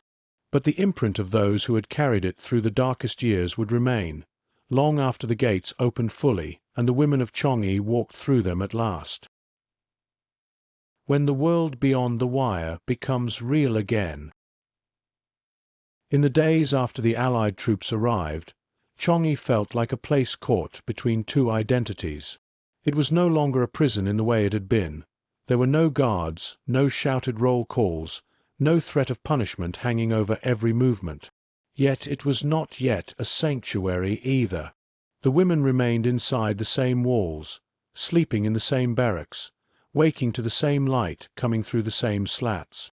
Freedom had arrived, but it had not yet taken shape. The nurses felt this in every step. On the first morning that food was distributed under Allied control alone, the yard filled with an unfamiliar energy. Crates were opened, tins stacked, simple meals assembled quickly, but with far more generosity than the women's bodies were ready for. The nurses moved between them, repeating the same guidance again and again. Slowly. Small bites. Your body needs time. Some women wanted to weep at the taste of real broth, at the texture of bread that did not crumble like dust. Others found that flavor itself had become overwhelming after years of scarcity. A single mouthful brought tears and a lump in the throat that had nothing to do with hunger. The nurses watched closely, reminding them that it was all right to stop, to rest, to simply hold the food and breathe. The Allied doctors and medics continued their work in the infirmary, but a new pattern emerged. Each day, more women could sit up a little longer, stand a little steadier, walk a few steps farther. Strength did not return quickly, but it returned in small, noticeable increments. A woman who had barely been able to lift her head now sat, watching the window. Another who could not speak above a whisper began to hold full, quiet conversations. The nurses celebrated these shifts in quiet ways. An extra moment of stillness beside a bed, a small squeeze of a hand, a nod exchanged between colleagues. They knew how fragile these gains were. Years of deprivation did not vanish simply because new uniforms had crossed the gate. Beyond the immediate physical recovery, a subtler challenge surfaced, the return of choice. For so long, the women's days had been controlled by someone else's orders. Now, even the smallest decisions, when to lie down, when to wash, whether to step outside or remain inside, felt oddly heavy. Some women moved cautiously, as if expecting someone to shout at them the moment they chose for themselves. Others drifted in hesitant circles, unaccustomed to selecting their own path across the yard. The nurses noticed this too. They began to gently encourage small, manageable choices. Would you like to sit near the doorway or further inside? Do you want to wash now or after you rest? Would you like to go outside with her or stay here with me? These questions were not trivial. They were the first steps in helping the women reclaim a sense of agency. One afternoon, a group of Allied officers met with the nurses in a shaded corner of the compound. Papers were spread out on a makeshift table, lists of names, dates, nationalities, transportation plans. The officers spoke of ships and staging areas, of repatriation routes and timings. For the women, these words were distant abstractions, but for the nurses, they were the beginning of an ending. "You'll all be moved out of here," one officer explained, his tone respectful but matter-of-fact. "Not all at once. We're prioritizing the sickest first, then by region, shipping availability, and so on. It will take time." "How much time?" a nurse asked quietly. He hesitated. "Weeks. Possibly longer for some. But the occupation is over. You won't be left here." The nurses absorbed this with the same practical focus they had brought to their work during captivity. They asked questions. What support would exist beyond the camp? Who would help the women travel? Whether they would be kept together or separated? The answers were not always clear. War ending did not automatically mean that everything around it became orderly. Inside the barracks, the news of eventual departure stirred complex emotions. Some women glowed at the thought of going home, lips forming the names of places they had not dared to say aloud in years. Others gripped their blankets tightly, afraid of what waited beyond the wire. Homes that might have been bombed. Families that might have changed. Lives that might not have room for them anymore. The nurses saw both reactions and validated them. "It's all right to be scared," one said to a woman who trembled at the mention of leaving. "You have lived inside these walls for so long. Of course the world outside feels strange. But you will not face it alone." On one of the first days that Allied personnel allowed broader supervised walks, the women were led beyond the immediate compound into areas of the camp they had never fully seen. The nurses walked among them, watching their faces as they observed new angles of the fences, abandoned guard posts, the hollow shells of buildings where other prisoners had once been held. In the distance, the city lay beyond, barely visible through haze and trees. For some, simply seeing that faint outline of buildings felt like a shock, a reminder that life had continued, however violently, outside the camp. A woman beside one of the nurses spoke in a thin, uneven voice. "I can't imagine walking down a street again. Just choosing where to go." The nurse considered this, then answered truthfully, "You will learn again. Slowly. The world will feel too large at first. But it will grow familiar, just as this place did. Only this time, you will have more say in it." The woman nodded, though the expression in her eyes remained troubled. Back in the barracks that evening, the atmosphere took on a new texture. Conversations shifted from survival in the present to questions about the future. "Do you think my family knows I'm alive? Will I recognize my parents? What if there's nothing left to go back to?" Each question opened a new wound, separate from the ones captivity had already carved. The nurses, who had spent so long focusing on the immediate needs of the body and the moment, now found themselves stepping into a different kind of support. They didn't have many answers. Instead, they offered presence. They listened as women spoke about homes in distant countries, about children left behind, about careers, studies, plans that had been cut short by war. "And you?" one patient asked a nurse late one night, when the barracks had mostly settled.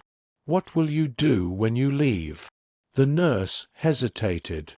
Throughout captivity, her identity had been anchored so completely in the role of caretaker that she had rarely looked beyond it. "I'm not sure yet," she admitted. "I think I will rest. I will find my way back to nursing, perhaps. Or I will write to the families of those who did not make it. They deserve to know someone stood with their daughters and sisters." "That sounds like you," the woman said. She smiled faintly. "You never leave anyone alone." In the days that followed, small symbols of normality began to reappear. A comb passed from woman to woman as they tried to tame hair that had grown wild, recalling old habits of grooming. Someone found a scrap of material and began to stitch a rough pattern into it, not out of necessity but habit. An allied chaplain arrived and offered a short, simple service for those who wished to attend, not a mandatory gathering, but an invitation.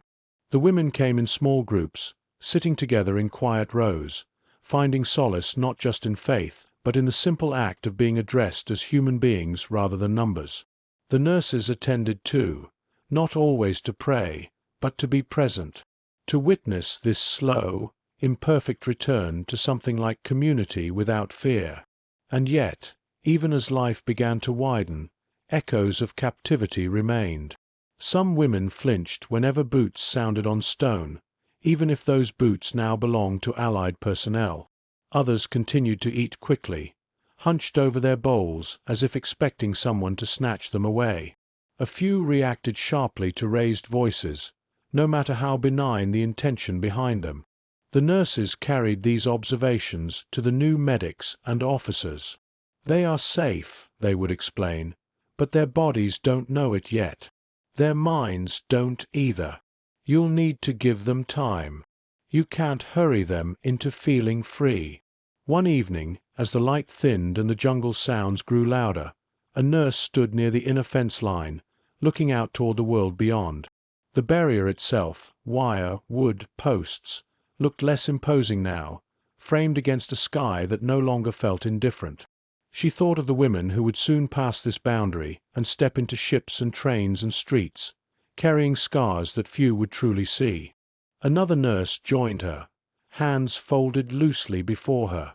"Do you think they'll understand?" she asked quietly. "Out there, some will," the first replied. "Some won't. But the women will understand each other. That may be enough." They stood together in silence for a while, listening to the soft murmur of conversation in the barracks behind them, the gentle clink of cups, the occasional quiet laughter beginning to return in small, tentative bursts. The war had taken much from them: health, time, certainty, people they would never see again. But in this suspended moment between captivity and departure, something else had emerged, a shared understanding among those who had endured together, and the beginning of a path, however uncertain, toward lives that existed beyond the wire. For the nurses, this period became its own kind of work, not the desperate, improvisational care of the worst years, but the delicate guidance of women learning how to live again in a world that had changed without them. The gates would open soon. They could feel it. But before they stepped through, they needed this time to breathe, to adjust, to let the idea of a future settle gently into minds that had once been focused only on surviving the next hour. When leaving becomes its own kind of fear. As the days after liberation unfolded, the emotional landscape inside Changi shifted in ways none of the women could have predicted. Freedom, long imagined as a singular, explosive moment, revealed itself instead as a slow, uneven process. It came in waves, some gentle, some overwhelming, some carrying relief, others stirring old fears to the surface. The nurses felt the complexity of this transition just as much as the women did. Every improvement in health, every restored appetite, every moment of laughter carried its own shadow. Recovery pulled memories to the surface, memories that had been muted by the daily pressure of survival. From your quiet vantage near the barracks window, you watch as these complexities play out across the camp. A woman who had shown steady strength throughout captivity now breaks down in sobs when handed a clean shirt by an Allied orderly. Another, who once rationed scraps with fierce discipline, hesitates before eating a full portion of food, apologizing automatically even as she lifts the spoon. Some welcome the Allied presence openly. Others shrink from the new uniforms, reflexively lowering their heads out of old habit. The nurses move gently among them, providing reassurance that freedom alone cannot offer. Their words carry the weight of trust built over years, trust that the newcomers cannot replicate overnight.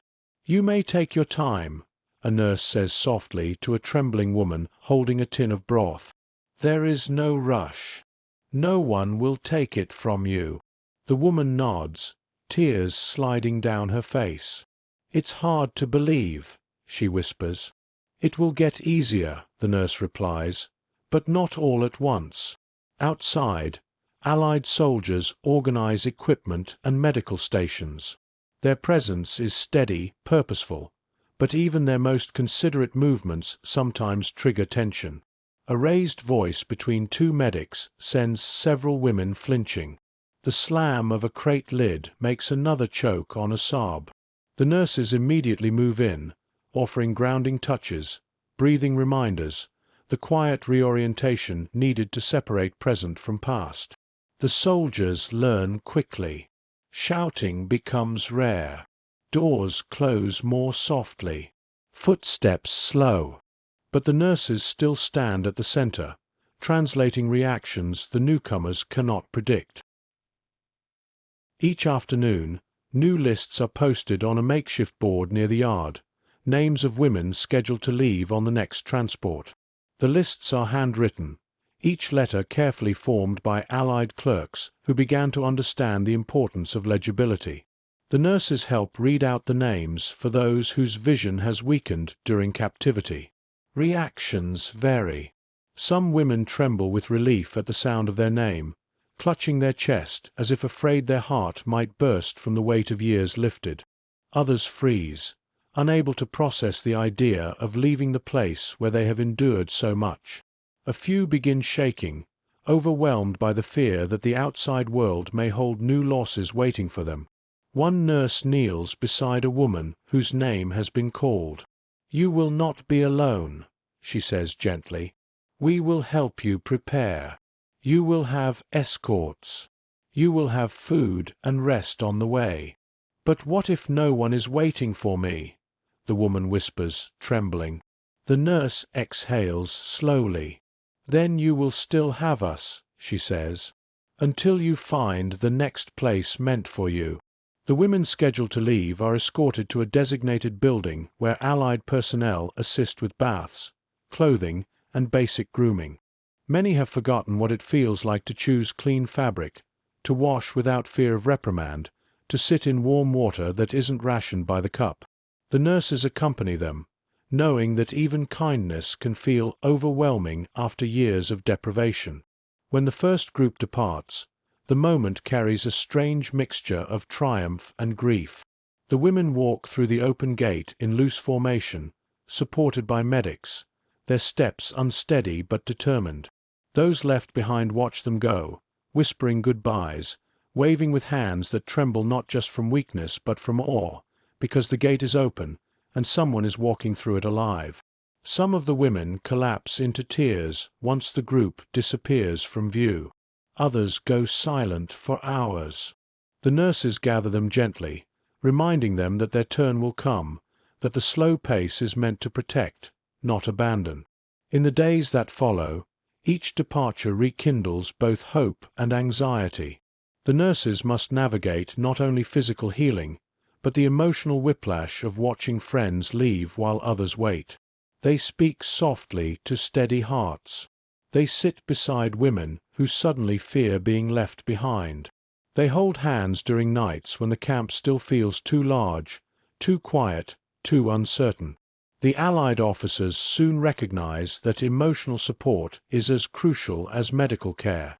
They consult the nurses frequently, asking how to structure departures, how to prepare the next groups, how to communicate news in ways that won't trigger panic. One evening, an officer approaches the lead nurse with a stack of papers. "We want to keep the last group together," he says. "They're the weakest, and they trust you. Would you be willing to accompany them when it's time?" The question lands heavily. For the first time, the nurses are asked to imagine their own departure. She nods slowly. "Yes, we stay with them until the end." He gives a quiet, respectful bow of his head. "We thought you'd say that." Later that night, the nurses sit together outside the infirmary, sharing a rare moment of stillness. The sky is wide above them, streaked by stars they can finally look at without dread of night patrols. They speak quietly. "Do you think we're ready to leave?" Ready? Perhaps not. But prepared, maybe. What will it feel like to walk out of that gate? Strange, I think, but necessary. Their words drift in the humid air, mixing with the distant sounds of Allied soldiers packing crates and checking supplies. Inside the barracks, the women begin to sleep more deeply. Not every night. Trauma lingers stubbornly, but more often now, their breathing settles into long, even rhythms. The nurses notice this with a tenderness that aches. Healing is slow, unpredictable, uneven. But it is happening. One morning, a woman who has barely spoken since liberation approaches a nurse shyly. She holds out a small woven object, threads looped and tied into a rough but deliberate shape. "For you," she whispers. "I made it from the mat. To remember us." The nurse takes it with careful hands, tears rising behind her eyes. "I won't forget," she says softly. "Not one of you." As the women regain strength, fragments of old identities begin to emerge. Someone hums a tune she once knew. Another writes her name over and over on a scrap of paper, rediscovering the curve of the letters. A third begins speaking about home, not with the desperate longing of captivity, but with the cautious hope of a person who might soon return.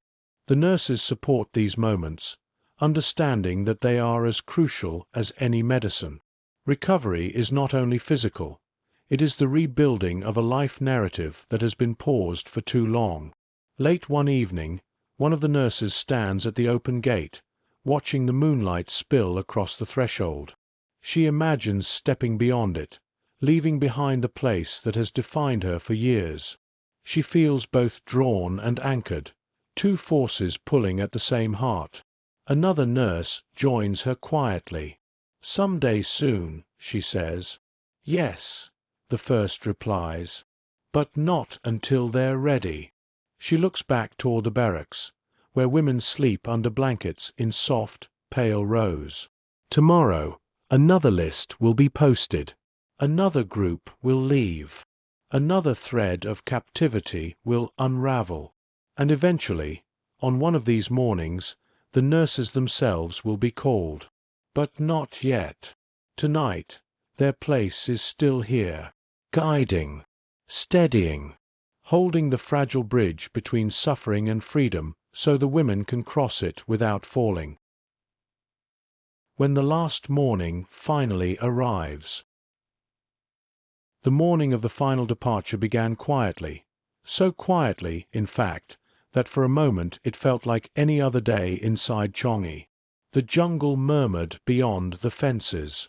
A faint breeze lifted dust along the pathways. The barracks remained dim in the early light, filled with the steady breathing of women still asleep. But the nurses rose early, their movements slow, deliberate, touched with something tender and solemn. Today, everything would change. They moved through the barracks in near silence, checking on the women who remained, those too weak to join earlier transports, those still recovering, those whose names were finally on the last list posted the night before. Many were already awake, their eyes reflecting both exhaustion and cautious anticipation. "You slept a little," one nurse murmured as she helped a woman sit up. "A little," the woman replied. "I didn't want to miss this." Outside, Allied medics and officers prepared the final transport. Trucks waited near the outer gate, engines rumbling with a gentle steadiness. Stretchers were lined up. Water cans had been filled. Blankets folded. The efficiency with which the new teams worked contrasted with the fragility of the women moving toward departure. Inside the barracks, the nurses helped each woman prepare. Clothes were adjusted. Hair was smoothed back. Small bundles, if they had any belongings left, were tied carefully. Some women clutched the blankets the nurses had given them in the early days after liberation. Others held nothing at all, walking with empty hands but hearts so full they could barely breathe. As they worked, the nurses spoke in soft, encouraging tones. "Lean on me. Slow steps. We have time. You're not doing this alone." For years, the barracks had echoed with voices shaped by suffering. Today, it filled with a different kind of sound, the subtle, hesitant hope of women preparing to return to a world they had once thought lost. When the first of them stepped into the yard, sunlight washed over pale, tired faces. They paused, blinking, as if their senses needed a moment to adjust. The guard's absence no longer felt strange. The open space had become familiar now. But the gate, open, unobstructed, inviting, still carried a power that struck deeply. A nurse placed a steadying hand on one woman's back. "Take your time," she whispered. "There's no rush." One by one, the women emerged, forming small clusters that drifted toward the transport area. The Allied medics greeted them with gentle voices, helping them sit or lie down as needed. There were more smiles now, soft, fragile ones, the kind that come from relief rather than joy. Those who could walk stood near the trucks for support. Those who could not were lifted with practiced care onto stretchers. Through it all, the nurses remained close, guiding, translating emotions, bridging the gap between fear and possibility. As the yard filled, an officer approached the nurses. "We're ready when you are," he said respectfully. "You can come with this group. There won't be anyone left behind." The nurses exchanged a long glance. For a moment, the world seemed to stop. Even after weeks of preparing the women to leave, they had not fully allowed themselves to imagine this moment for their own steps. One of them finally nodded. "We'll walk out with them," she said. "We stay together." The Allied officer bowed his head slightly. "It's an honor." Before departing, the nurses moved through the barracks one final time. They checked every corner, every mat, every shadow. They gathered small tokens, pieces of cloth used for bandages, a few remaining cups, a scrap of paper with a list of names written faintly across it. They touched the walls, rough under their fingers, absorbing the weight of what had happened inside them. These walls had held so much suffering. They had witnessed illness, fear, quiet acts of bravery, whispered comfort, and the steady endurance of people who had been forced to become more resilient than they ever wanted to be. Leaving them behind felt both freeing and strangely heavy. When the nurses stepped outside again, the last of the women were ready. Some leaned on crutches provided by the Allied medical team. Others leaned on each other. A few still trembled, overwhelmed by the magnitude of the moment. And some, those who had been sickest, lay wrapped in blankets, too weak to speak but awake enough to understand where they were going. The nurses approached them one by one, offering final words of reassurance. "You will be taken care of. We'll stay with you. This isn't the end. It's the beginning of going home." When all was settled, the nurses turned to face the gate. The path to it seemed impossibly long, even though it had never been more than a short walk. Their feet felt rooted. Their hearts pounded with a mixture of grief, relief, and disbelief. For years, that gate had symbolized confinement. Now, it marked something equally powerful: release. They took the first steps together. The sound of their shoes brushing against the earth echoed strangely in the early light. Women watched them from stretchers, offering weak smiles. Allied soldiers stepped back slightly, giving them space, recognizing the significance of what this walk meant. When the nurses reached the gate, they paused. The open metal frame looked different now, less like a barrier, more like a threshold. They exchanged one last look, gathering what remained of their strength, and stepped through.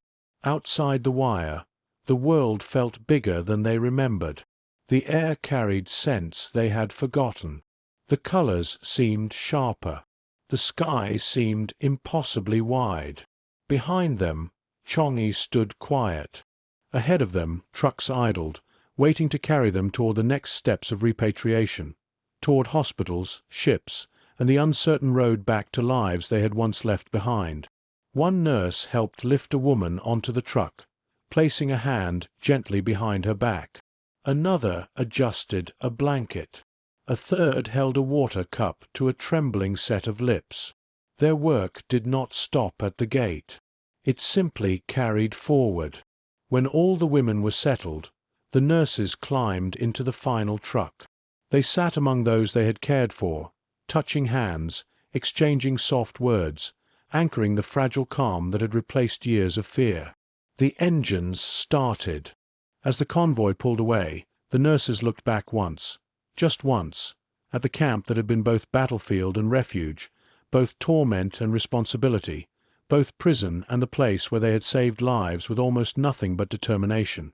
Then the trucks turned onto the road, and the gates of Changi disappeared behind trees and dust and distance. The last morning had arrived, and the women of Changi, guided by the quiet strength of their nurses, were finally going home. When the road away from Changi begins. The convoy moved slowly at first, as though the trucks themselves understood the fragility of their passengers. The engines hummed in low, steady rhythms, careful not to jolt the women packed gently inside. Dust curled into the air behind the wheels, drifting through the morning sunlight like pale smoke, soft, harmless, nothing like the harsh clouds of labor or punishment that once filled Changi's yard. Inside the final truck, the nurses sat among the women, their hands resting on familiar shoulders, their eyes tracking every tremor, every change in breath. Even now, after the gates had opened and the world had widened, their instincts would not let them relax fully.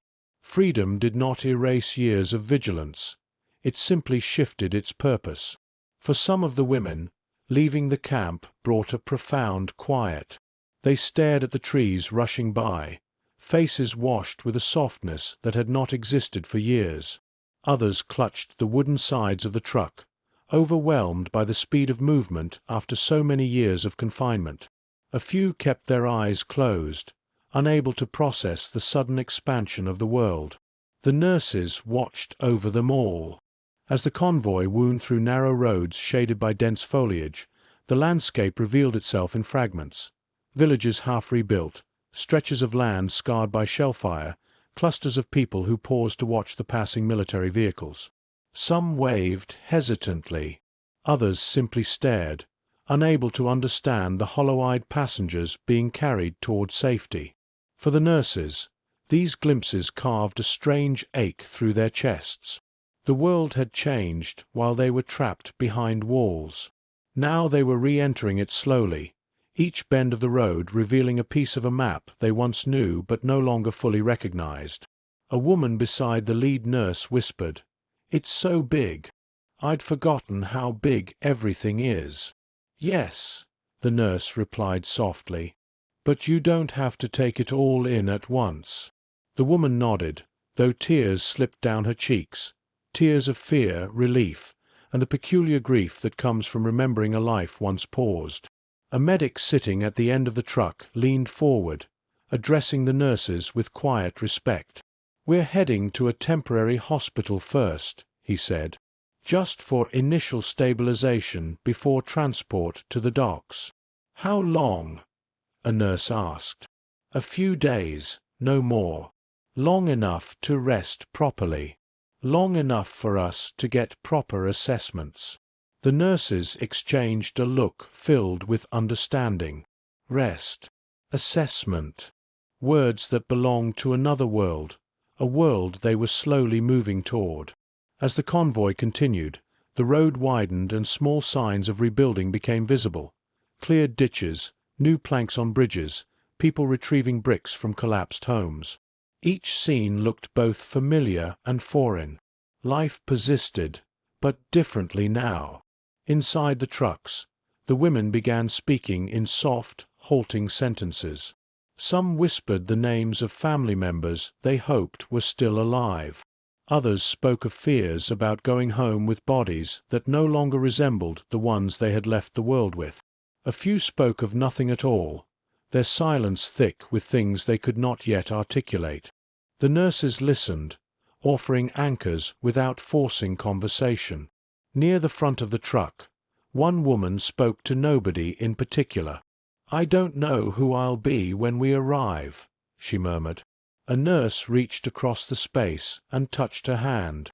"You'll be someone who survived," she said gently. "And that is enough for now." The woman nodded, eyes closing briefly as she absorbed the words. When the convoy reached the temporary hospital, a cluster of clean tents and wooden structures under the open sky, the women looked around with expressions of disbelief. Beds with clean sheets lined the interiors. Buckets of fresh water waited near the entrances. Allied nurses, crisp uniforms contrasting sharply with the tattered clothes of the former prisoners, moved with purposeful calm. The nurses from Changi guided their women down from the trucks, one by one. Most could walk with support. Some needed stretchers. Those too weak to stand were lifted with care and carried inside. The hospital staff paused at the sight of them, faces hollowed by malnutrition, limbs trembling from exhaustion, eyes carrying stories no chart could capture. And behind them, the Changi nurses stood, steady, composed, their own exhaustion hidden beneath layers of responsibility. One Allied nurse approached them with a mixture of awe and sorrow. "We heard what you did," she said softly. "How you kept them alive." "We tried," one of the Changi nurses replied. "Some days that was all we could do."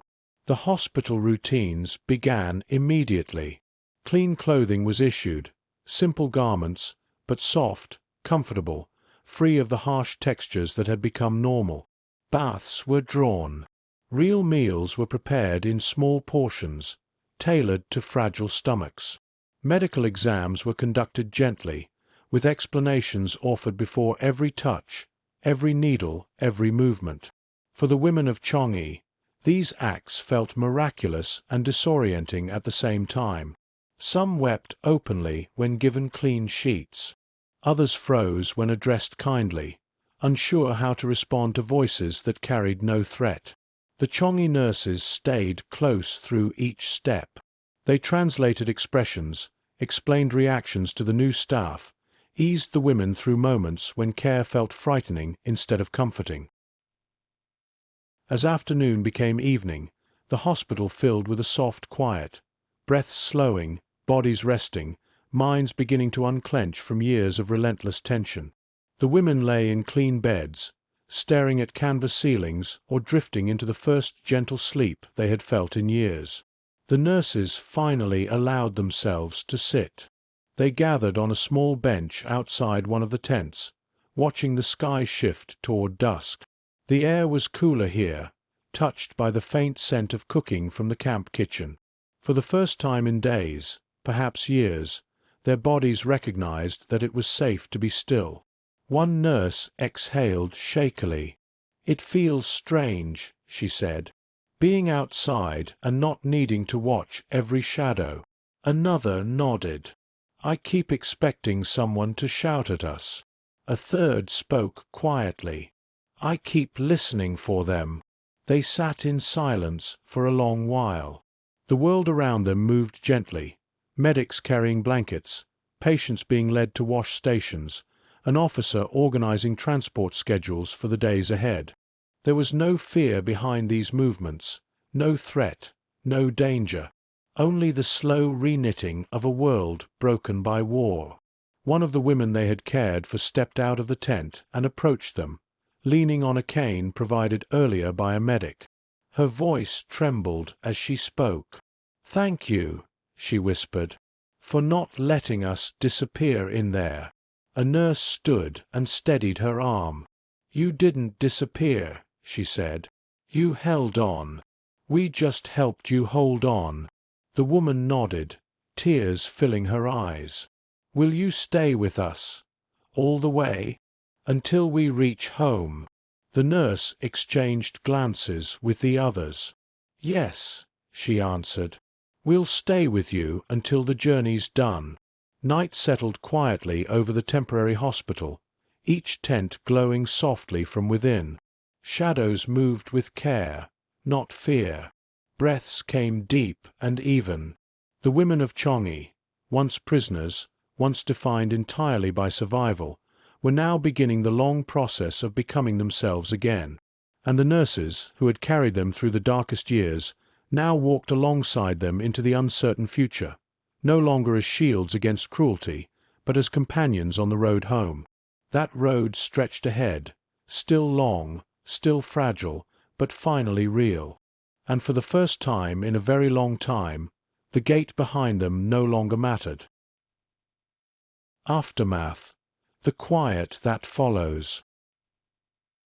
You find yourself standing at the edge of the temporary hospital's clearing as the sun dips low, watching the light stretch long across the canvas walls. For a moment, the world feels impossibly still, so still that it's hard to believe the noise, the fear, the routines that once shaped every hour of life inside Changi have finally fallen silent. What remains now is quieter, softer, and harder to name. Around you, the women settle into their clean beds, their breathing slow and even. Some sleep with arms curled protectively against their chests. Others rest with palms open, as if finally willing to let the world place something gentle into their hands. One whispers a prayer of gratitude. Another simply stares upward, her eyes glistening, absorbing a ceiling that does not belong to captivity. You notice the nurses sitting together near the entrance of the tent, shoulders just touching. Their posture is tired, but their faces carry something new, something that looks like relief layered over exhaustion. They do not speak much. They don't need to. They have spent too long keeping their voices low, too long measuring their words carefully, too long carrying truths heavier than their bodies could afford. Now, in the soft hush of early evening, they allow themselves to breathe. You watch one nurse lift her gaze toward the distant tree-line, where the last slivers of sunlight thread through the leaves. She inhales slowly, almost reverently, as if reminding her body that air can be taken in without fear. Another rubs her palms together, feeling the warmth return to skin that once trembled with cold and hunger. A third leans her head back, closing her eyes as the quiet settles into her bones. There is a gentleness in this moment that feels almost fragile. You drift closer, not intruding, just witnessing. As the nurses sit in that circle of weary calm, you can feel the years behind them pressing outward, the long nights of tending fevers with no medicine, of holding shaking hands through terror they could not stop, of balancing the hope of one woman against the despair of another. Every act of care etched something into them: resilience, sorrow, tenderness, fatigue. Now, as freedom begins to take shape around them, they seem lighter, but also strangely uncertain. Liberation is not an ending. It is a transition, and transitions are complicated. Beyond the tents, the Allied medics move quietly, their footsteps soft against the earth. They check drips, straighten blankets, write notes under the dimming sky. Their presence is steady, but it does not erase the memory of those who tended the women long before help arrived.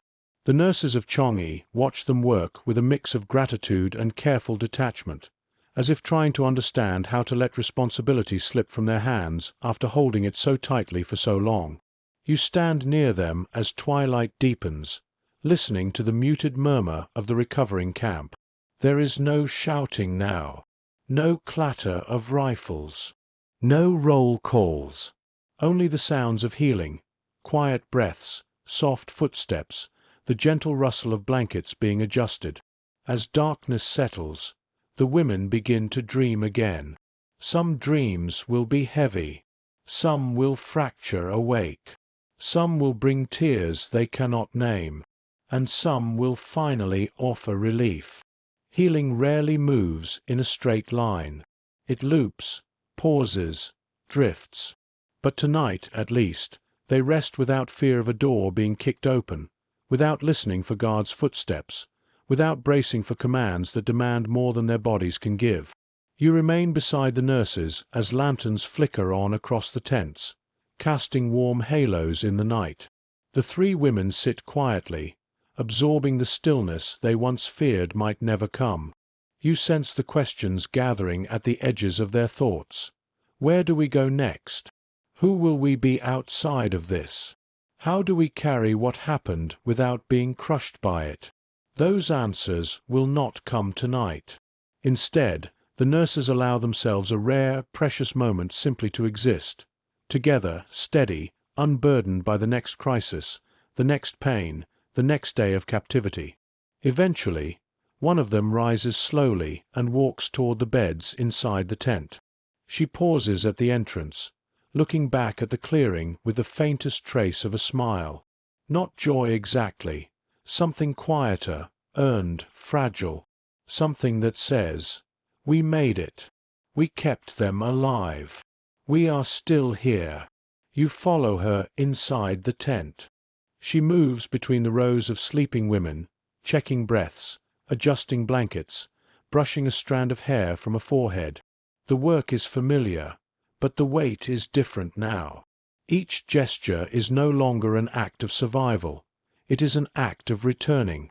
Later, as she steps back outside, a breeze moves through the clearing, carrying with it the scent of distant fires, warm earth, and something else, something like the beginning of a world rebuilding itself. She closes her eyes and lets it settle over her. Tonight, there is no urgency, no commands, no fear, only the quiet that follows. And in that quiet, the story of Changi, of endurance, of care, of women holding each other through the darkest years, begins to soften into memory. You've been part of echoes of war, where stories rise on quiet wings, and the past still circles above us, refusing to land.